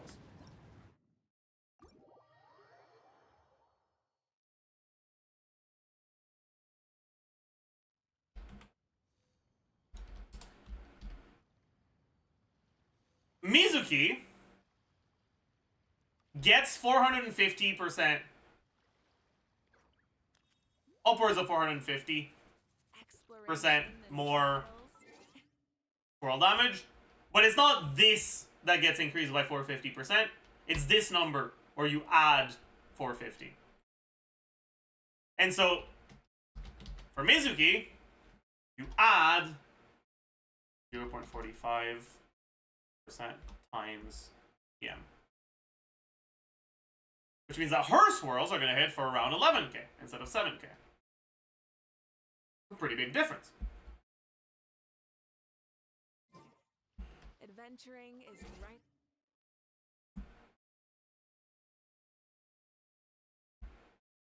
Yes, Prassel, I did. The base Dream Drifter duration is 5 seconds. But her Ascension 1 passive says, when YUMEMIZUKI triggers Swirl while in her Dream Drifter state, Dream Drifter's duration increases by 2.5 seconds. This effect can trigger once every 0.3 seconds for a maximum of 2 times. So basically, it lasts for 10 seconds, because she is going to trigger Swirl.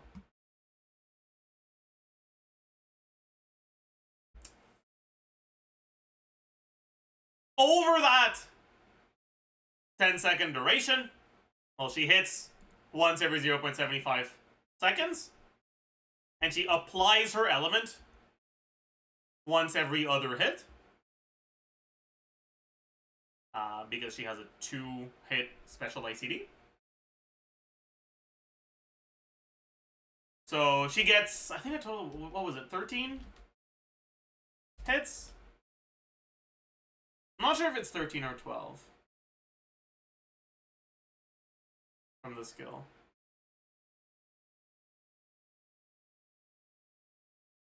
Yeah, so she gets 6 or 7 swirls from the skill.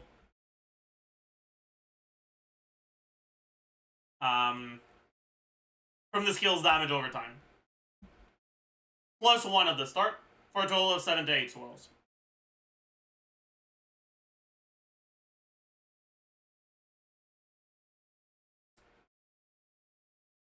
Next, you have her Elemental Burst on Anraku Secret Spring Therapy. Summons forth countless lovely dreams and nightmares that pull in nearby objects and opponents, dealing AoE animo damage and summoning a Mini Baku. Mini Baku follows a current active character. At regular intervals, the Mini Baku will create one Yumemi-style special snack nearby. After a nearby active character picks up a special snack, if their HP is higher than 70%, the snack will explode and deal AoE animo damage. Otherwise, it will heal the one who picked it up based on Mizuki's elemental mastery. When Mizuki triggers healing by picking up a Yumemi-style special snack, the amount of healing is increased by 100%. This might sound weird. Keep in mind, she can swap out after her burst. So effectively what this is saying is that if she's healing herself instead of someone else, the healing is doubled. If some time passes without a snack being picked up, it will explode and release a Moon and Shockwave, which is the damage that it does if you pick it up while you're above 70%. Basically, her burst spawns a snack every 1.5 seconds. And then when you pick up that snack, if you're low HP, it heals you. If you're not low HP, it deals damage. The amount of healing with 1000 EM is going to be around 3000. Which will get doubled if she's healing herself.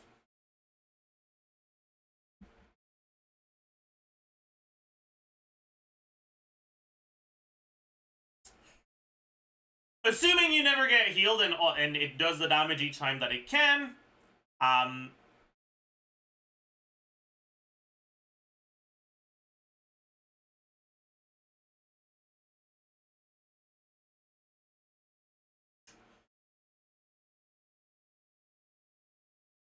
the burst, how many times does it hit? It's 12 seconds every 1.5, so it could be 7, 8, or 9, depending on when the timer starts, right? I'm guessing it's 8.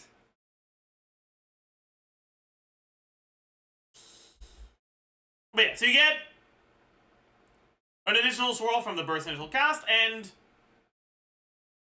upwards of 4 from the 8-ish snacks you're spawning, applying Animo every other hit. In total, that gives you 1 swirl from the burst initial hit, 1 from the skill initial hit,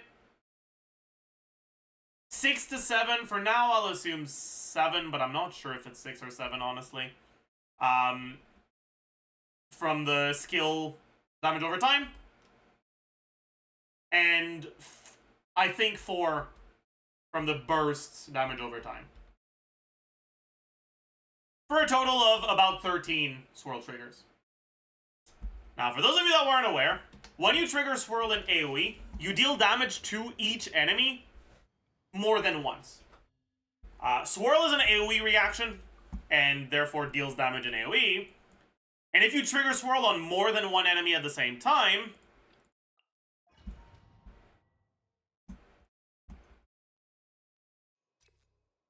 you have multiple instances of AoE damage that are happening at the same time. It's capped at twice, so you're not going to get an insane amount, but Off we go. Time to go. But as you can see, right, we have a bunch of numbers on screen. A bunch of those 7Ks, 2 per enemy. Which means that in AoE scenarios, she's effectively going to get double that. There is an exception, which is Hydro Swirl, which for some reason applies the element in AoE, but doesn't deal damage in AoE. So that's good to know for you, I guess. So, what that means is that generally, assuming or giving a little bit of wiggle room because there's a possibility that you need to heal and therefore lose some animo application because of it from the burst, she's generally going to be triggering instances of swirl damage anywhere between like 11 and 26 times. In single target, if you need to heal from the burst, around 11. In AoE, if you don't, 26.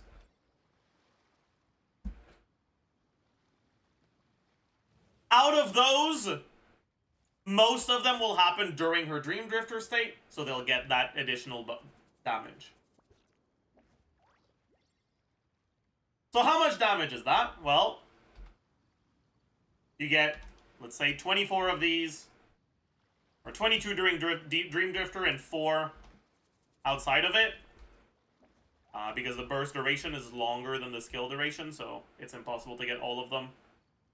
You're probably going to burst first and then skill. Anyways. It's upwards of like 300k swirl damage per rotation. She also has motion value herself, but the numbers are not really that good. So you'll probably see maybe upwards of like 400k damage per rotation, which she can technically do in 15-second rotations, but it's not really going to work. If she's spending 12 seconds on field, 3 seconds isn't enough to get everything else done. So more likely it's going to be 20-second rotations, especially because, as we're going to see later, her teammates are going to tend to be characters with longer cooldowns.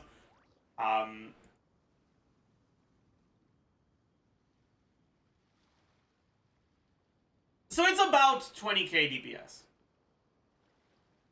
For a character that is spending a lot of time on field, that's not a very large amount. You could try to hyper buff her EM. Maybe you do a burning Mizuki team, where you use Nahida for 250 EM.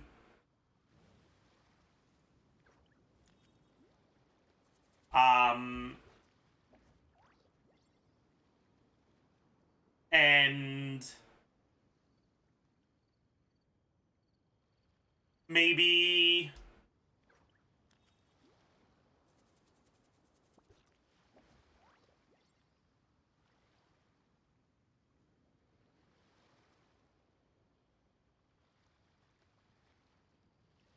instructor, probably.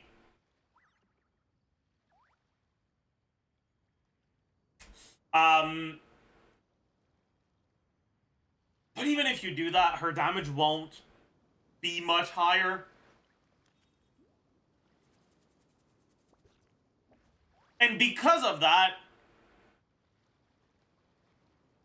you're really going to want to be playing Mizuki in teams where your other teammates, rather than giving her a lot of buffs, give you more damage. You want to be playing her with other characters that deal damage, not other characters that buff. Mizuki is an animal character. You're going to use her on VV.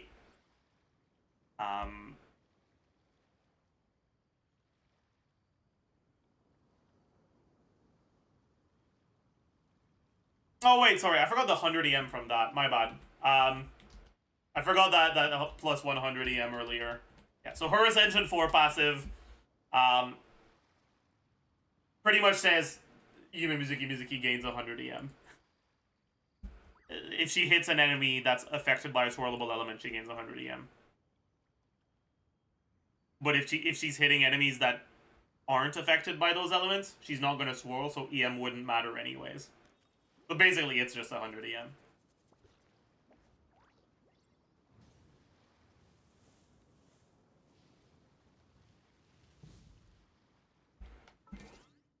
So, while you're using your skill on Mizuki, you can't do normal or charge attacks. Like, you're just standing there. Just...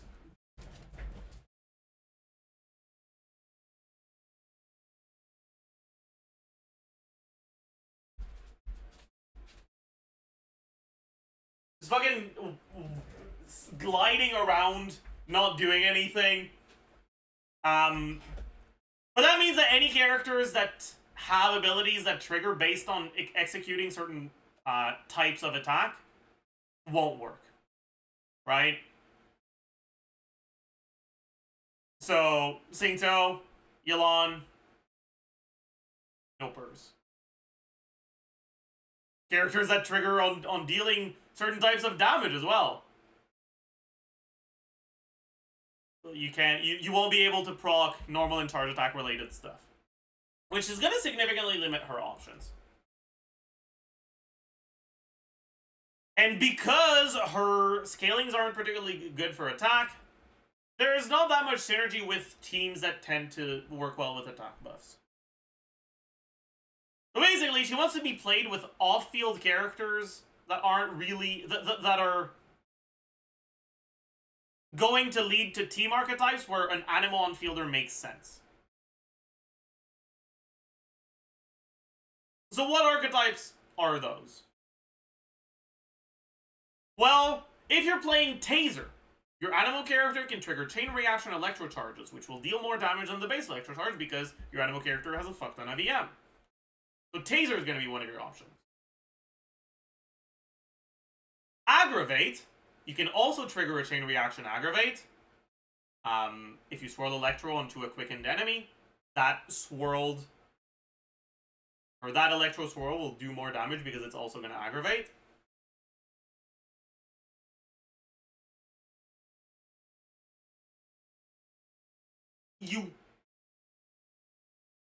Theoretically, you could play a burning team. But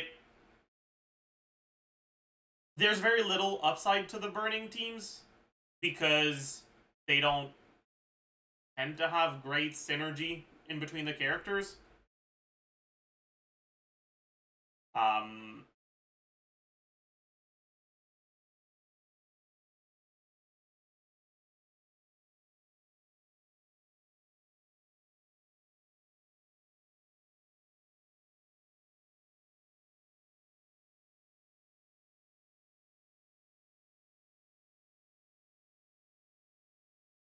How do I explain this? The burning reaction itself doesn't do that much damage. And Mizuki could be a character that that is responsible for an okay portion of the burning damage, but it probably won't be that much of it.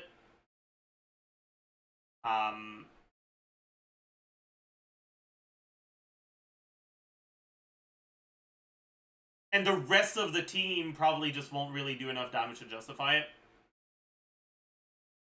You could play a burning team that's like Bennett, Emily, Xiangling, and effectively be using YUMEMIZUKI as like a pseudo pyro carry and mono pyro burning. It's okay. Like it'll function. Like it works.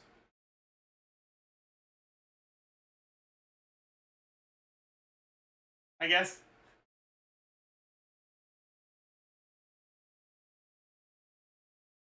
But it's really mainly going to be Taser and Aggravate teams in my opinion.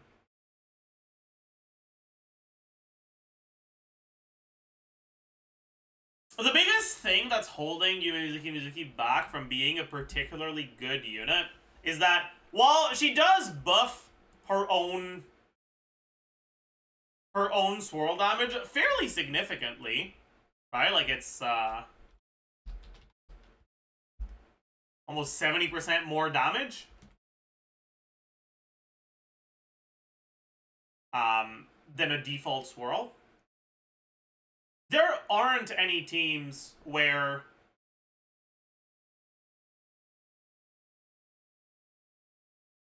doing 70% more swirl damage would significantly improve the team's DPS.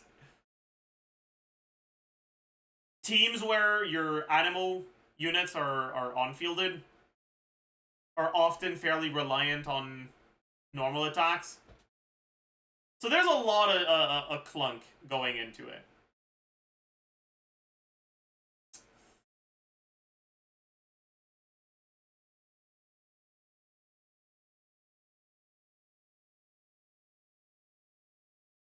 In any case, though,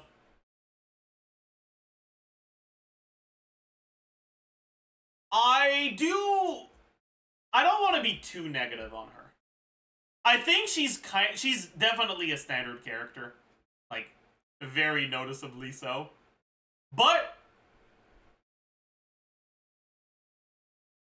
there's different ways in which a character can be bad. Some characters are bad because you know, you play them with good supports that are like, they're designed to work as a team's main source of damage, and they're just not doing enough damage to justify it. Mizuki is not designed that way. Her clear design intent is to play her as an on-fielder in teams where you have damage distribution that's split between a bunch of your characters.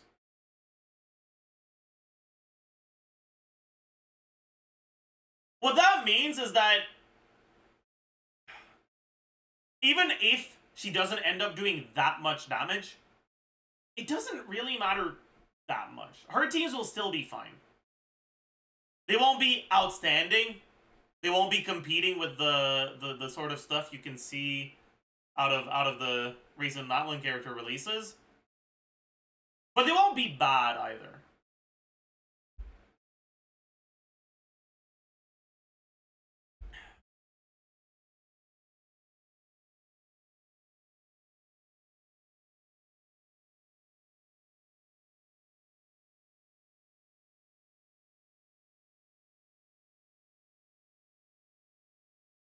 And a really nice upside of EM-focused teams for transformative reactions is that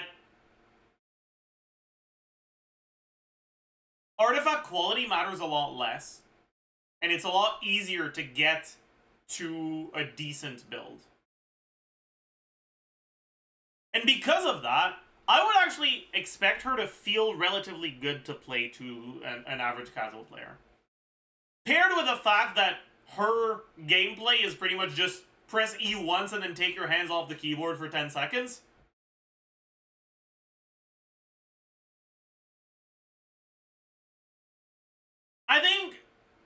I expect the reception to her to be more positive than her strength would indicate.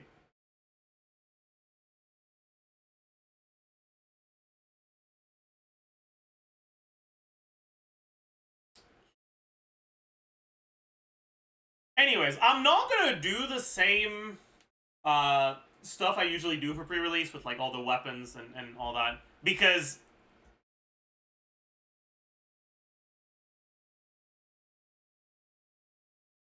she doesn't really have significant talent damage.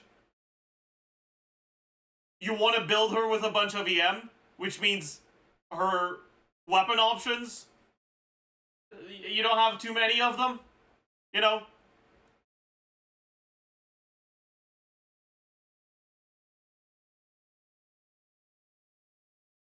Like, realistically, the weapons you can think about are like Citlali's signature, Nahida's signature, her signature, and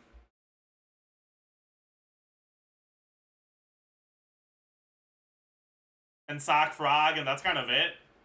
I guess Wandering Even Star as well. And then Fav. Sure, I should include Fav.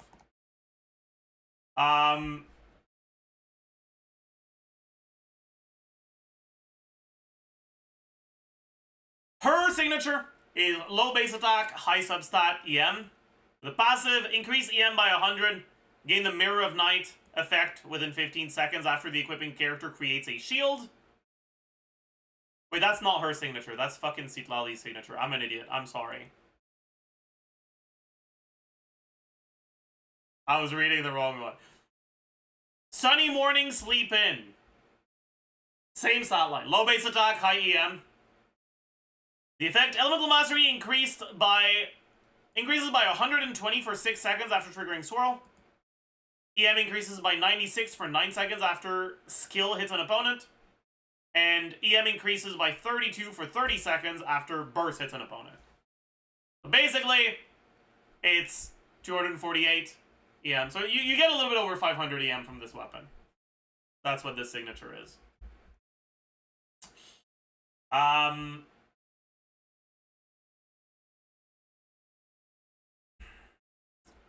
You can use Citlali's signature. But she doesn't generate a shield, so the team buff won't do anything. But it's still 365 EM. You can use Nahida's signature. Give the team 40 EM, and it's still 265 EM. It's okay. You can use a Wandering Even Star, give the team some attack. It's okay. You can use Sacrificial Fragments. From what I understand, her cooldown actually does start when you press the E, and the damage type is skill damage. So, sack should work. Like, triggering the sack effect should work. But you probably don't want to do 2 skills in a row on her anyways. Because you'd rather swap to the rest of your team once your skill is done. Refresh your off-field stuff. So it's just 221 EM.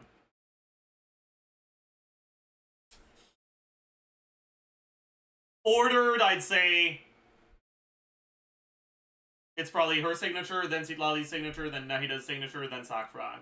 And then you could use Wandering Even Star depending on the team.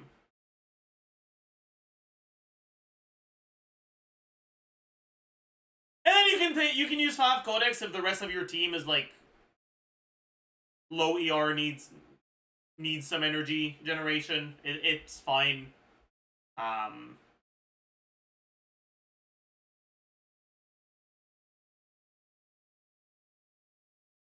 But yeah.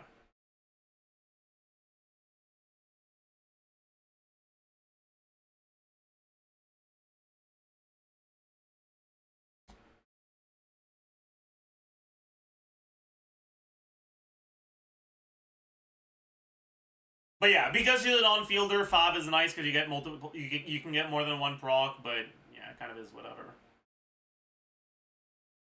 Isn't Nahida's sig better? I mean, it's. You get 30% damage bonus, but her damage outside of swirls is so low that it's kind of worthless. And you get 40 EM to the team. So it's kind of just 40 EM to the team versus 100 EM to Mizuki. They're very similar. It's going to be really, really similar. You can think of both of them as very, very interchangeable. Anyways.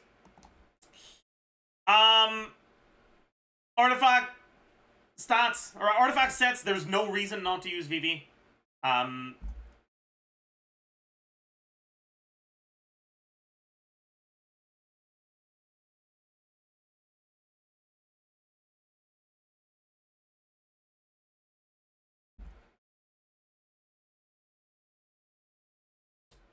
So, if you have another animal character on VV,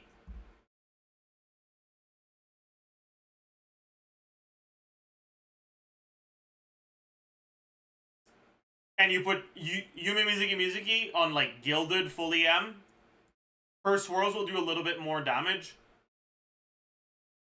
But another animal character on VV is going to do a lot less damage than a non-animal character that's actually supposed to deal damage.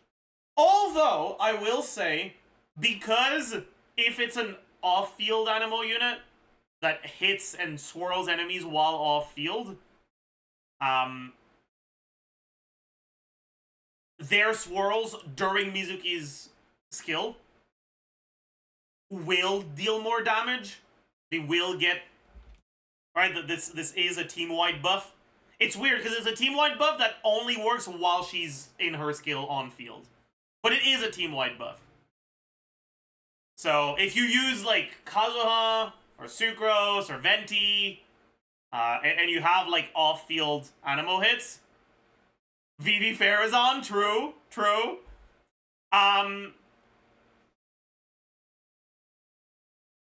Then you can consider having Mizuki on Gilded, but it's such a small damage increase for what it is. And VV will expire before the end of your skill duration. So in most situations, it's actually going to be less damage. Right? If you have someone else on VV, that VV will expire before... Because Mizuki needs to stay on field for more than 10 seconds, right? So it's... Just put her on fucking VV. Like, what are you doing? Put her on VV. Stats should be triple EM.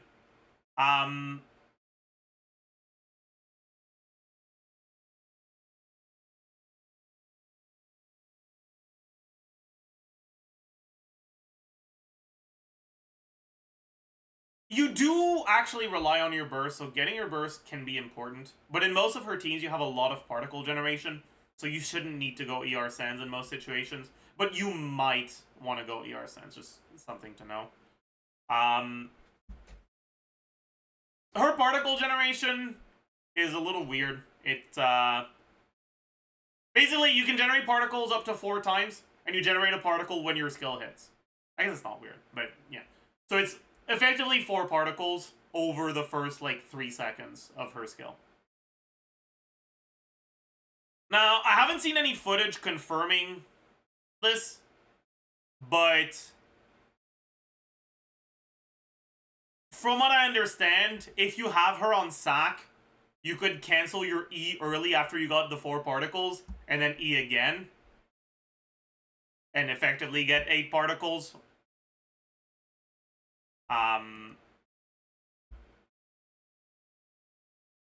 If you're struggling with energy and you're using sack, so that's a nice thing to know about, but yeah. And then we have the teams, which is basically just fucking slap units that deal all field damage with her.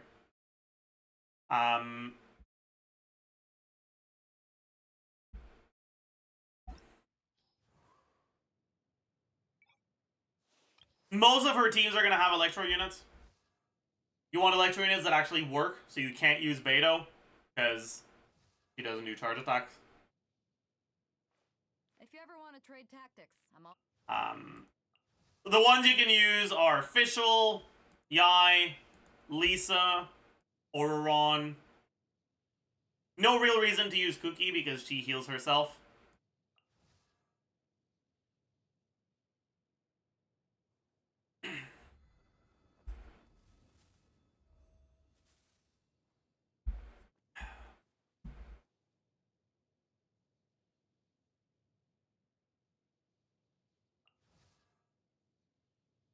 I created another universe and founded paradise.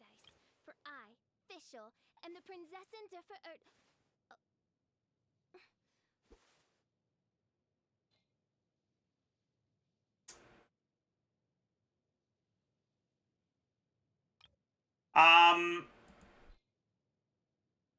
Generally, you're gonna end up using Fischl plus another Electro. Probably something like Fischl Ororon as like the default. But Fischl Ororon, Fischl Yai, Ororon Yai, Lisa Fischl, Lisa Ororon. You can kind of just mix and match, honestly. And founded paradise.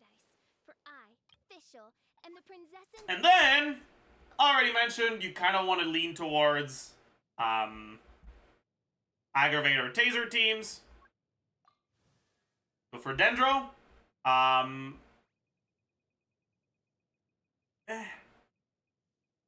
you can use Nahida.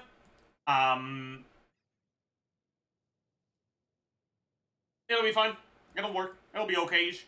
But you absolutely need double Electro with that, and you might miss out on some swirls and get some windy plants because of Nahida's really high Dendro application. You could also just use someone like Kirara or something instead, or Kole. So you don't have to worry about that. And finally, the honestly main team she's going to be played in is going to be with Farina. I think that Ororon, Fischl, Farina is going to be by far the most popular Mizuki team. And it's going to be pretty alright. You can already do something similar with Sucrose instead of Mizuki. But with Mizuki, you'll do more damage. That's cool, I guess. Is it better than replacing Mizuki for a, like, I don't know, like, I don't... It's okay. It works, I guess. Sucrose is more team damage. I don't think that's true.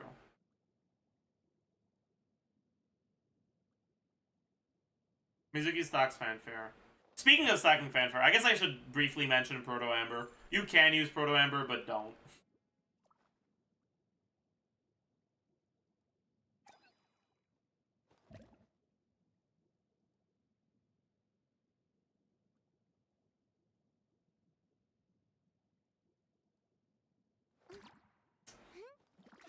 But yeah, the biggest thing that prevents Yumemizuki from being a particularly appealing character is that Sucrose exists. Right. Sucrose doesn't buff her own reaction damage, but she does buff the chain reactions that the rest of the team will do, which in Taser teams is a pretty significant portion of the electrocharges. And so, the actual damage difference won't be that big, and Sucrose has the upside of being able to work with normal attack synergy units. Whereas Mizuki instead has better synergy with Farina because she heals. Honestly, there's just really not that much to say about her. She's kind of just a... She's a standard character. She's very much a standard character.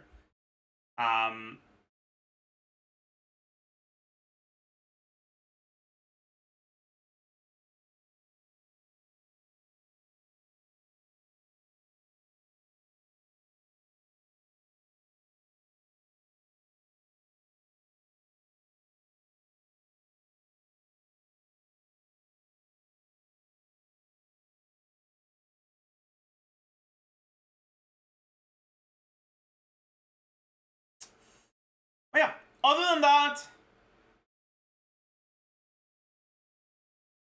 Yeah, I guess one other thing that's worth mentioning is for burning. If burning enemies are really close to one another, burning damage is AoE in the same way that Swirl is. It's just that the AoE is a lot smaller. If the enemies are like really tightly grouped together, you can have your burning damage deal damage more than once because if you have two enemies burning, they can each take each other's burning damage. But that's only if their hitboxes are like really close together because burning AoE is really small. But in that case, then obviously that can potentially give Mizuki some cool double animal options with Nahida plus a pyro unit.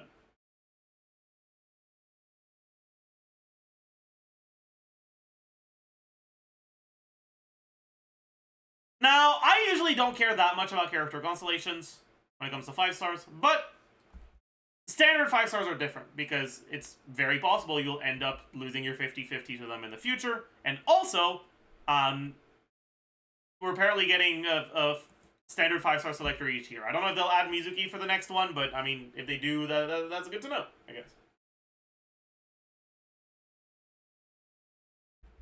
So let's talk about Yumemizuki's constellations. Constellation 1, in Mist-like Waters.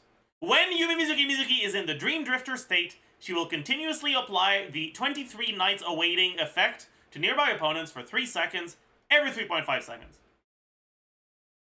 When an opponent is affected by animal damage triggered swirl reactions while the aforementioned effect is active, the effect will be cancelled, and this swirl instance has its damage against this opponent increased by 900% of Mizuki's elemental mastery. In other words,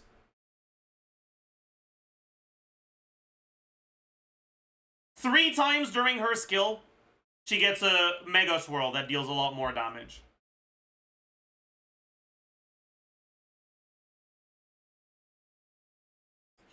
It only deals that damage to the main target, though, so it doesn't double its effect in AoE, right? Like, you'll have the big damage swirl on each enemy, but the AoE portion of that swirl will be normal swirl damage. But that Mega Swirl, C1 Mega Swirl,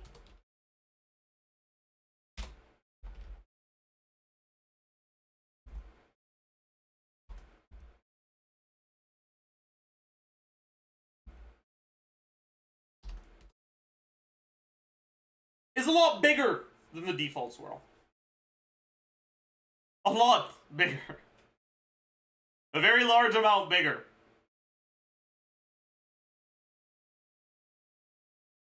900% of... Oh, wait.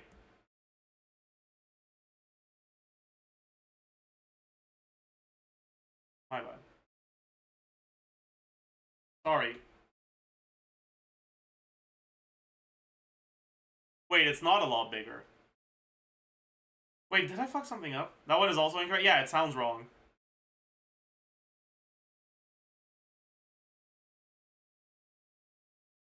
I believe in 1 mil swirl? Yeah, my bad.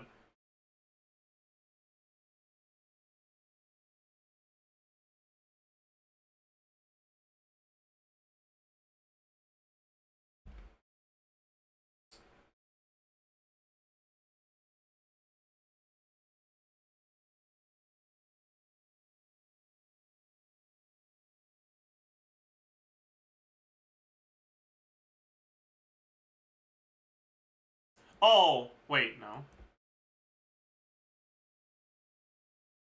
Wait, but the formula should be right, but it's definitely not the right number.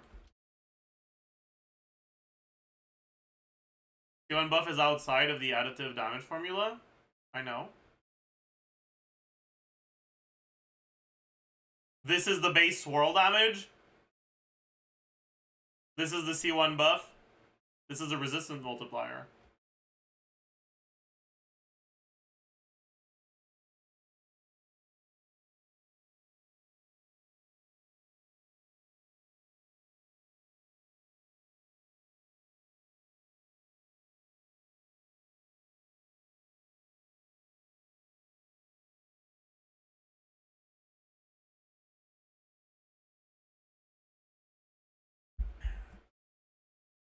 This is right?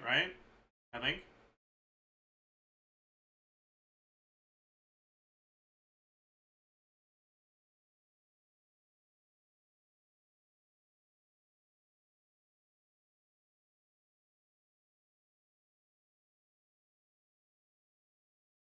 Anyways,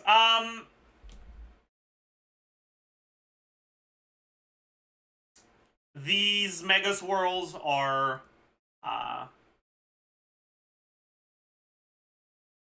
doing about twice the damage of a normal swirl, so effectively you get the equivalent of +1 swirl per proc. It's +3 swirls. It's alright. You still get that 3 even if you're in single target though. So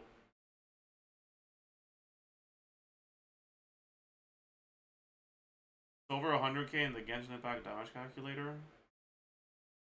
That's probably using the old formula. But yeah, there's been a lot of conflicting information over the beta on the formula for for this. So it's possible that either this is wrong to begin with, or that it gets changed before release. I'm not entirely sure. But from what I understand, it's 900% of her EM just added onto it. After all multipliers, except resistance stuff. So, it's 9 times her EM, at a little bit over 1,000 EM, there's going to be pretty much just 10k more with your VV. It's like 12k-ish you're gaining. 3 times. Which is fine. It's not very good, but like, whatever. C2! Your echo I meet in dreams. When entering the Dream Drifter state, every elemental mastery point YUMEMIZUKI has will increase all nearby party members' Pyro, Hydro, Cryo, and Electro damage bonuses by 0.04% until the Dream Drifter state ends. This one's actually pretty good. That one makes aggravated swirls do more damage? I don't think that's true. Because aggravated swirls do not look at damage percent. So unless this is a special damage modifier, they do know they don't.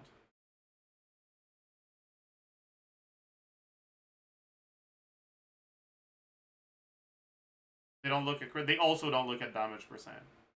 If they look at damage percent, then that's like new information to me. How certain are you of that?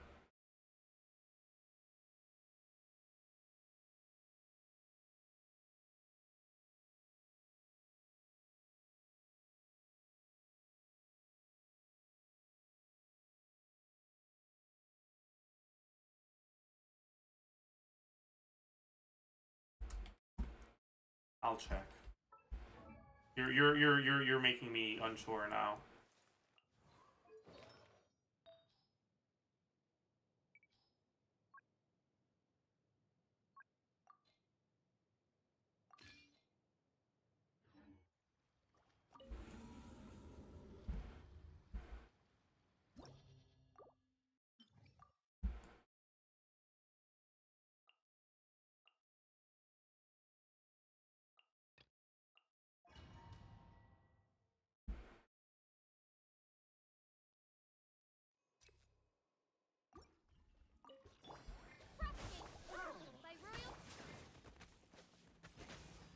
$8.8K? I can't tell.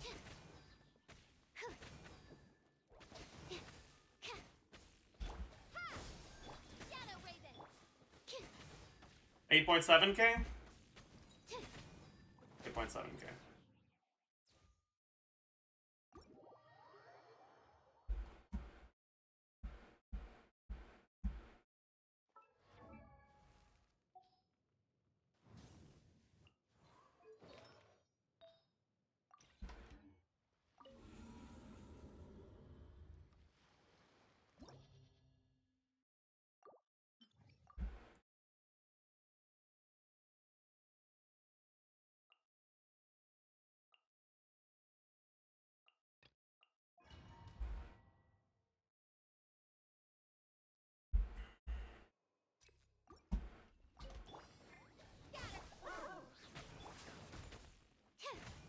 $8.7K still. Yeah, so you were wrong.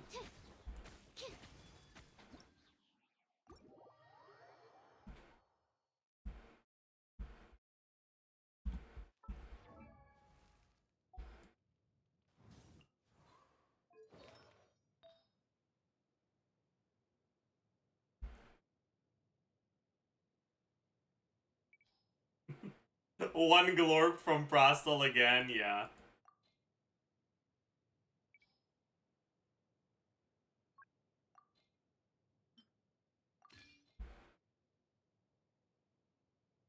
Alright, so, with her default amount of EM that she's gonna get with Sackfrog is a little bit over 40%.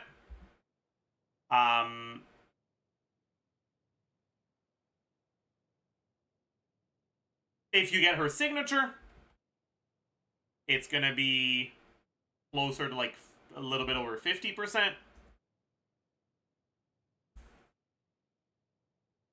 It's a nice buff. Farina doesn't snapshot, and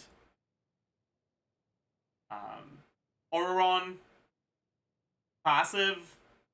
I don't know if the burst does. I don't think it does. Auron doesn't snapshot. Yai doesn't snapshot. So these are all characters that can benefit from this buff. And obviously, because it's a team with where your damage distribution is pretty split, buffing the rest of the team is pretty good.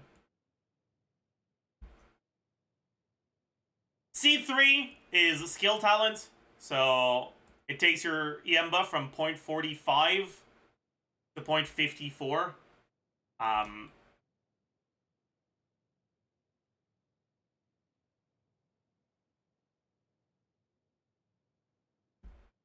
Which is an incredibly minor increase. Like, it's okay, but it's whatever. Nothing impressive. C4, picking up the snack from the burst, will both deal damage and heal, and will restore energy. This is gonna help you get more fanfare on Farina because you're gonna overheal reliably and proc Farina's stuff. It's gonna generate more energy, which is gonna make your requirements lower. Okay, all right. Because she doesn't benefit that much from flexibility in her substats, right? She doesn't benefit that much from stats other than ER on her EM main stat pieces because her damage, her motion value is not that high.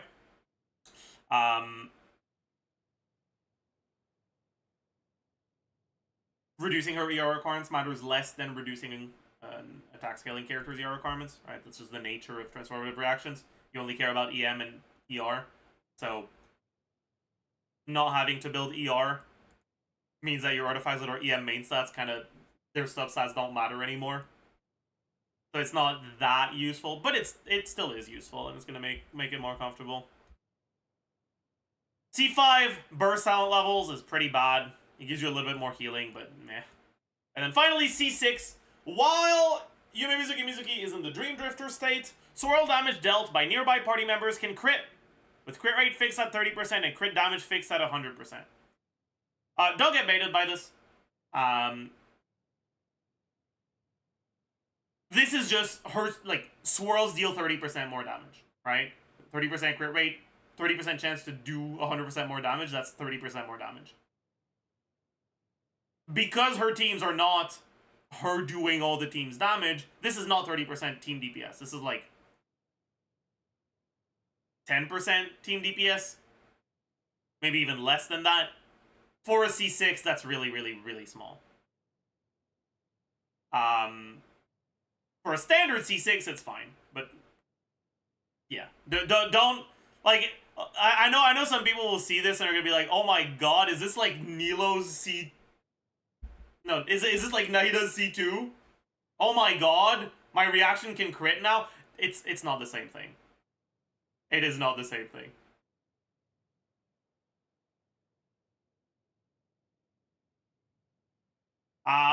This will be better in double animo teams than in non-double animo teams, but I'm still not too convinced about the power of double animo teams. But yeah, that pretty much does it for this pre-release. Honestly, like I said, it's a shorter pre-release. There's not as much to say. She's kind of a boring... I like the idea of having a buff to swirl, but I think there was a missed opportunity.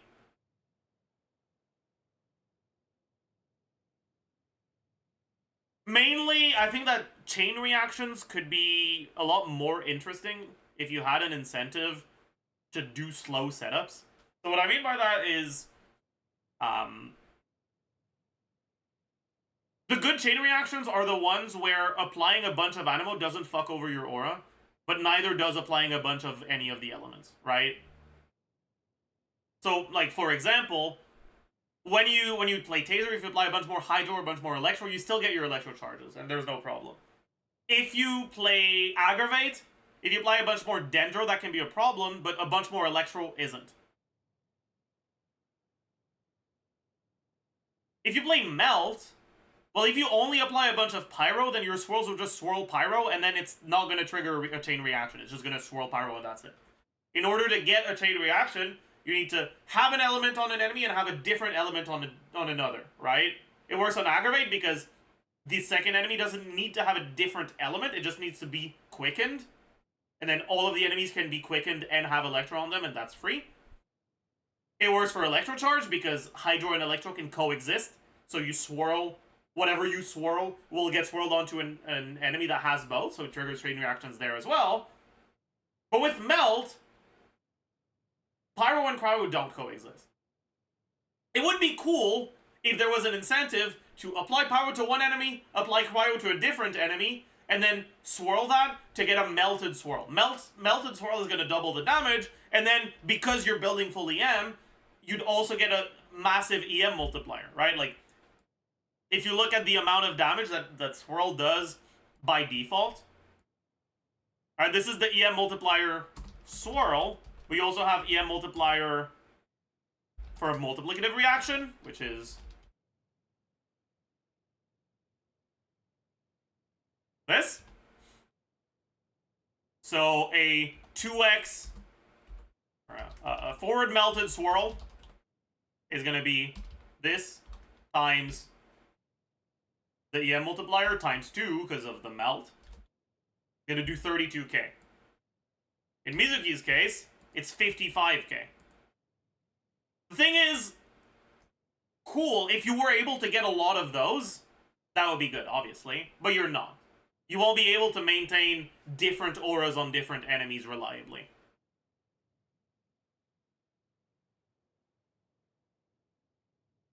Initially, some information came out that turned out to probably be wrong on the way that this worked. And what we were told at the time was that the additional damage to Swirl is applied to Swirl's base damage, not to the damage at the end. Now, had that been the case, instead of 23k base,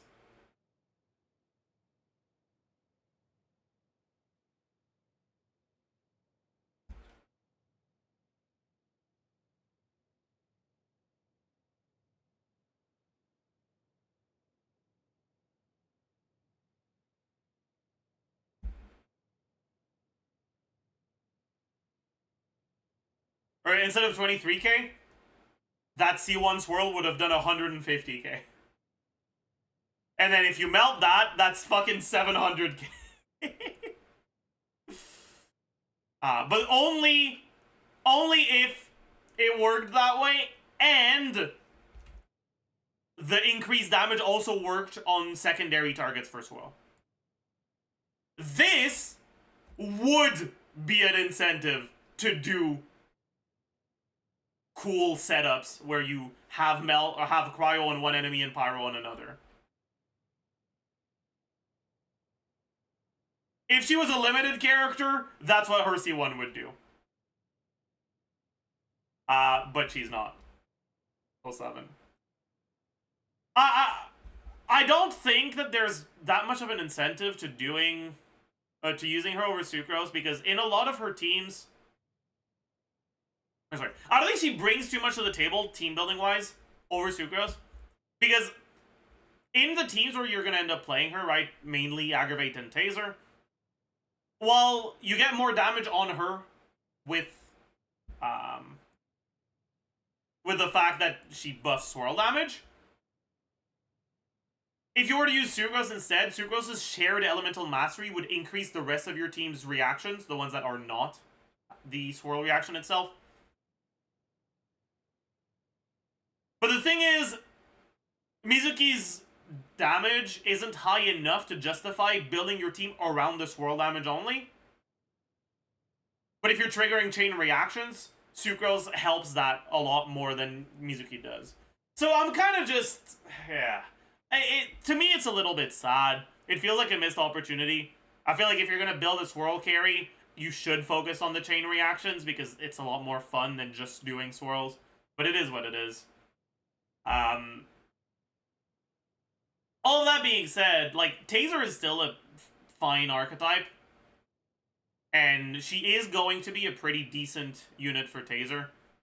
So, like, it's not like she's going to be unplayable. It's just that, well, she's a standard character. She's not a character you want to go out of your way to get, unless you really like her.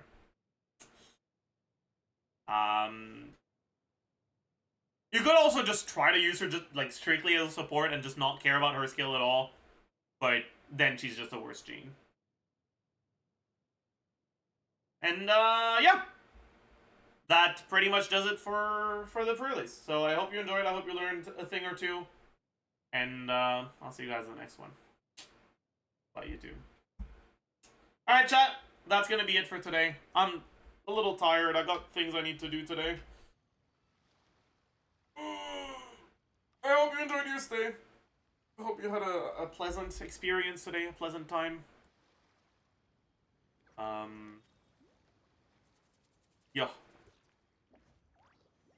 I don't really want to raid anyone, so I'll just see you guys tomorrow.